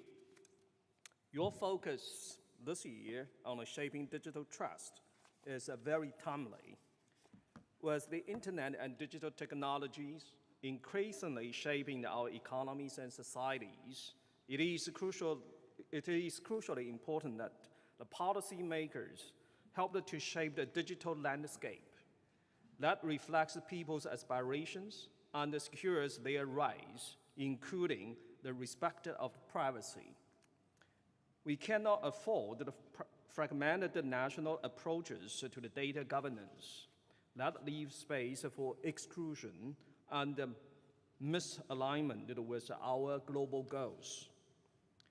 With the growing digitalization of the global economy and the speed and the speed with which new technologies are absorbed in our daily lives, we need to ensure that technology is deployed following a human-centric approach and according to our shared values.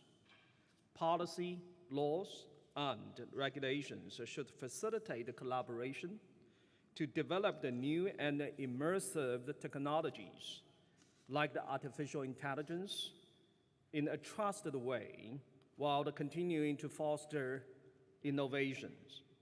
And we need to create a digital space that curbs the reach of the online misinformation and disinformation, securing the internet as a tool for individual and collective empowerment. Well, distinguished parliamentarians, distinguished guests, distinguished delegates, as lawmakers in your various jurisdictions, you can take the key message and the recommendations from those global level discussions to the regional and the national levels, and work with stakeholders to build a structure of the internet governance that uplifts and empowers all peoples. You can also help to minimize the risks associated with digitalization to ensure that the individuals can enjoy its benefits in an inclusive, safe, and secure manner. I invite you to strengthen your engagement with IGF across its various sessions and focused areas, and consider the work carried out in these forums as resources for your national parliamentary discussions and activities. I wish you to continue to have fruitful exchanges and look forward to hearing your recommendations. I thank you.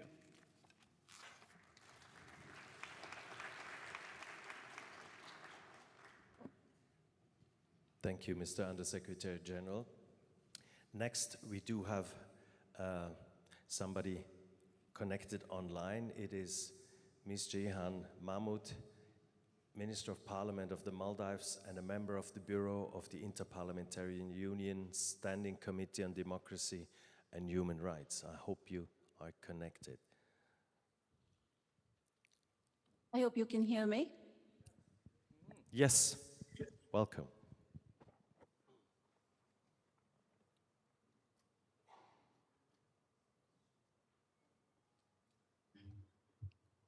Distinguished members of parliament, panelists, IGF participants, Honorable Okushima, it often feels that trust is in short supply. Polling data from all regions show levels of trust in politics are not very high. Yet, in the political domain, as elsewhere, trust is absolutely essential. People need to be able to trust that elections are free and fair. People need to be able to trust in their representatives to act responsibly on their behalf. For parliamentarians, public trust is a constant preoccupation. We know from first-hand experience that trust has to be built over time. Agreed rules, well-functioning institutions, and ethical behavior are just some of the key ingredients to building this trust. For this reason, it is very important that today we are focusing on a trusted internet, a safe digital environment. I would like to draw attention to 3 areas that are of ongoing concern to the IPU. One is online violence, especially including violence towards women and children, and also including in the political sphere. We simply cannot allow online violence to go unchallenged. We need to stand together to say that online violence is unacceptable and to take the legal and technical measures to combat violence. Take the legal and technical measures to combat violence online with as much vigor as we do offline. The internet must be a safe space for everyone, including and especially children. Another area of concern is elections, of course, and specifically attempts to influence or interfere with the electoral process. This is happening around the world, not only in the largest countries, even in really, really small countries such as Maldives, where I come from. The new ways in which information circulates and the new opportunities for micro-targeting audiences challenge us all. We must do more to safeguard the integrity of elections.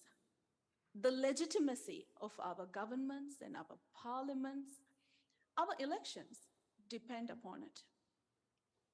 Lastly, artificial intelligence, which has emerged into the public consciousness with such force in recent months. The potential benefits are enormous. The potential risks are also. How do we as lawmakers, technical experts, civil society, come together to build a framework for development and use artificial intelligence that the public can trust? This is one of the key questions of our times, our age. Even as technology itself continues to evolve at a rapid pace.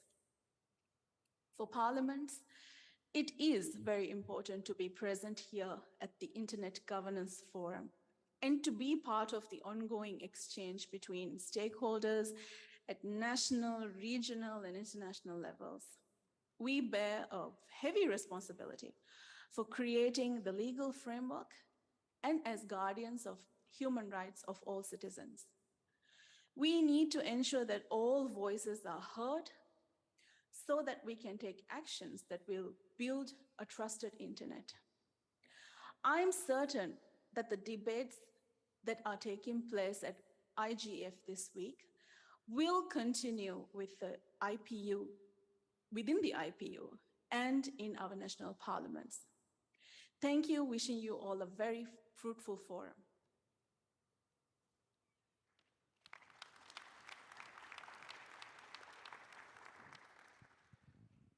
Thank you very much, Jian. Next, we have a member of parliament of the host country of Japan, Tomoko Ukishima. Please go to the lectern. Thank you.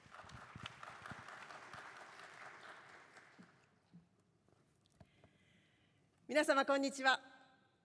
私は衆議院総務委員長の浮島智子でございます。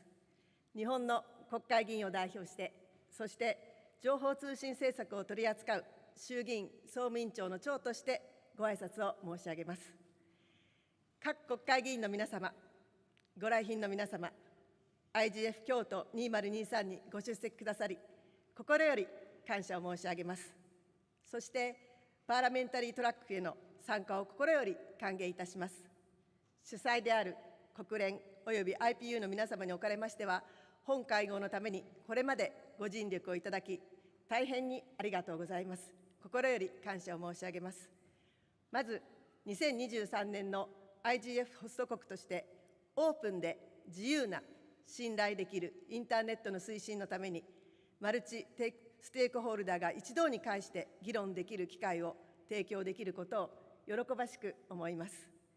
IGF にはハイレベルセッションやワークショップ、デイゼロプレイベントなど多様なオーガナイザーが企画するセッションがございます。その中でもパーラメンタリートラックはインターネットの利用、発展及びガバナンスや関連するデジタル技術についての重要な課題について各国会議員の間でグッドプラクティスの共有、その解決策についての議論、さらには他のステークスホルダーとの対話を通じて効果的で効率的な政策を実施するための機会となっております。ここでの議論の成果は各国インターネット政策に広く貢献するものです。今年のパーラメンタリートラックのメインテーマは、私たちの望むインターネットのためのデジタルトラストです。形成です。特に国際社会にとって重要な3つのテーマ。1つ目、データガバナンス。2つ目、AI。そして3つ目は、議情報を議論いたします。これらは今年日本がホストを務めた G7 デジタル技術大臣会合においても議論がなされたところでもございます。これらのテーマはデジタルデバイドへの対処しながらどのように信頼できる接続性を担保するか、 AI が社会経済に与えるリスクを軽減しつつ、いかにして人類に対する恩恵の最大化を図るかというより広い議論も含んでいるところであります。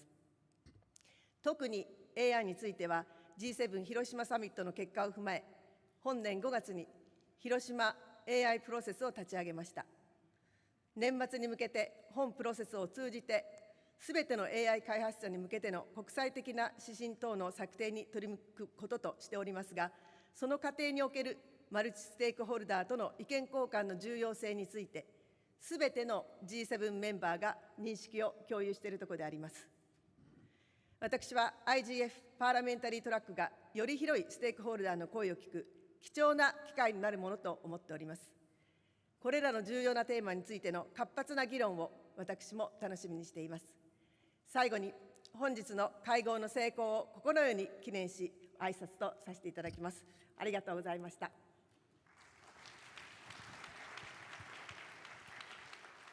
Thank you very much, Tomoko.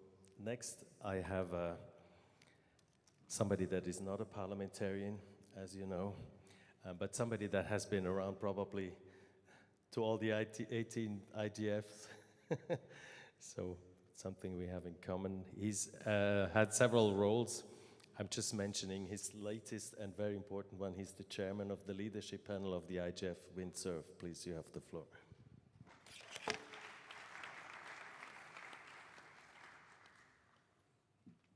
I'm always nervous when people clap before you've said anything. And you should probably just sit down because it won't get any better than that.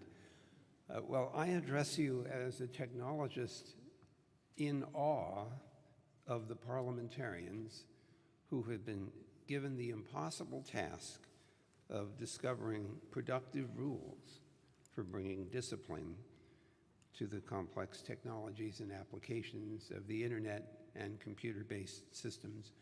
I do not envy you your task, but I hope I can help it.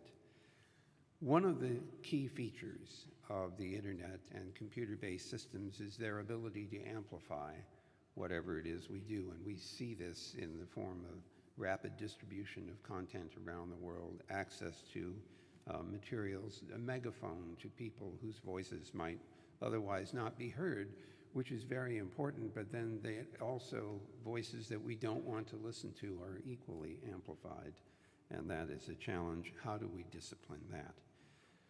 I must warn the legislators that you can make laws, but you're not allowed to revise the laws of physics. So if you ask the engineers to double the speed of light in aid of your legislation, we will have to disappoint you. However, the legislators are trying to fashion the rules of what I will say is a 21st century social contract. as citizens of each country and citizens of the world, as netizens in the internet, we wish for a social contract in which the rules of behavior allow us to feel safe and secure in this online environment. So it's very important for the parliamentarians to appreciate both the capabilities and the weaknesses of computer-based applications. So the technologists have an obligation to the parliamentarians to help them understand in some fundamental way how these systems work and how they don't work. What the experts should do is to help inform the thinking of the parliamentarians in fashioning rules that will achieve the objectives of the social contract. So our targets generally are trust and safety and security and privacy and accountability and agency and a long list of other desirable properties of legislation. One thing I would urge the parliamentarians to do is to focus on outcomes rather than on specific technologies.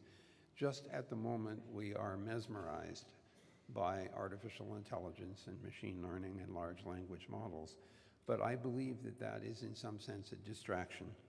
What we should be most concerned about is how these systems are being used. What are the effects and side effects of their use? Are there harms that we need to defend against? Mr. Moderator, with your permission, I would like to open up one other topic which you probably or may not be expecting, but this is to give the parliamentarians fair warning that you have an open territory that is upon us within the next couple of years to consider, and that is the expansion of the internet into interplanetary space. It is well underway. The head of the Interplanetary Networking chapter of the Internet Society is here with us, Yosuke Kaneko, who is part of JAXA, the Japanese Space Agency. He's just released on our behalf a report describing what an interplanetary internet would look like and what its implications are. I want you to think for a moment about the return to the moon, the Artemis missions, which involve the cooperative efforts of the European Space Agency, the Japanese Space Agency, the Korean Space Agency, and of course NASA in the US. When the return to the moon happens, which is coming within the next 2 years, there will be commercial activity on the moon. There are all kinds of implications of that commercial activity which have only been considered in very modest terms, like the Outer Space Treaty of 1967. Now I realize, Mr. Moderator, this is super far out, but the problem is it's only 2 years away. And so I want to make sure that you are conscious of the fact that we will have to cope with questions like, can you own property on the moon? If NASA is willing to purchase the results of mining on the moon, then the question is, do you get to own the mine? What if there's a dispute about ownership? Where does that get resolved? What if there's a claim jumper? Do we have a space police force? These are all questions that are going to come up in the context of the expansion into space, and the internet will be there along with it, and it will bring its own set of challenges. So if it weren't enough to deal with the terrestrial internet, by the time that we have the 2024 and 2025 IGFs, I suspect that that topic will be on the agenda as well. So thank you very much, Mr. Moderator. I turn this back to you. Thank you very much, Vint, and thank you for telling us that our lives will become even more complicated. But at least that means that when the IGF will be prolonged by the UN General Assembly in 25, we will have IGFs 26, 7, 8 on Mars, on Venus, and on Jupiter. And we'll just need to find out who exactly will then host the IGFs there. But we'll definitely we are looking forward to meet you again on Jupiter in 27. I'm sure the Martian delegation will be in touch with us soon. Thank you very much for these enlightening remarks by all four of you. I would now like to invite you to make way for the three parliamentarians that will come up here that will try and interact with me and with you on 3 questions that we think are in the core, or at least some relevant questions when it comes to, and we've heard about the challenges, but at the same time the important role of parliamentarians. So we have Honorable Sumana Shrestha, she's a member from Parliament of Nepal. We have Honorable Latifa Al Abdul Karim, Shura Council member from Saudi Arabia, and we have Honorable Brando Benifei, member of the European Parliament. Please welcome. Thank you.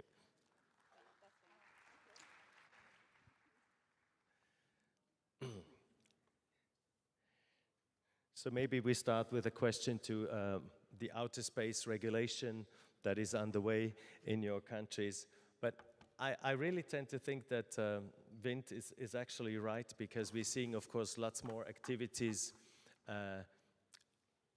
with and around satellites, and I guess this is an issue that will keep us busy in many ways in the years to come. So yeah, well, looking forward to that. But let's stay with traditional things like artificial intelligence and so on for the time being, because this is easy enough for us all to try and cope with. So my first question to you would be, knowing that legislators are key actors developing the legislation that should contribute to a trustworthy digital space as well as it does to a trustworthy analog space, the question is, how can we improve regulatory capacity, and how can we develop, and this is one of the key words, agile governance measures to keep up with the rapid pace of technology?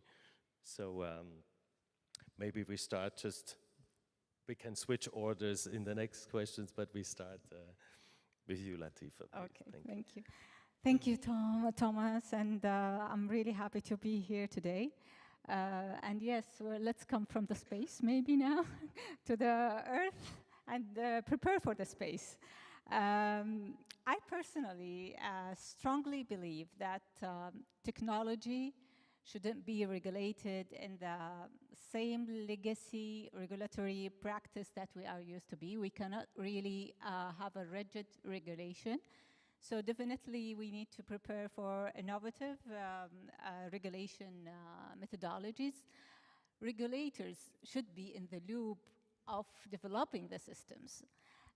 They shouldn't work in isolation from the practice that we are having today. In order to have successful, I would say, regulation, I shouldn't expect any regulator to stay in the office and just write some AI rules and doesn't really know what's happening in the practice. So in order to know or to reach a good practice that makes regulation really effective and efficient, then we need iterative, multi-stakeholder, agile, innovative regulation. What do I mean by this? Taking in consideration the economic dimension, in order to bring responsible innovation, we need to address all the uncertainty, the gaps between the regulations, and making sure that the new regulation is adaptable to the new standards that we will face while the technology is developing. And also, these kind of approaches will bring out the trust that we're really targeting for the users and for the business as well. If I have time, I might elaborate more on this as parliamentarian then. So what are our roles as parliamentarian? Two main roles that we have. Writing proposals or proposing a new laws and new regulations, reviewing and amending laws. How can that be happened within the parliament? Definitely we need a strategy. As parliamentarian, we need to prepare a multi-stakeholder group between different committees with different backgrounds and prepare a roadmap or plan a roadmap starting from the priorities and starting from asking ourselves the questions like what exact technology that we need to regulate and how to regulate it and why do we need to regulate it. and make sure from answering these questions that we are reaching coherence between the regulations that we are planning to have. Maybe the other role is our oversight, so oversighting the responsible bodies, the responsible, like one or more bodies, to make sure that they are also moving in parallel with the long-term regulation that we are targeting. So we have short-term work and long-term work. So the short-term work is making sure that in the practice, we have regulatory sandboxes. We are monitoring the adoption of the principles and the data policies, the cybersecurity, and monitoring the compliance of all these. And in addition, maybe something that I want to highlight is we need a new approach in order to know the standards of those new technologies. So having the call for policy labs within the innovation centers, so we can monitor the progress of the development of the new use cases that entrepreneurs and other companies are really developing. I think I exceeded my time, so I will move to you, Suman. Thank you very much. Great to be here. Good afternoon, everyone. I think there are four folds to understanding or answering your question. First is to recognize the last part, which is technology really is developing at a very rapid pace, and regulators or policymakers end up somehow catching up most of the time, which means we need to have a resource pool. What I mean by that is a knowledge pool of academia, of researchers, of early adopters who can quickly then identify, here are the risks. You need to step in and regulate. I think that is the first part. And then really having plan A, B, C, D, E, F, all the way, however long it takes to iteratively then come up with policies that truly keeps it safe. The second is to recognize and really advocate for the unique conditions our countries are in, and really to ask for support in platforms like this to come up with global frameworks that then can be contextualized to our specific needs. The third would be, again, recognizing the constraints under which our countries operate. For example, does Nepal really have the platform to monitor or regulate really large tech companies? What would be some of the best ways to keep everybody safe, right? So then it would really be coming up with basic minimum standards across the world, across the boundaries, to keep children safe, to have basic literacy programs like a pop-up that comes up when somebody is trying to interact with technology or in digital space. And finally, the third would be sessions like this, where we learn from each other and we replicate the best practices. We learn from each other's mistakes so that we're not reinventing the wheels. Thank you.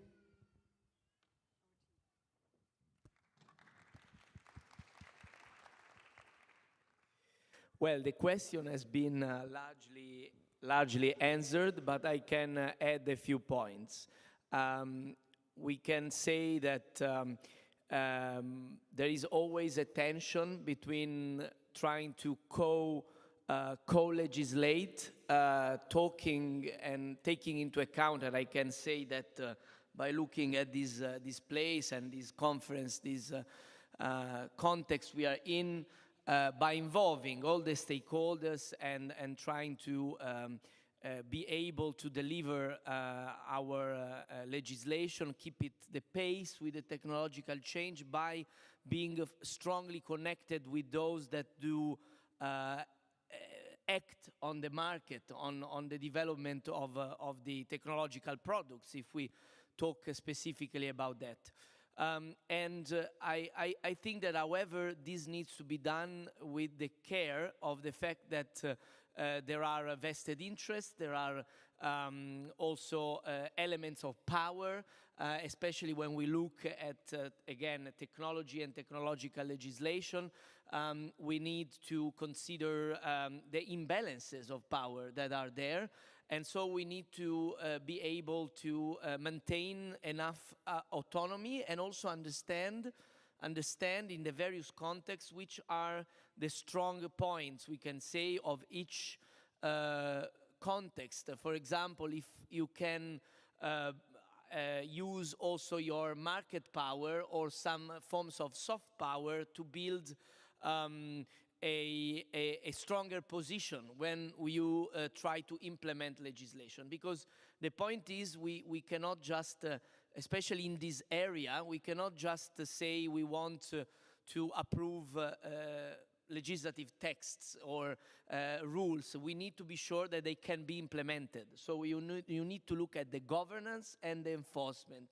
And this means also that you need to understand the best way not to be obsolete when you work on this area. And so I really, and I just conclude on this, I keep it brief, I think it was very, very punctual, very correct what we heard before by Mr. Cerf about the need to concentrate on the use of the technology, the areas where they are used. In the case of the artificial intelligence, for example, on which I'm working, especially the so-called use cases, rather than the technology itself. In my opinion, it's not always possible, but it needs to be rather an exception than the rule. The rule should be to look at how concretely each technology impacts and it's used, so that in this way already we know we can be more future-proof in our work.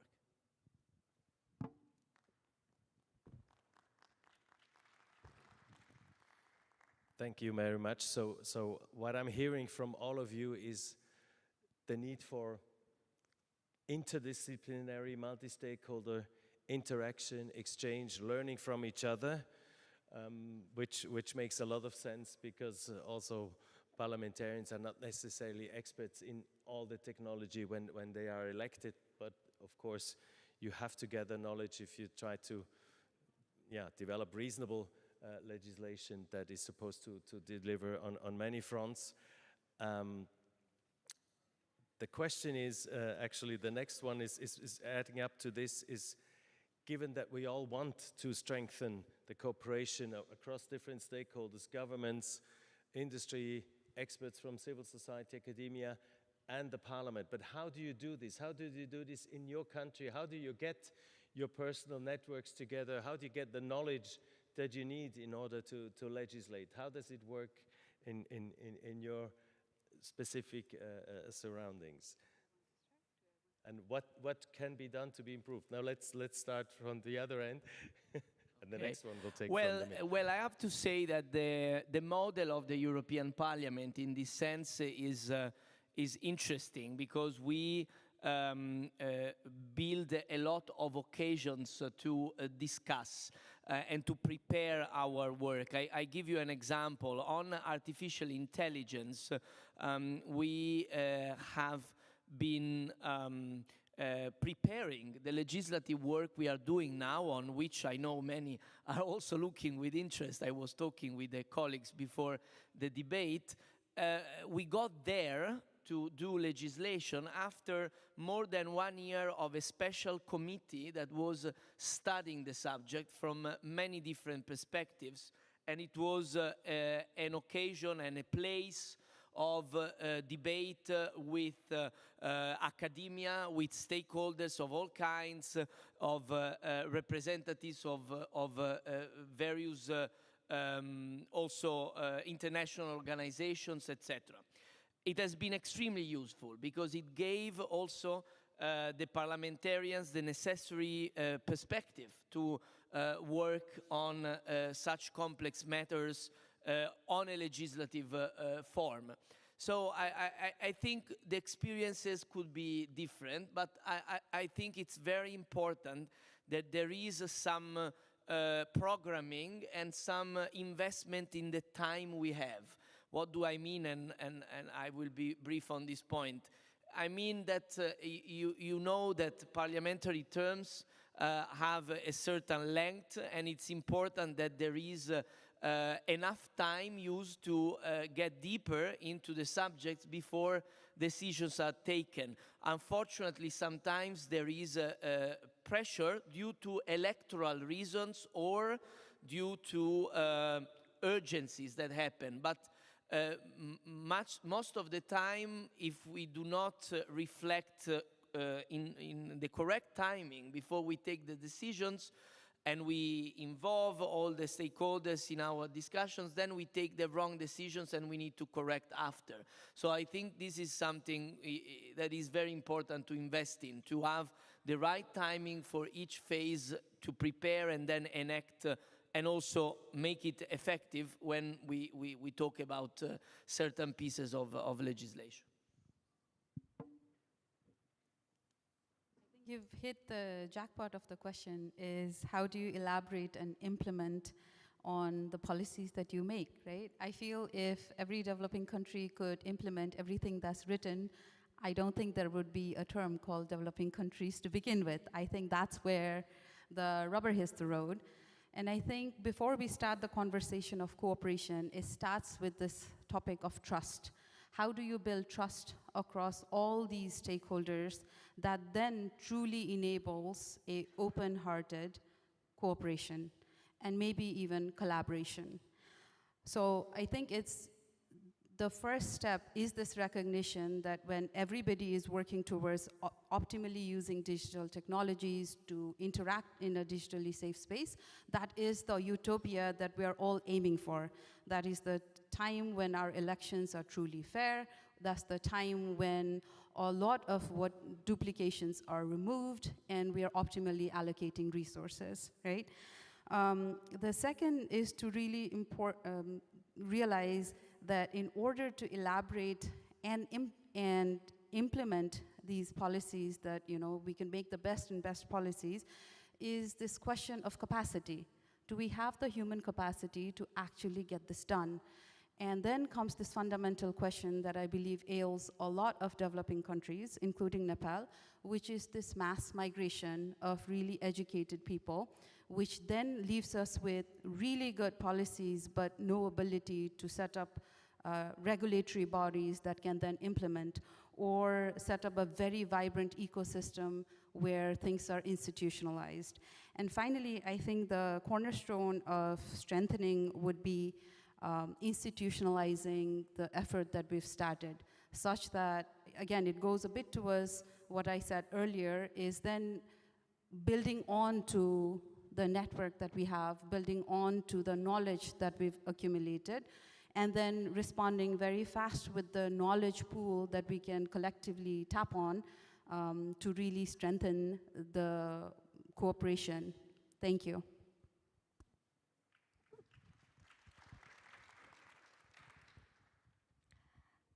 Thanks a lot, and I would like to add on the top of my colleagues' points. They mentioned the stakeholders, they mentioned the need of collaboration, so I would like to add something else. I will not repeat what they have already said. The power of using the AI tools in the parliament. This is something that we didn't tackle before, and it's really very helpful. Talking from my experience, I'm a professor in AI and law, so I really working on those kind of legal analysis using some AI tools. So we need to apply those tools and to help us in summarizing those laws, to help in finding times, and when you have very limited time to understand many things, summarizing those legal legislations in general and comparing between them. And on the top of the other side of the question, when you said the collaboration between the government. So in the parliament, as a Shura Council member, we have very strong collaboration with governments, with parliaments, and across like 150 countries within our friendship committees. So we are meeting those parliaments and we are discussing and sharing practices and collaborate on the level of the economic impact and social impacts of cybersecurity on the data flow, free flow, and on the AI risks and data policies and principles. So these kinds of collaboration and meetings and dialogues helps us a lot in sharing like best practices and helping each other in order to forming those new regulations. Also, as a member, Saudi Parliament is a member of the IPU, of course, and we are always engaging in the dialogues, the global dialogues. A few weeks ago, we are in the Uruguay discussing the Second World Summits of future committees. Mainly, we were focusing on the AI governance and the AI regulations, the challenges, including the discussions with representatives from the business and civil society and academia. So what I'd like to recommend on this side is increasing this kind of parliamentary track within different venues of technology, especially in AI now. And this is what we mean by regulator in the loop. We have to be a parliamentary track in those loops. And I have heard yesterday from the parliamentary session the need for the developing countries to really exchange the practice. So maybe this is something for IPU to help in having or providing those resources, our access to those resources regarding the AI Acts, data principles, data policies, and AI governance standards and other frameworks that will help into also sharing knowledge between the countries. One thing more that we need to consider is to bring out the AI readiness between the countries. And when we are talking about the AI readiness, we are talking about the balance between the regulation side and the business side. So these are like some of the things that I would like to see in the future of this work. Thank you.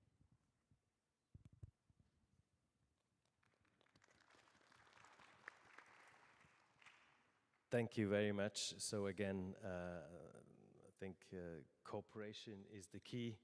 Relying on experts is one element. Talking to each other across nations is another element. And actually, that hooks to the next question. Talking to each other is fine, but then the question is, to what extent is it necessary or possible to align safety standards across regions, countries, and industries to build trust in a, let's say, through interoperability or harmonization, knowing that you are elected by people in one country that do not necessarily care about what happens in another country, but so how do you think we can strengthen shared standards, not only legal standards, but also technical and other standards, so that we have a certain level on the global level of harmonization with standards, with minimal requirements for safety and security and other values regarding digital technologies, not only AI, and also since data is something that does not necessarily stay within borders, but can be easily moved. So what is needed in terms of cooperation across country borders from a parliamentarian point of view in order to build that trust in digital technology through parliaments as well? Thank you. I think the key really is in realizing what I said earlier, which is when the digital space is safe for everyone, then we truly are better off. Then it's a win-win situation for every country, every person in the world. So starting from that view, then I think there is a lot that's possible. One of the key area that I would like to highlight is in being generous with sharing knowledge and technology. For example, I'm sure there are some organizations, some corporations, some companies, some academia, some researcher in some part of the world, most likely developed part of the world, that are coming up with algorithms to detect deep fakes. So technology or knowledge like that would then, if it's available in low resource setting, those are the times we can truly collectively tackle misinformation, disinformation, that separates us, that divides us. So a generous view that we need to share our knowledge, share technology to keep everyone safe would be, I think, instrumental. The second would be to realize while there are common minimum standards that we can agree to when it comes to writing codes, how we store, work with digital public goods, I think the other one is to realize that every technology needs to be adapted to different country, to even within different country, to different locality. So it's very important to contextualize technology. To give a very simple example, the digital literacy, no matter what kind of technology you build, if the human being interacting with that technology, it's just like saying, it doesn't matter how complicated password you use, if you just write it in a piece of paper and stick it to your computer, it does not work, right? So I think it's important to recognize the level of digital literacy that it's in a spectrum. So it's very important that we work on helping each other also contextualize.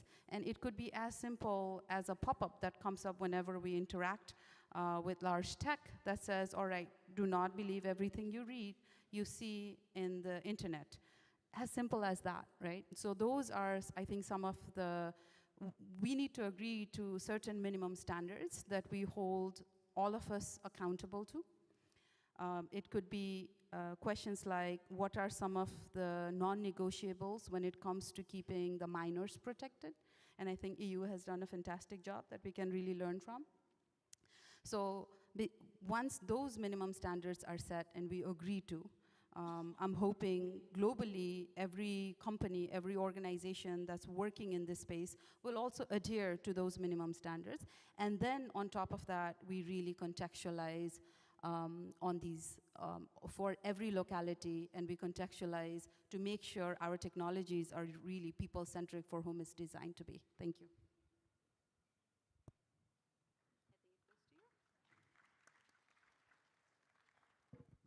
Well, I think that if we talk about a trustful internet and an open space, and if we look at AI or other technologies that we are discussing in this context, it's clear that cooperation is crucial, because simply some issues cannot be dealt with domestically. They need to find a global cooperation space.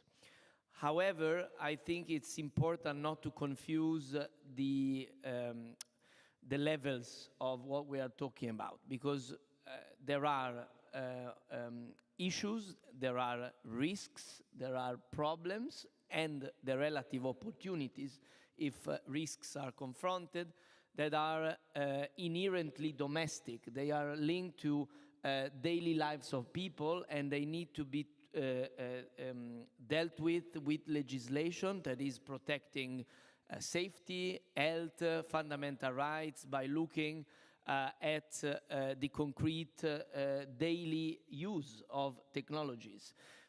While for sure the global cooperation is fundamental and inevitable, if we look at more larger, we can say, systemic risks of cybersecurity, of even of geopolitical kind, but also of the need to have common definitions, common standards, common understanding of what we are doing.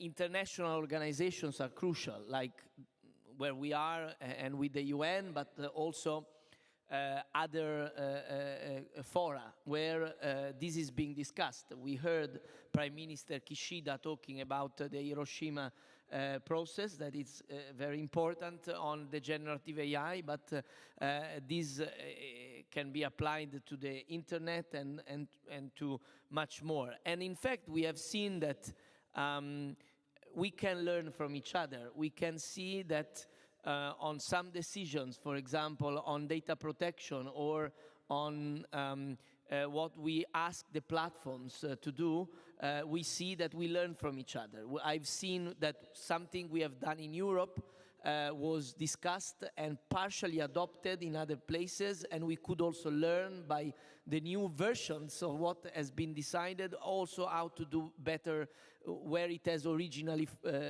fought as in the first place. We are seeing this happening, and I think this is very important, that we work in this direction. And to be honest, I think that the parliamentarians are especially able to do this well and to orientate and push in the right directions the executive branches, which are less apt to look at the need of the individual person because they have another perspective necessarily, while the parliamentarian is able to look at the impact on the individual, which I think is very important in this moment when we look at the developments of new technologies, both in the area of the internet in general and in AI that has been a lot discussed in this context. Thank you.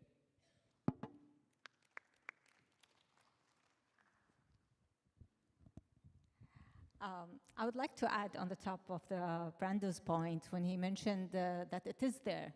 So global digital trust is there. We have already discussed that with global bodies like the UN and OECD, for example, with IEEE, with the UNESCO's, and I was one of those members in the ad hoc expert groups for the UNESCO recommendation ethics on AI, which is the first, I would say, global standards on AI.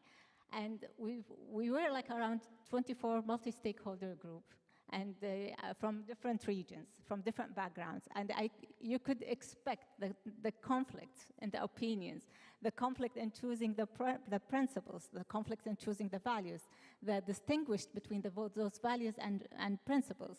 So within those discussions and arguments and negotiations, we reached those common, I would say, principles and policy actions. And when it comes to policy actions, also there is a lot of approaches that you could do to tackle certain principle. And as you know, UNESCO's recommendation ethics on AI has been adopted by 193 member states. So it is possible to bring out those global thinking and apply it to your own country or to your national measures. How to apply it to your national measures? Then we have to consider your own principles, your own values, your own cultural norms, and reflect it on those on the global principles, and select from those global principles what's exactly important to you and important to your existing legislations.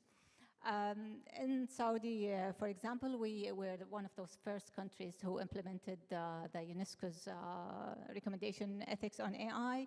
We have selected those principles that is very important to us. We are making sure that the implementation of those principles are tackled throughout the development life cycle. We have selected the governance body who will really look after those principles within the other government entities, and providing incentives also for those government entities to work on that one. Before 2 months, in July, the Prime Minister also called for the International AI Research and Ethics Center that will be in Saudi Arabia to keep on those global dialogues and global discussions around AI research, risks, and ethical directions. So yes, it is possible, and you can normalize it to your own needs, and move on and keep on the exchanging of the knowledge and practices.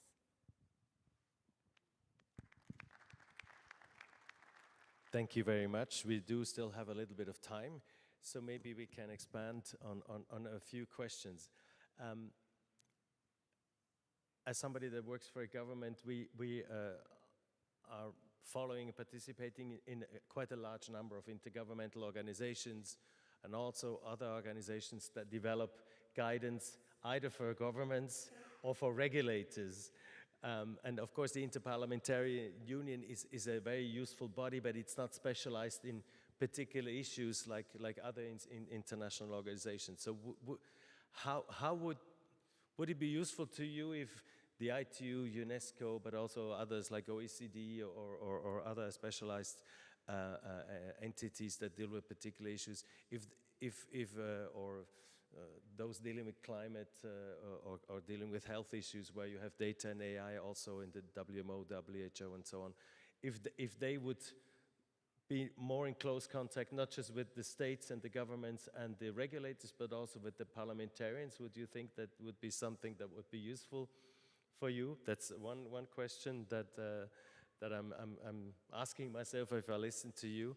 And yeah, I'll let it be for this one, and maybe you have, what is the guidance that you would, because the EU is a big construct, you can hire many experts to look into issues, but maybe smaller countries or developing countries have less resources to task and pay experts. So what is the guidance that you would ask from the UN system and other intergovernmental or international institutions? Definitely. Similar to the line that you were mentioning, I think it would be very useful if the UN body and a lot of other platforms would work a lot more closely with the parliamentarians. At least in Nepal, we have government that changes quite frequently. So what's really stable are the parliamentarians that you have in position for 5 years.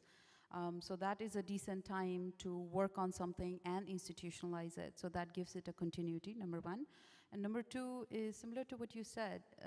In low resource setting, it's very important to have access to what I said earlier, knowledge pots, in terms of what has been done, what are different frameworks that different countries have applied, and to learn from them and to see which one can then be taken and contextualized for our countries. So I think it'll be very useful to have a much stronger parliamentarian track and parliamentarian interactions with various platforms and with the UN organizations.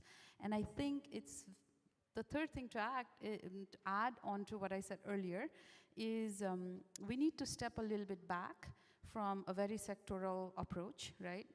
Health, WHO, this, that organization, and have a lot more collective conversation. So we remove duplications from within the UN system as well. And then there is a lot more cohesive approach to data in general. How do we think about data in general instead of just thinking health data or climate change data? So that would create uniformity and this minimum standard, which can then be contextualized for each sector. I think that'll be useful. Thanks.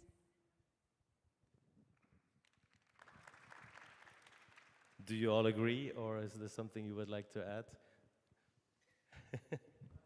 I think it's it's our experience also. I think I agree, but maybe it would be important also to learn a bit one from another, in the sense that there are very well advanced forms of cooperation with some of these organizations, while others, also among the ones you listed, there is more sparse, more seldom consultation. So I think we can also learn from the best examples. And I have seen these also working on AI, and I think that we can again try to get it more streamlined to some extent.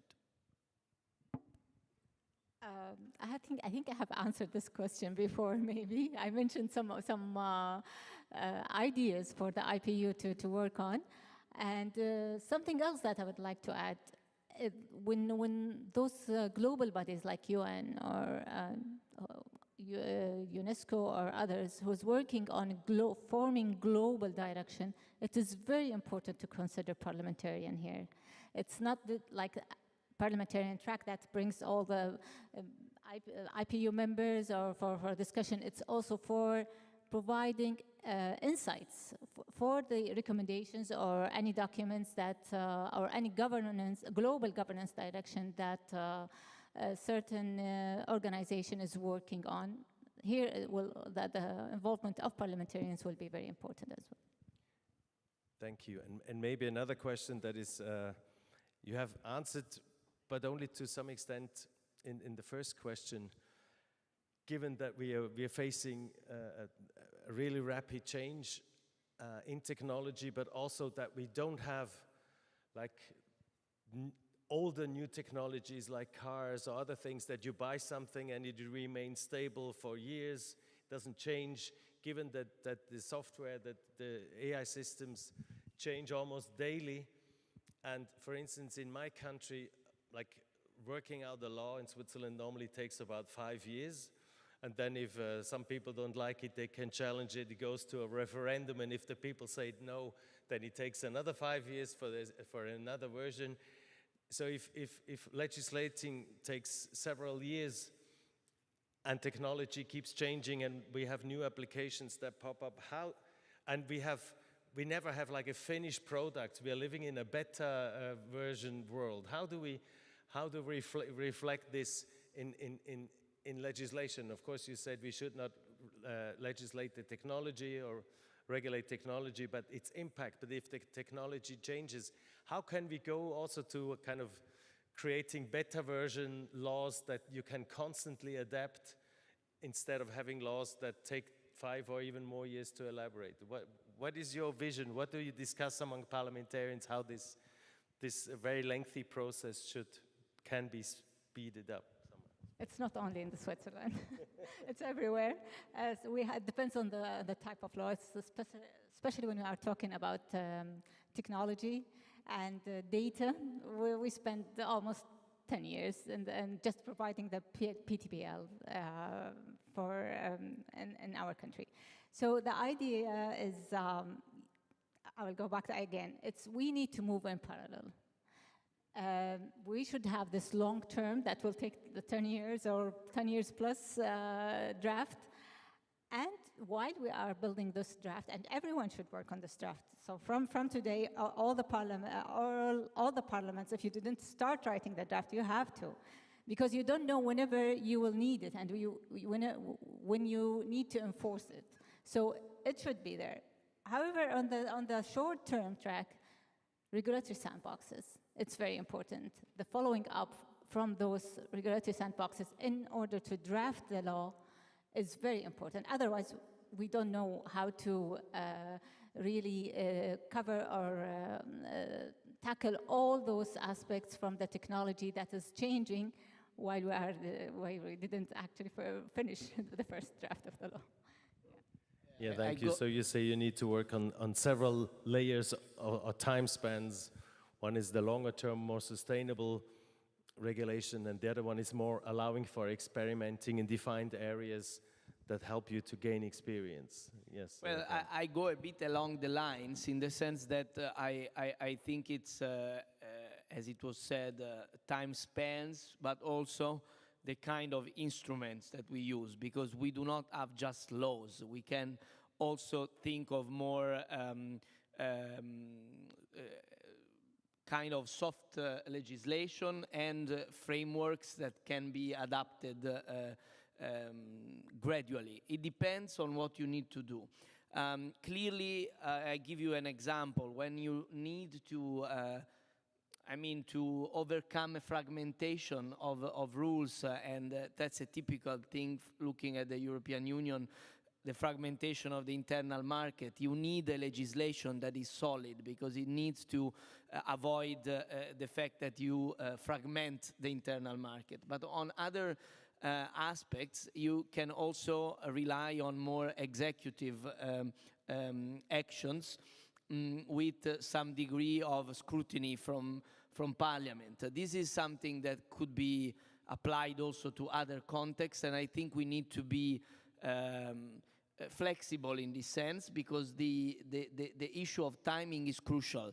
As I believe in democracy, I think that for it to be appreciated by people, it needs to work, and it needs to be in time with the challenges, and this is not always the case. So just adding on to what Brandon said, I think we've got different toolkits. In Nepal, an executive can bring a law that's active for 60 days for Parliament to bring a replacement law. So for something that is threatening to the national security, if it's pertaining to technology, we can definitely bring a law that's active for 60 days. It's also possible to bring regulations. Regulations are quite powerful. For example, when cryptocurrency really was taking off, Nepal is a closed-loop economy when it comes to foreign currency. The government basically banned it, right? Because we didn't understand what it was. We didn't understand its volatility. We didn't understand what was behind it. We just didn't understand blockchain technology. So there are a lot of tools available to deal with rapidly changing technology. But I think the key really is to be proactive and to remain connected with the researchers, with the academia, with the innovators to understand what's coming up in the horizon. And that, I think, is the key to remaining not too far behind new innovations. Thank you. Thank you very much. I don't know if we do have a few minutes left, so if you agree, we could also, since there are mics, give the floor to people in the audience if they have questions or issues they would like to address to you as parliamentarians. That may be an occasion that some people would want to seize. So yes, please introduce yourself and then make your comment or ask your question. Thank you very much. My name is Sam, Honorable Sam George. I'm a member of parliament from Ghana. I think that the statements that have been made and the sentiments that have been shared are things we agree largely, but as a member of parliament from Africa, I'm looking at, I think I can associate closer with Nepal on the platform. Saudi Arabia is not a developing economy and they've got the wealth to push their agenda. The European Parliament has got as strength as Europe. I'm beginning to ask myself, most of the platforms that we deal with, that we want to have the trusted internet on, are based either in Europe or America. Since 2019, when we've been having this parliamentary track, I haven't seen a US congressman attend any of the IGF sessions.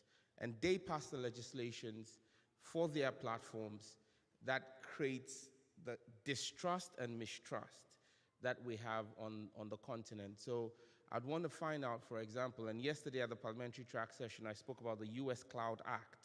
Now that was passed by the US Congress.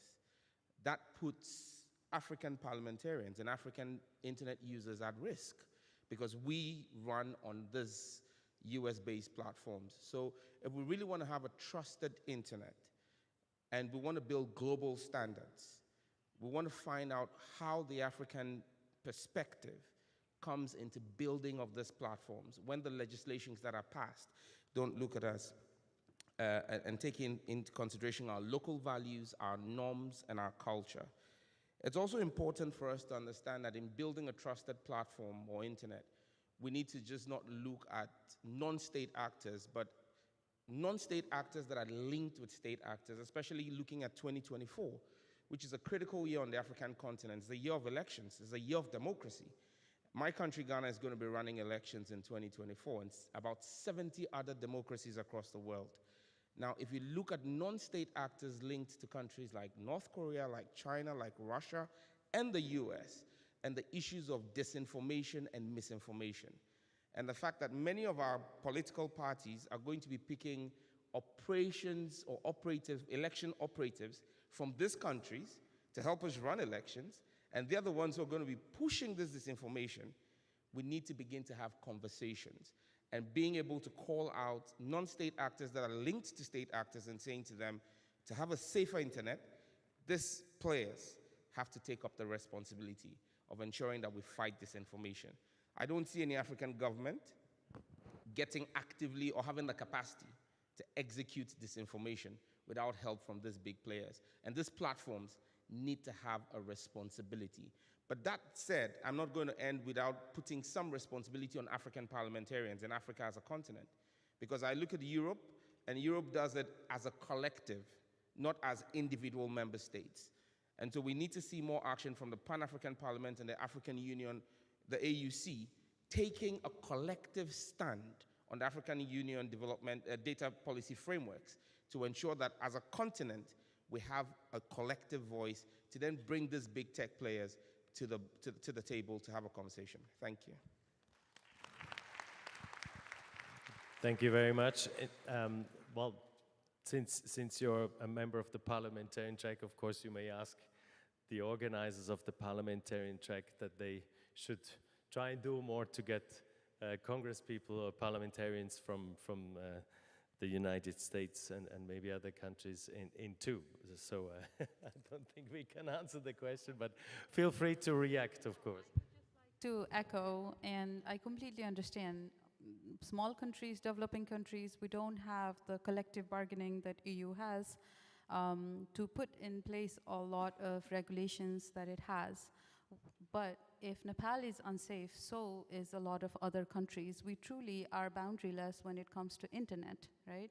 So I think it is a collective conversation we need to have about how do we manage, how do we tackle these common social evils of misinformation, disinformation, and viral going fake news. I think that is what I feel we need to advocate for, is what are some of the minimum standards that we all need to abide by? What are some of the content moderation regulation we need to place wherever all these large tech platforms operate? How do we bring about parity? So especially small companies that are trying to innovate in this space are already very far behind. They don't have access to as much data that has been mined in all these years. What are some of the things we can do to truly enable innovations in countries like ours? So completely echo with you, and I feel like what we need to do is collectively advocate for some minimum standards that is going to keep citizens in low resource setting also safe. Thank you.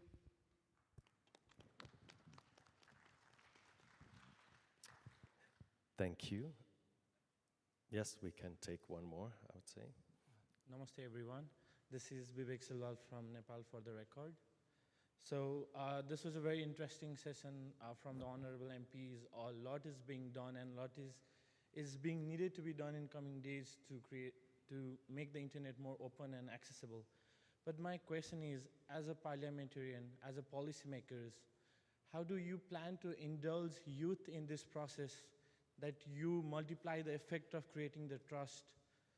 So with that, my question is to each MPs, how in your region you are engaging the youths, or you plan to engage in coming days to have this internet more secure and more trustable? Thank you. Thank you, that's a very good question. How do you bring in youth, you as parliamentarians? Thank you. Well, I try to connect this specific area of interest to a larger issue for young people, and so potentially young voters, but also in general young people that could be engaged in political, social discussions. I try to give a clear message that if they do not engage, they do not care, and it's also the duty of the institutions and society to give them the instruments to be involved, but if they refuse to do it, then others will do in their place. All the political forces, all the institutions fill their mouths with words about the centrality of young people, that they are not the future, the present, they even say. But it's unfortunately often fake, because if you have a system where for elections, for existing power, everything is in the hands of the older generations, and it's also some physiological aspect. In some situations it's pathological, but to some extent is physiological. You need to convince them that they need to be part of the process, because otherwise there will be a lot of good words about young people. Because who would ever say, I don't care about young people, I care only about the older generations? No politician will say that. But this doesn't matter. if the ones that decide are only the older people, young people will be, with their interests, with their needs, they will be expelled by the public discourse, and everything will be just rhetoric and just images, but not reality.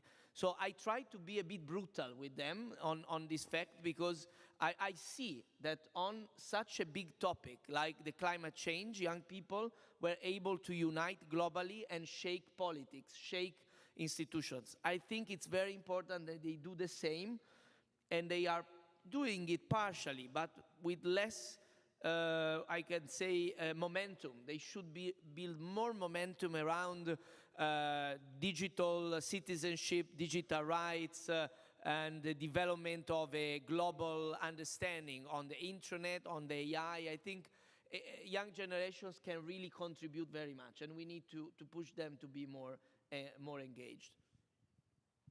Completely echo what you're saying in terms of there is not, look, so my personal story is I'm a first-time parliamentarian. I've been in parliament for 8 months. Before that, I was completely in private sector. I joined politics, formal politics, because I no longer believed that the older generation is going to do anything substantial when it comes to climate change, when it comes to a lot of vices that exist, that there is inherent interest to not act on these aspects. So I think it's very important to act. And that's one of the things that I try to do, to inspire people who are not actively engaging in this dialogue to do that. There are two ways in which I've tried to do that. One is breaking down. I think it's the jargons that really put off.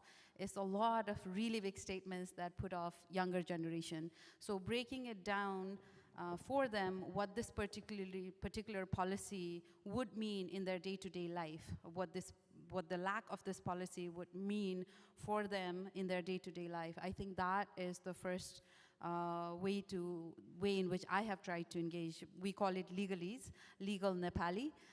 So breaking down legalese into very common day-to-day sentences. And then the second thing is to really try to encourage them, just like Brandon, you said, if you don't set the narrative now, somebody else will, and it will be so difficult to change that narrative 15 years down the line when it would really, really start to hurt. So those two ways. Thank you. Thank you. +1 to all of them. They have already mentioned what I want to clarify. And in Saudi, I think the case is also different because the majority is the youth, where the majority are under the age of 30. So everything we are working on is working for them and with them. So in this case, from all the sectors, we are tackling all the requirements for the youth and absolutely considering their opinions in all the directions. Yes, thank you. And I must say, these three parliamentarians here are probably below the average age of a parliamentarian. We know this from big countries also in the West, where you see parliamentarians that are way older, but also in Europe you have sometimes. But also, like, of course, Saudi Arabia has a different age distribution than other countries. So let's take one final comment or questions and then one final round of comments, and then we close. Assalamu alaikum. This is Umar Khan from Pakistan. I have a question from the lady sitting next to the moderator. As she belongs to a law background, I also belong to a law background. My question is, IGF says all about the access to internet. But if we can see sometimes the governments or the state, just for the political benefits or gains, blackout or shut down the internet. So when we say access to internet is one of the fundamental rights of every human, so just shutdowning, blackout of the internet for the political gains, what internet governance can do, what regulation can be bring by the internet governance, by this platform, just to tackle the issue with the concerned governments. Like in my country this year, there was a complete blackout for at least 3 to 4 days just for political gains. Or taking those rights from the people who are educated digitally. So what IGF can really do in this regards, what regulation can we bring and how can it be implemented? So I'm not sure Yeah, what's your what question the, exactly? what the question is. We know My that question is, if we say that access to internet is one of the human right. Access to internet. Yes, access to internet. Then blackout of the internet by the state just for the political gains. What regulations, laws can be brought by the IGF, or what implementation can be done by the IGF in this regards when we say access to internet is one of the right of human?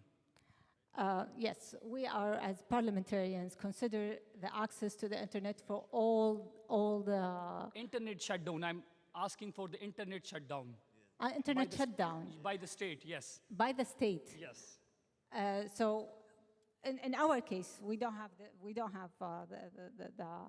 the issues of having the internet shutdown. But your question is, what can the parliamentarians in general do when it comes to internet shutdown? Yes, in case of the political instability in the country, Okay. the state or the government acting in the state just for the political gains and or to put the opposition or the people, so they just there is shutdown in Pakistan last year. So what regulation or rules or the laws can be brought in this regards for the state to not cut the people from the access of internet? I think such questions should be answered by the IPU with countries with similar problems. So, you can for that's interest, you can like take the best practices of what can others do, and in order to not to control the accessibility of the internet, no matters what. Maybe if I can add to this, I think there are several aspects to the question of this is my 18th IGF, and in the early IGFs, the question whether there should be a right to be connected to the internet and to telecom it has disappeared somehow. It has at some point in time turned to be whether there should be a right to be disconnected, but that's something else. But if you take the human rights in terms of right to freedom of expression and freedom to information, that is something that is widely accepted. But then the question is there a right to have access, to have a free access in the sense for not having to pay for it? So there's also an economic question. What is the right? Is it the right to communicate, but do you have the right to choose every means for free? You may have to pay for newspapers, you may have to pay for television, and so on. So this is one of the elements. And the other one is, and there are in different regions, different provisions, different, let's say, restrictions that you can apply to freedom of expression or freedom of information. For instance, in Europe, you can restrict freedom of expression, freedom of information under certain conditions that need to be laid out by laws on national level, that need to be in conformity with the Human Rights Convention. But there are moments under certain conditions where you can restrict certain communications in emergency situations, but they need to be clearly defined and previsible, and then also there's normally a discussion around, was this the right measure, appropriate? Was it really an emergency situation? So there's a review on whether or not these laws have been applied. But this is a European approach that I'm familiar with, and may be different in other areas. I don't know Well, if you want I would say one of the executive body usually have a lot of resources and they are able to make the decision. That's the executive body, right? But once they do that, then I think it's the job of parliamentarians, and you should expect that of your parliamentarian, to hold the government accountable, to ask precisely this set of questions. Was it absolutely necessary? Did you have an alternative? If you had an alternative, why did you go for that, right? And let the democratic process kick in if fundamental rights were encroached, and let this wiping clear of the slate happen during the elections. I would say the standard that you should hold your parliamentarians accountable is to really hold the government accountable for its action. I really agree with what was just said. I think that's the point. I mean, could it be done differently? Was that proportionate to the objective that was maybe a legitimate objective, but was that proportionate? Because sometimes this is the way you start degrading the freedom of access to internet, that you use some excuse linking it to some legitimate issue, and in the end, it's, like you said, a political gain or game even, that in the end is at the detriment of a principle that I think we should try to build some common understanding, that limiting the freedom of the internet should be proportionate to really significant reasons that could also justify, in general, limits to freedom of expression, which seems to me a really, really delicate topic where there should be some work to build common understanding. And today we see the efforts to separate internet in some cases, to talk about the division of the internet. But I think that this context where we are is instead going in the opposite direction, that we should have a united internet for a more united world that can work together. Thank you. Thank you. I think these are the perfect words to end the session. I'm sorry the time is over, but I'm sure that you have a chance to meet and talk to the parliamentarians present at the IGF here, and I think this is definitely an value added for the IGF, but also for the parliamentarians, and I hope that we can expand it, and I hope that next time we have also people from the US Congress, parliamentarians from the US parliaments here to exchange with them. So thank you all for the very interesting debate, and I've been learning a lot about what is important for parliamentarians. Thank you very much.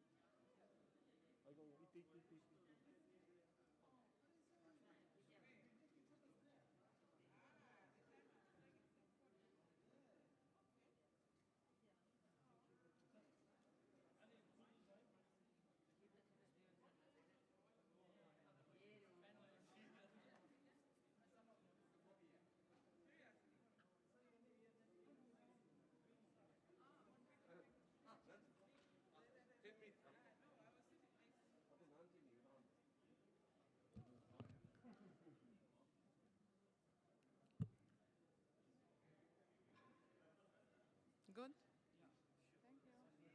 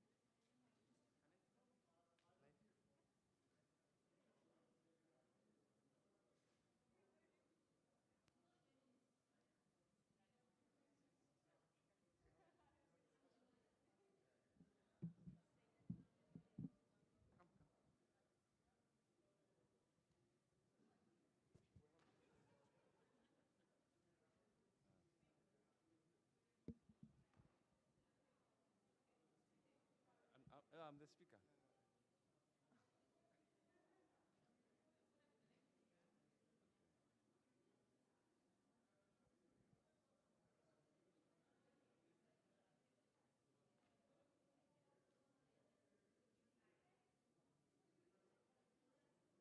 Oh, yeah, yeah, yeah, yeah. 5 7 days. I will be here in 7 days. Yeah.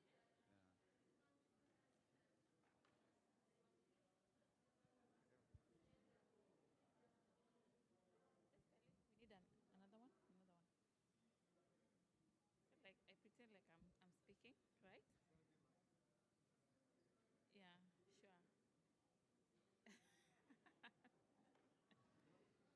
You fake it until you make it, right?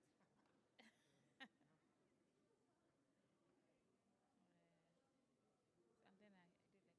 Yes, I'm speaking, I'm explaining. Welcome to the IGF.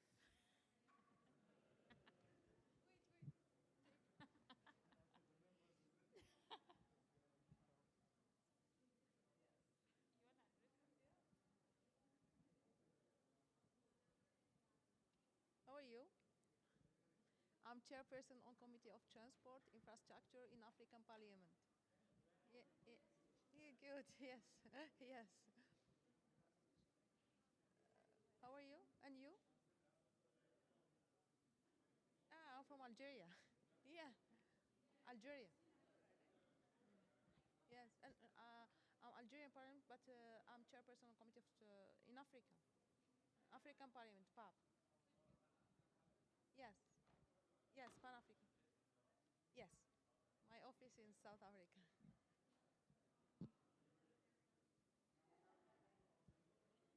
Oh.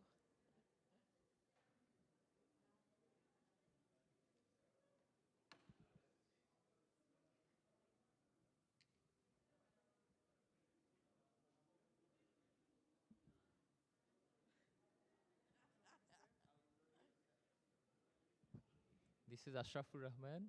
I'm coming from Bangladesh. I'm the coordinator and the leader of the Bangladesh School of Internet Governance. And we are trying to minimize the urban and rural people gap to create a many awareness program.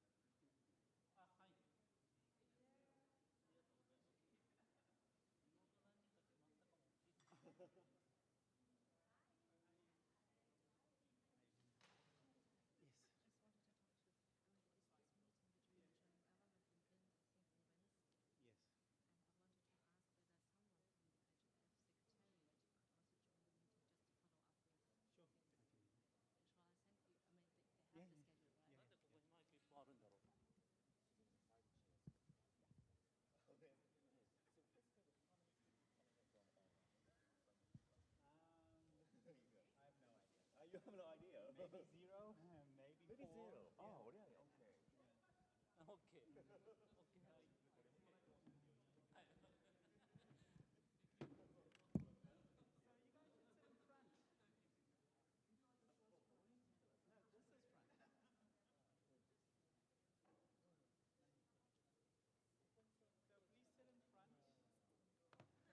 No, they're fine.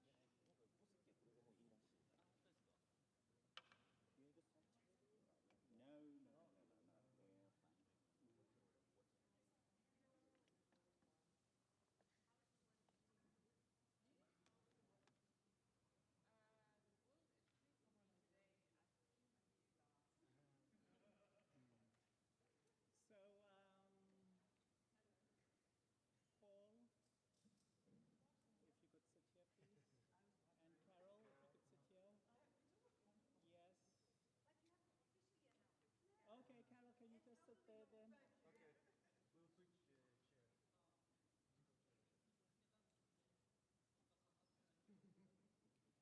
We'll switch chairs. But it's not a quarter to yet. I beg your pardon? We still have 10 minutes to go. Oh, yes. But it's good to be organized beforehand. Hey. The request was to sit as much to the front as possible. In the front, yes. We want a cozy environment. Unfortunately, this was the only free room. I beg your pardon? It's what cozy, yes. It's cozy.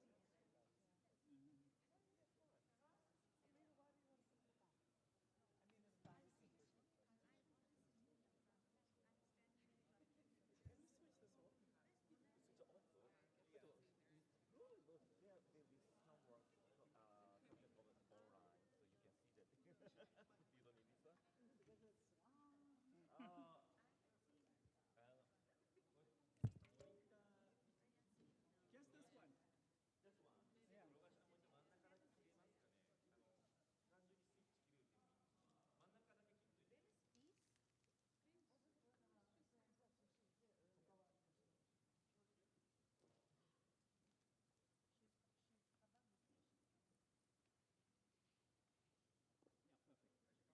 Yeah, perfect. So I don't get a headache.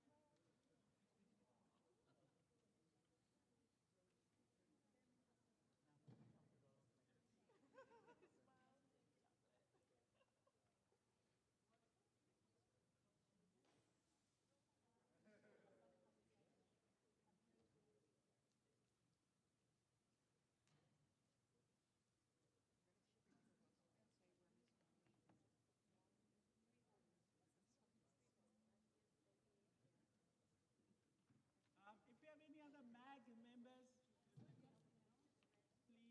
please come in front. No one can hear you, Chegatai Mai. Hello? Hello? Okay. MAG members, can you please come up front? Non-MAG members, there's plenty of room elsewhere. Hello.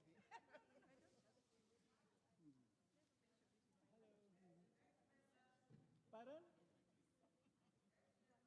Not ex-members, just current and future MAG members, please. Yeah. Oh, it's working.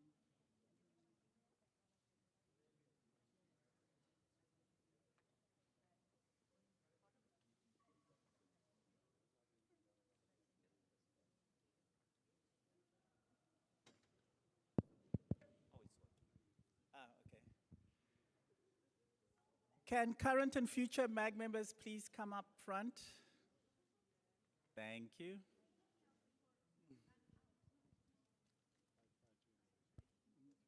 Yes, you just take a seat wherever you think is a good seat to take.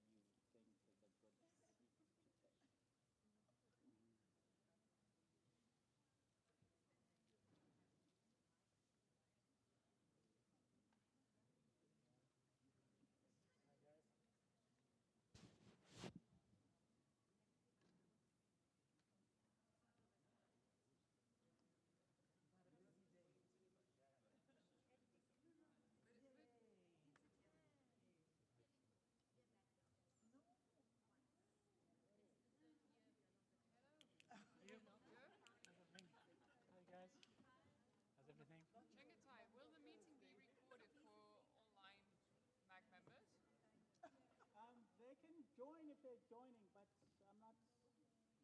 It's been distributed, right? So. Yeah, I don't know. There is a Zoom. There is a Zoom room. Yes. Ah, okay. But then we do have to use some mics, right? Yeah. Okay.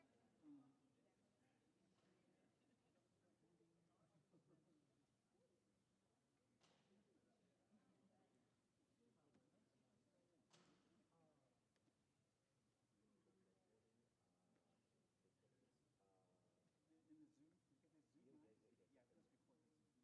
Yeah, it was recorded. You have to record it. Yes.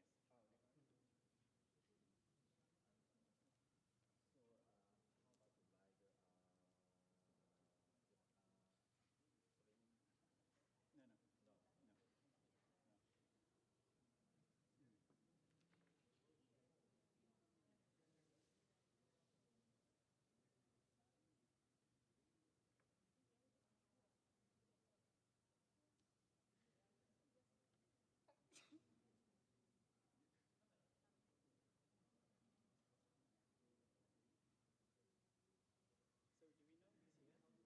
So do we know who's here?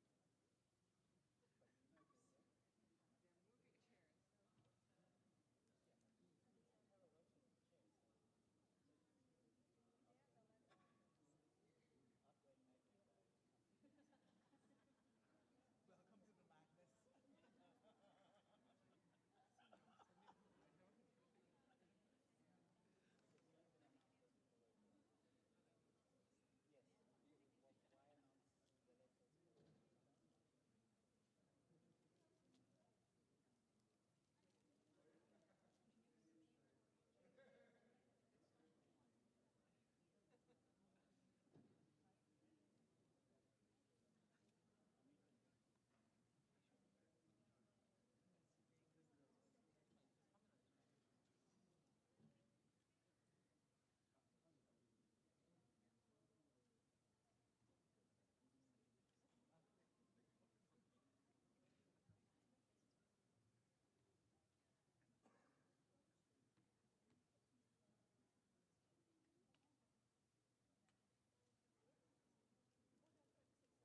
Why announce the letters? Is Mattia here?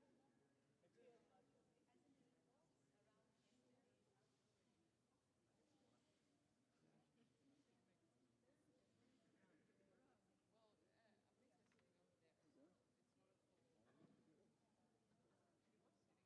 Well, Abrita is sitting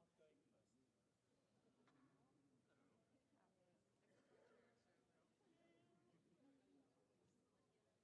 Yeah. Okay, I see drawer. That's outgoing. So this is outgoing.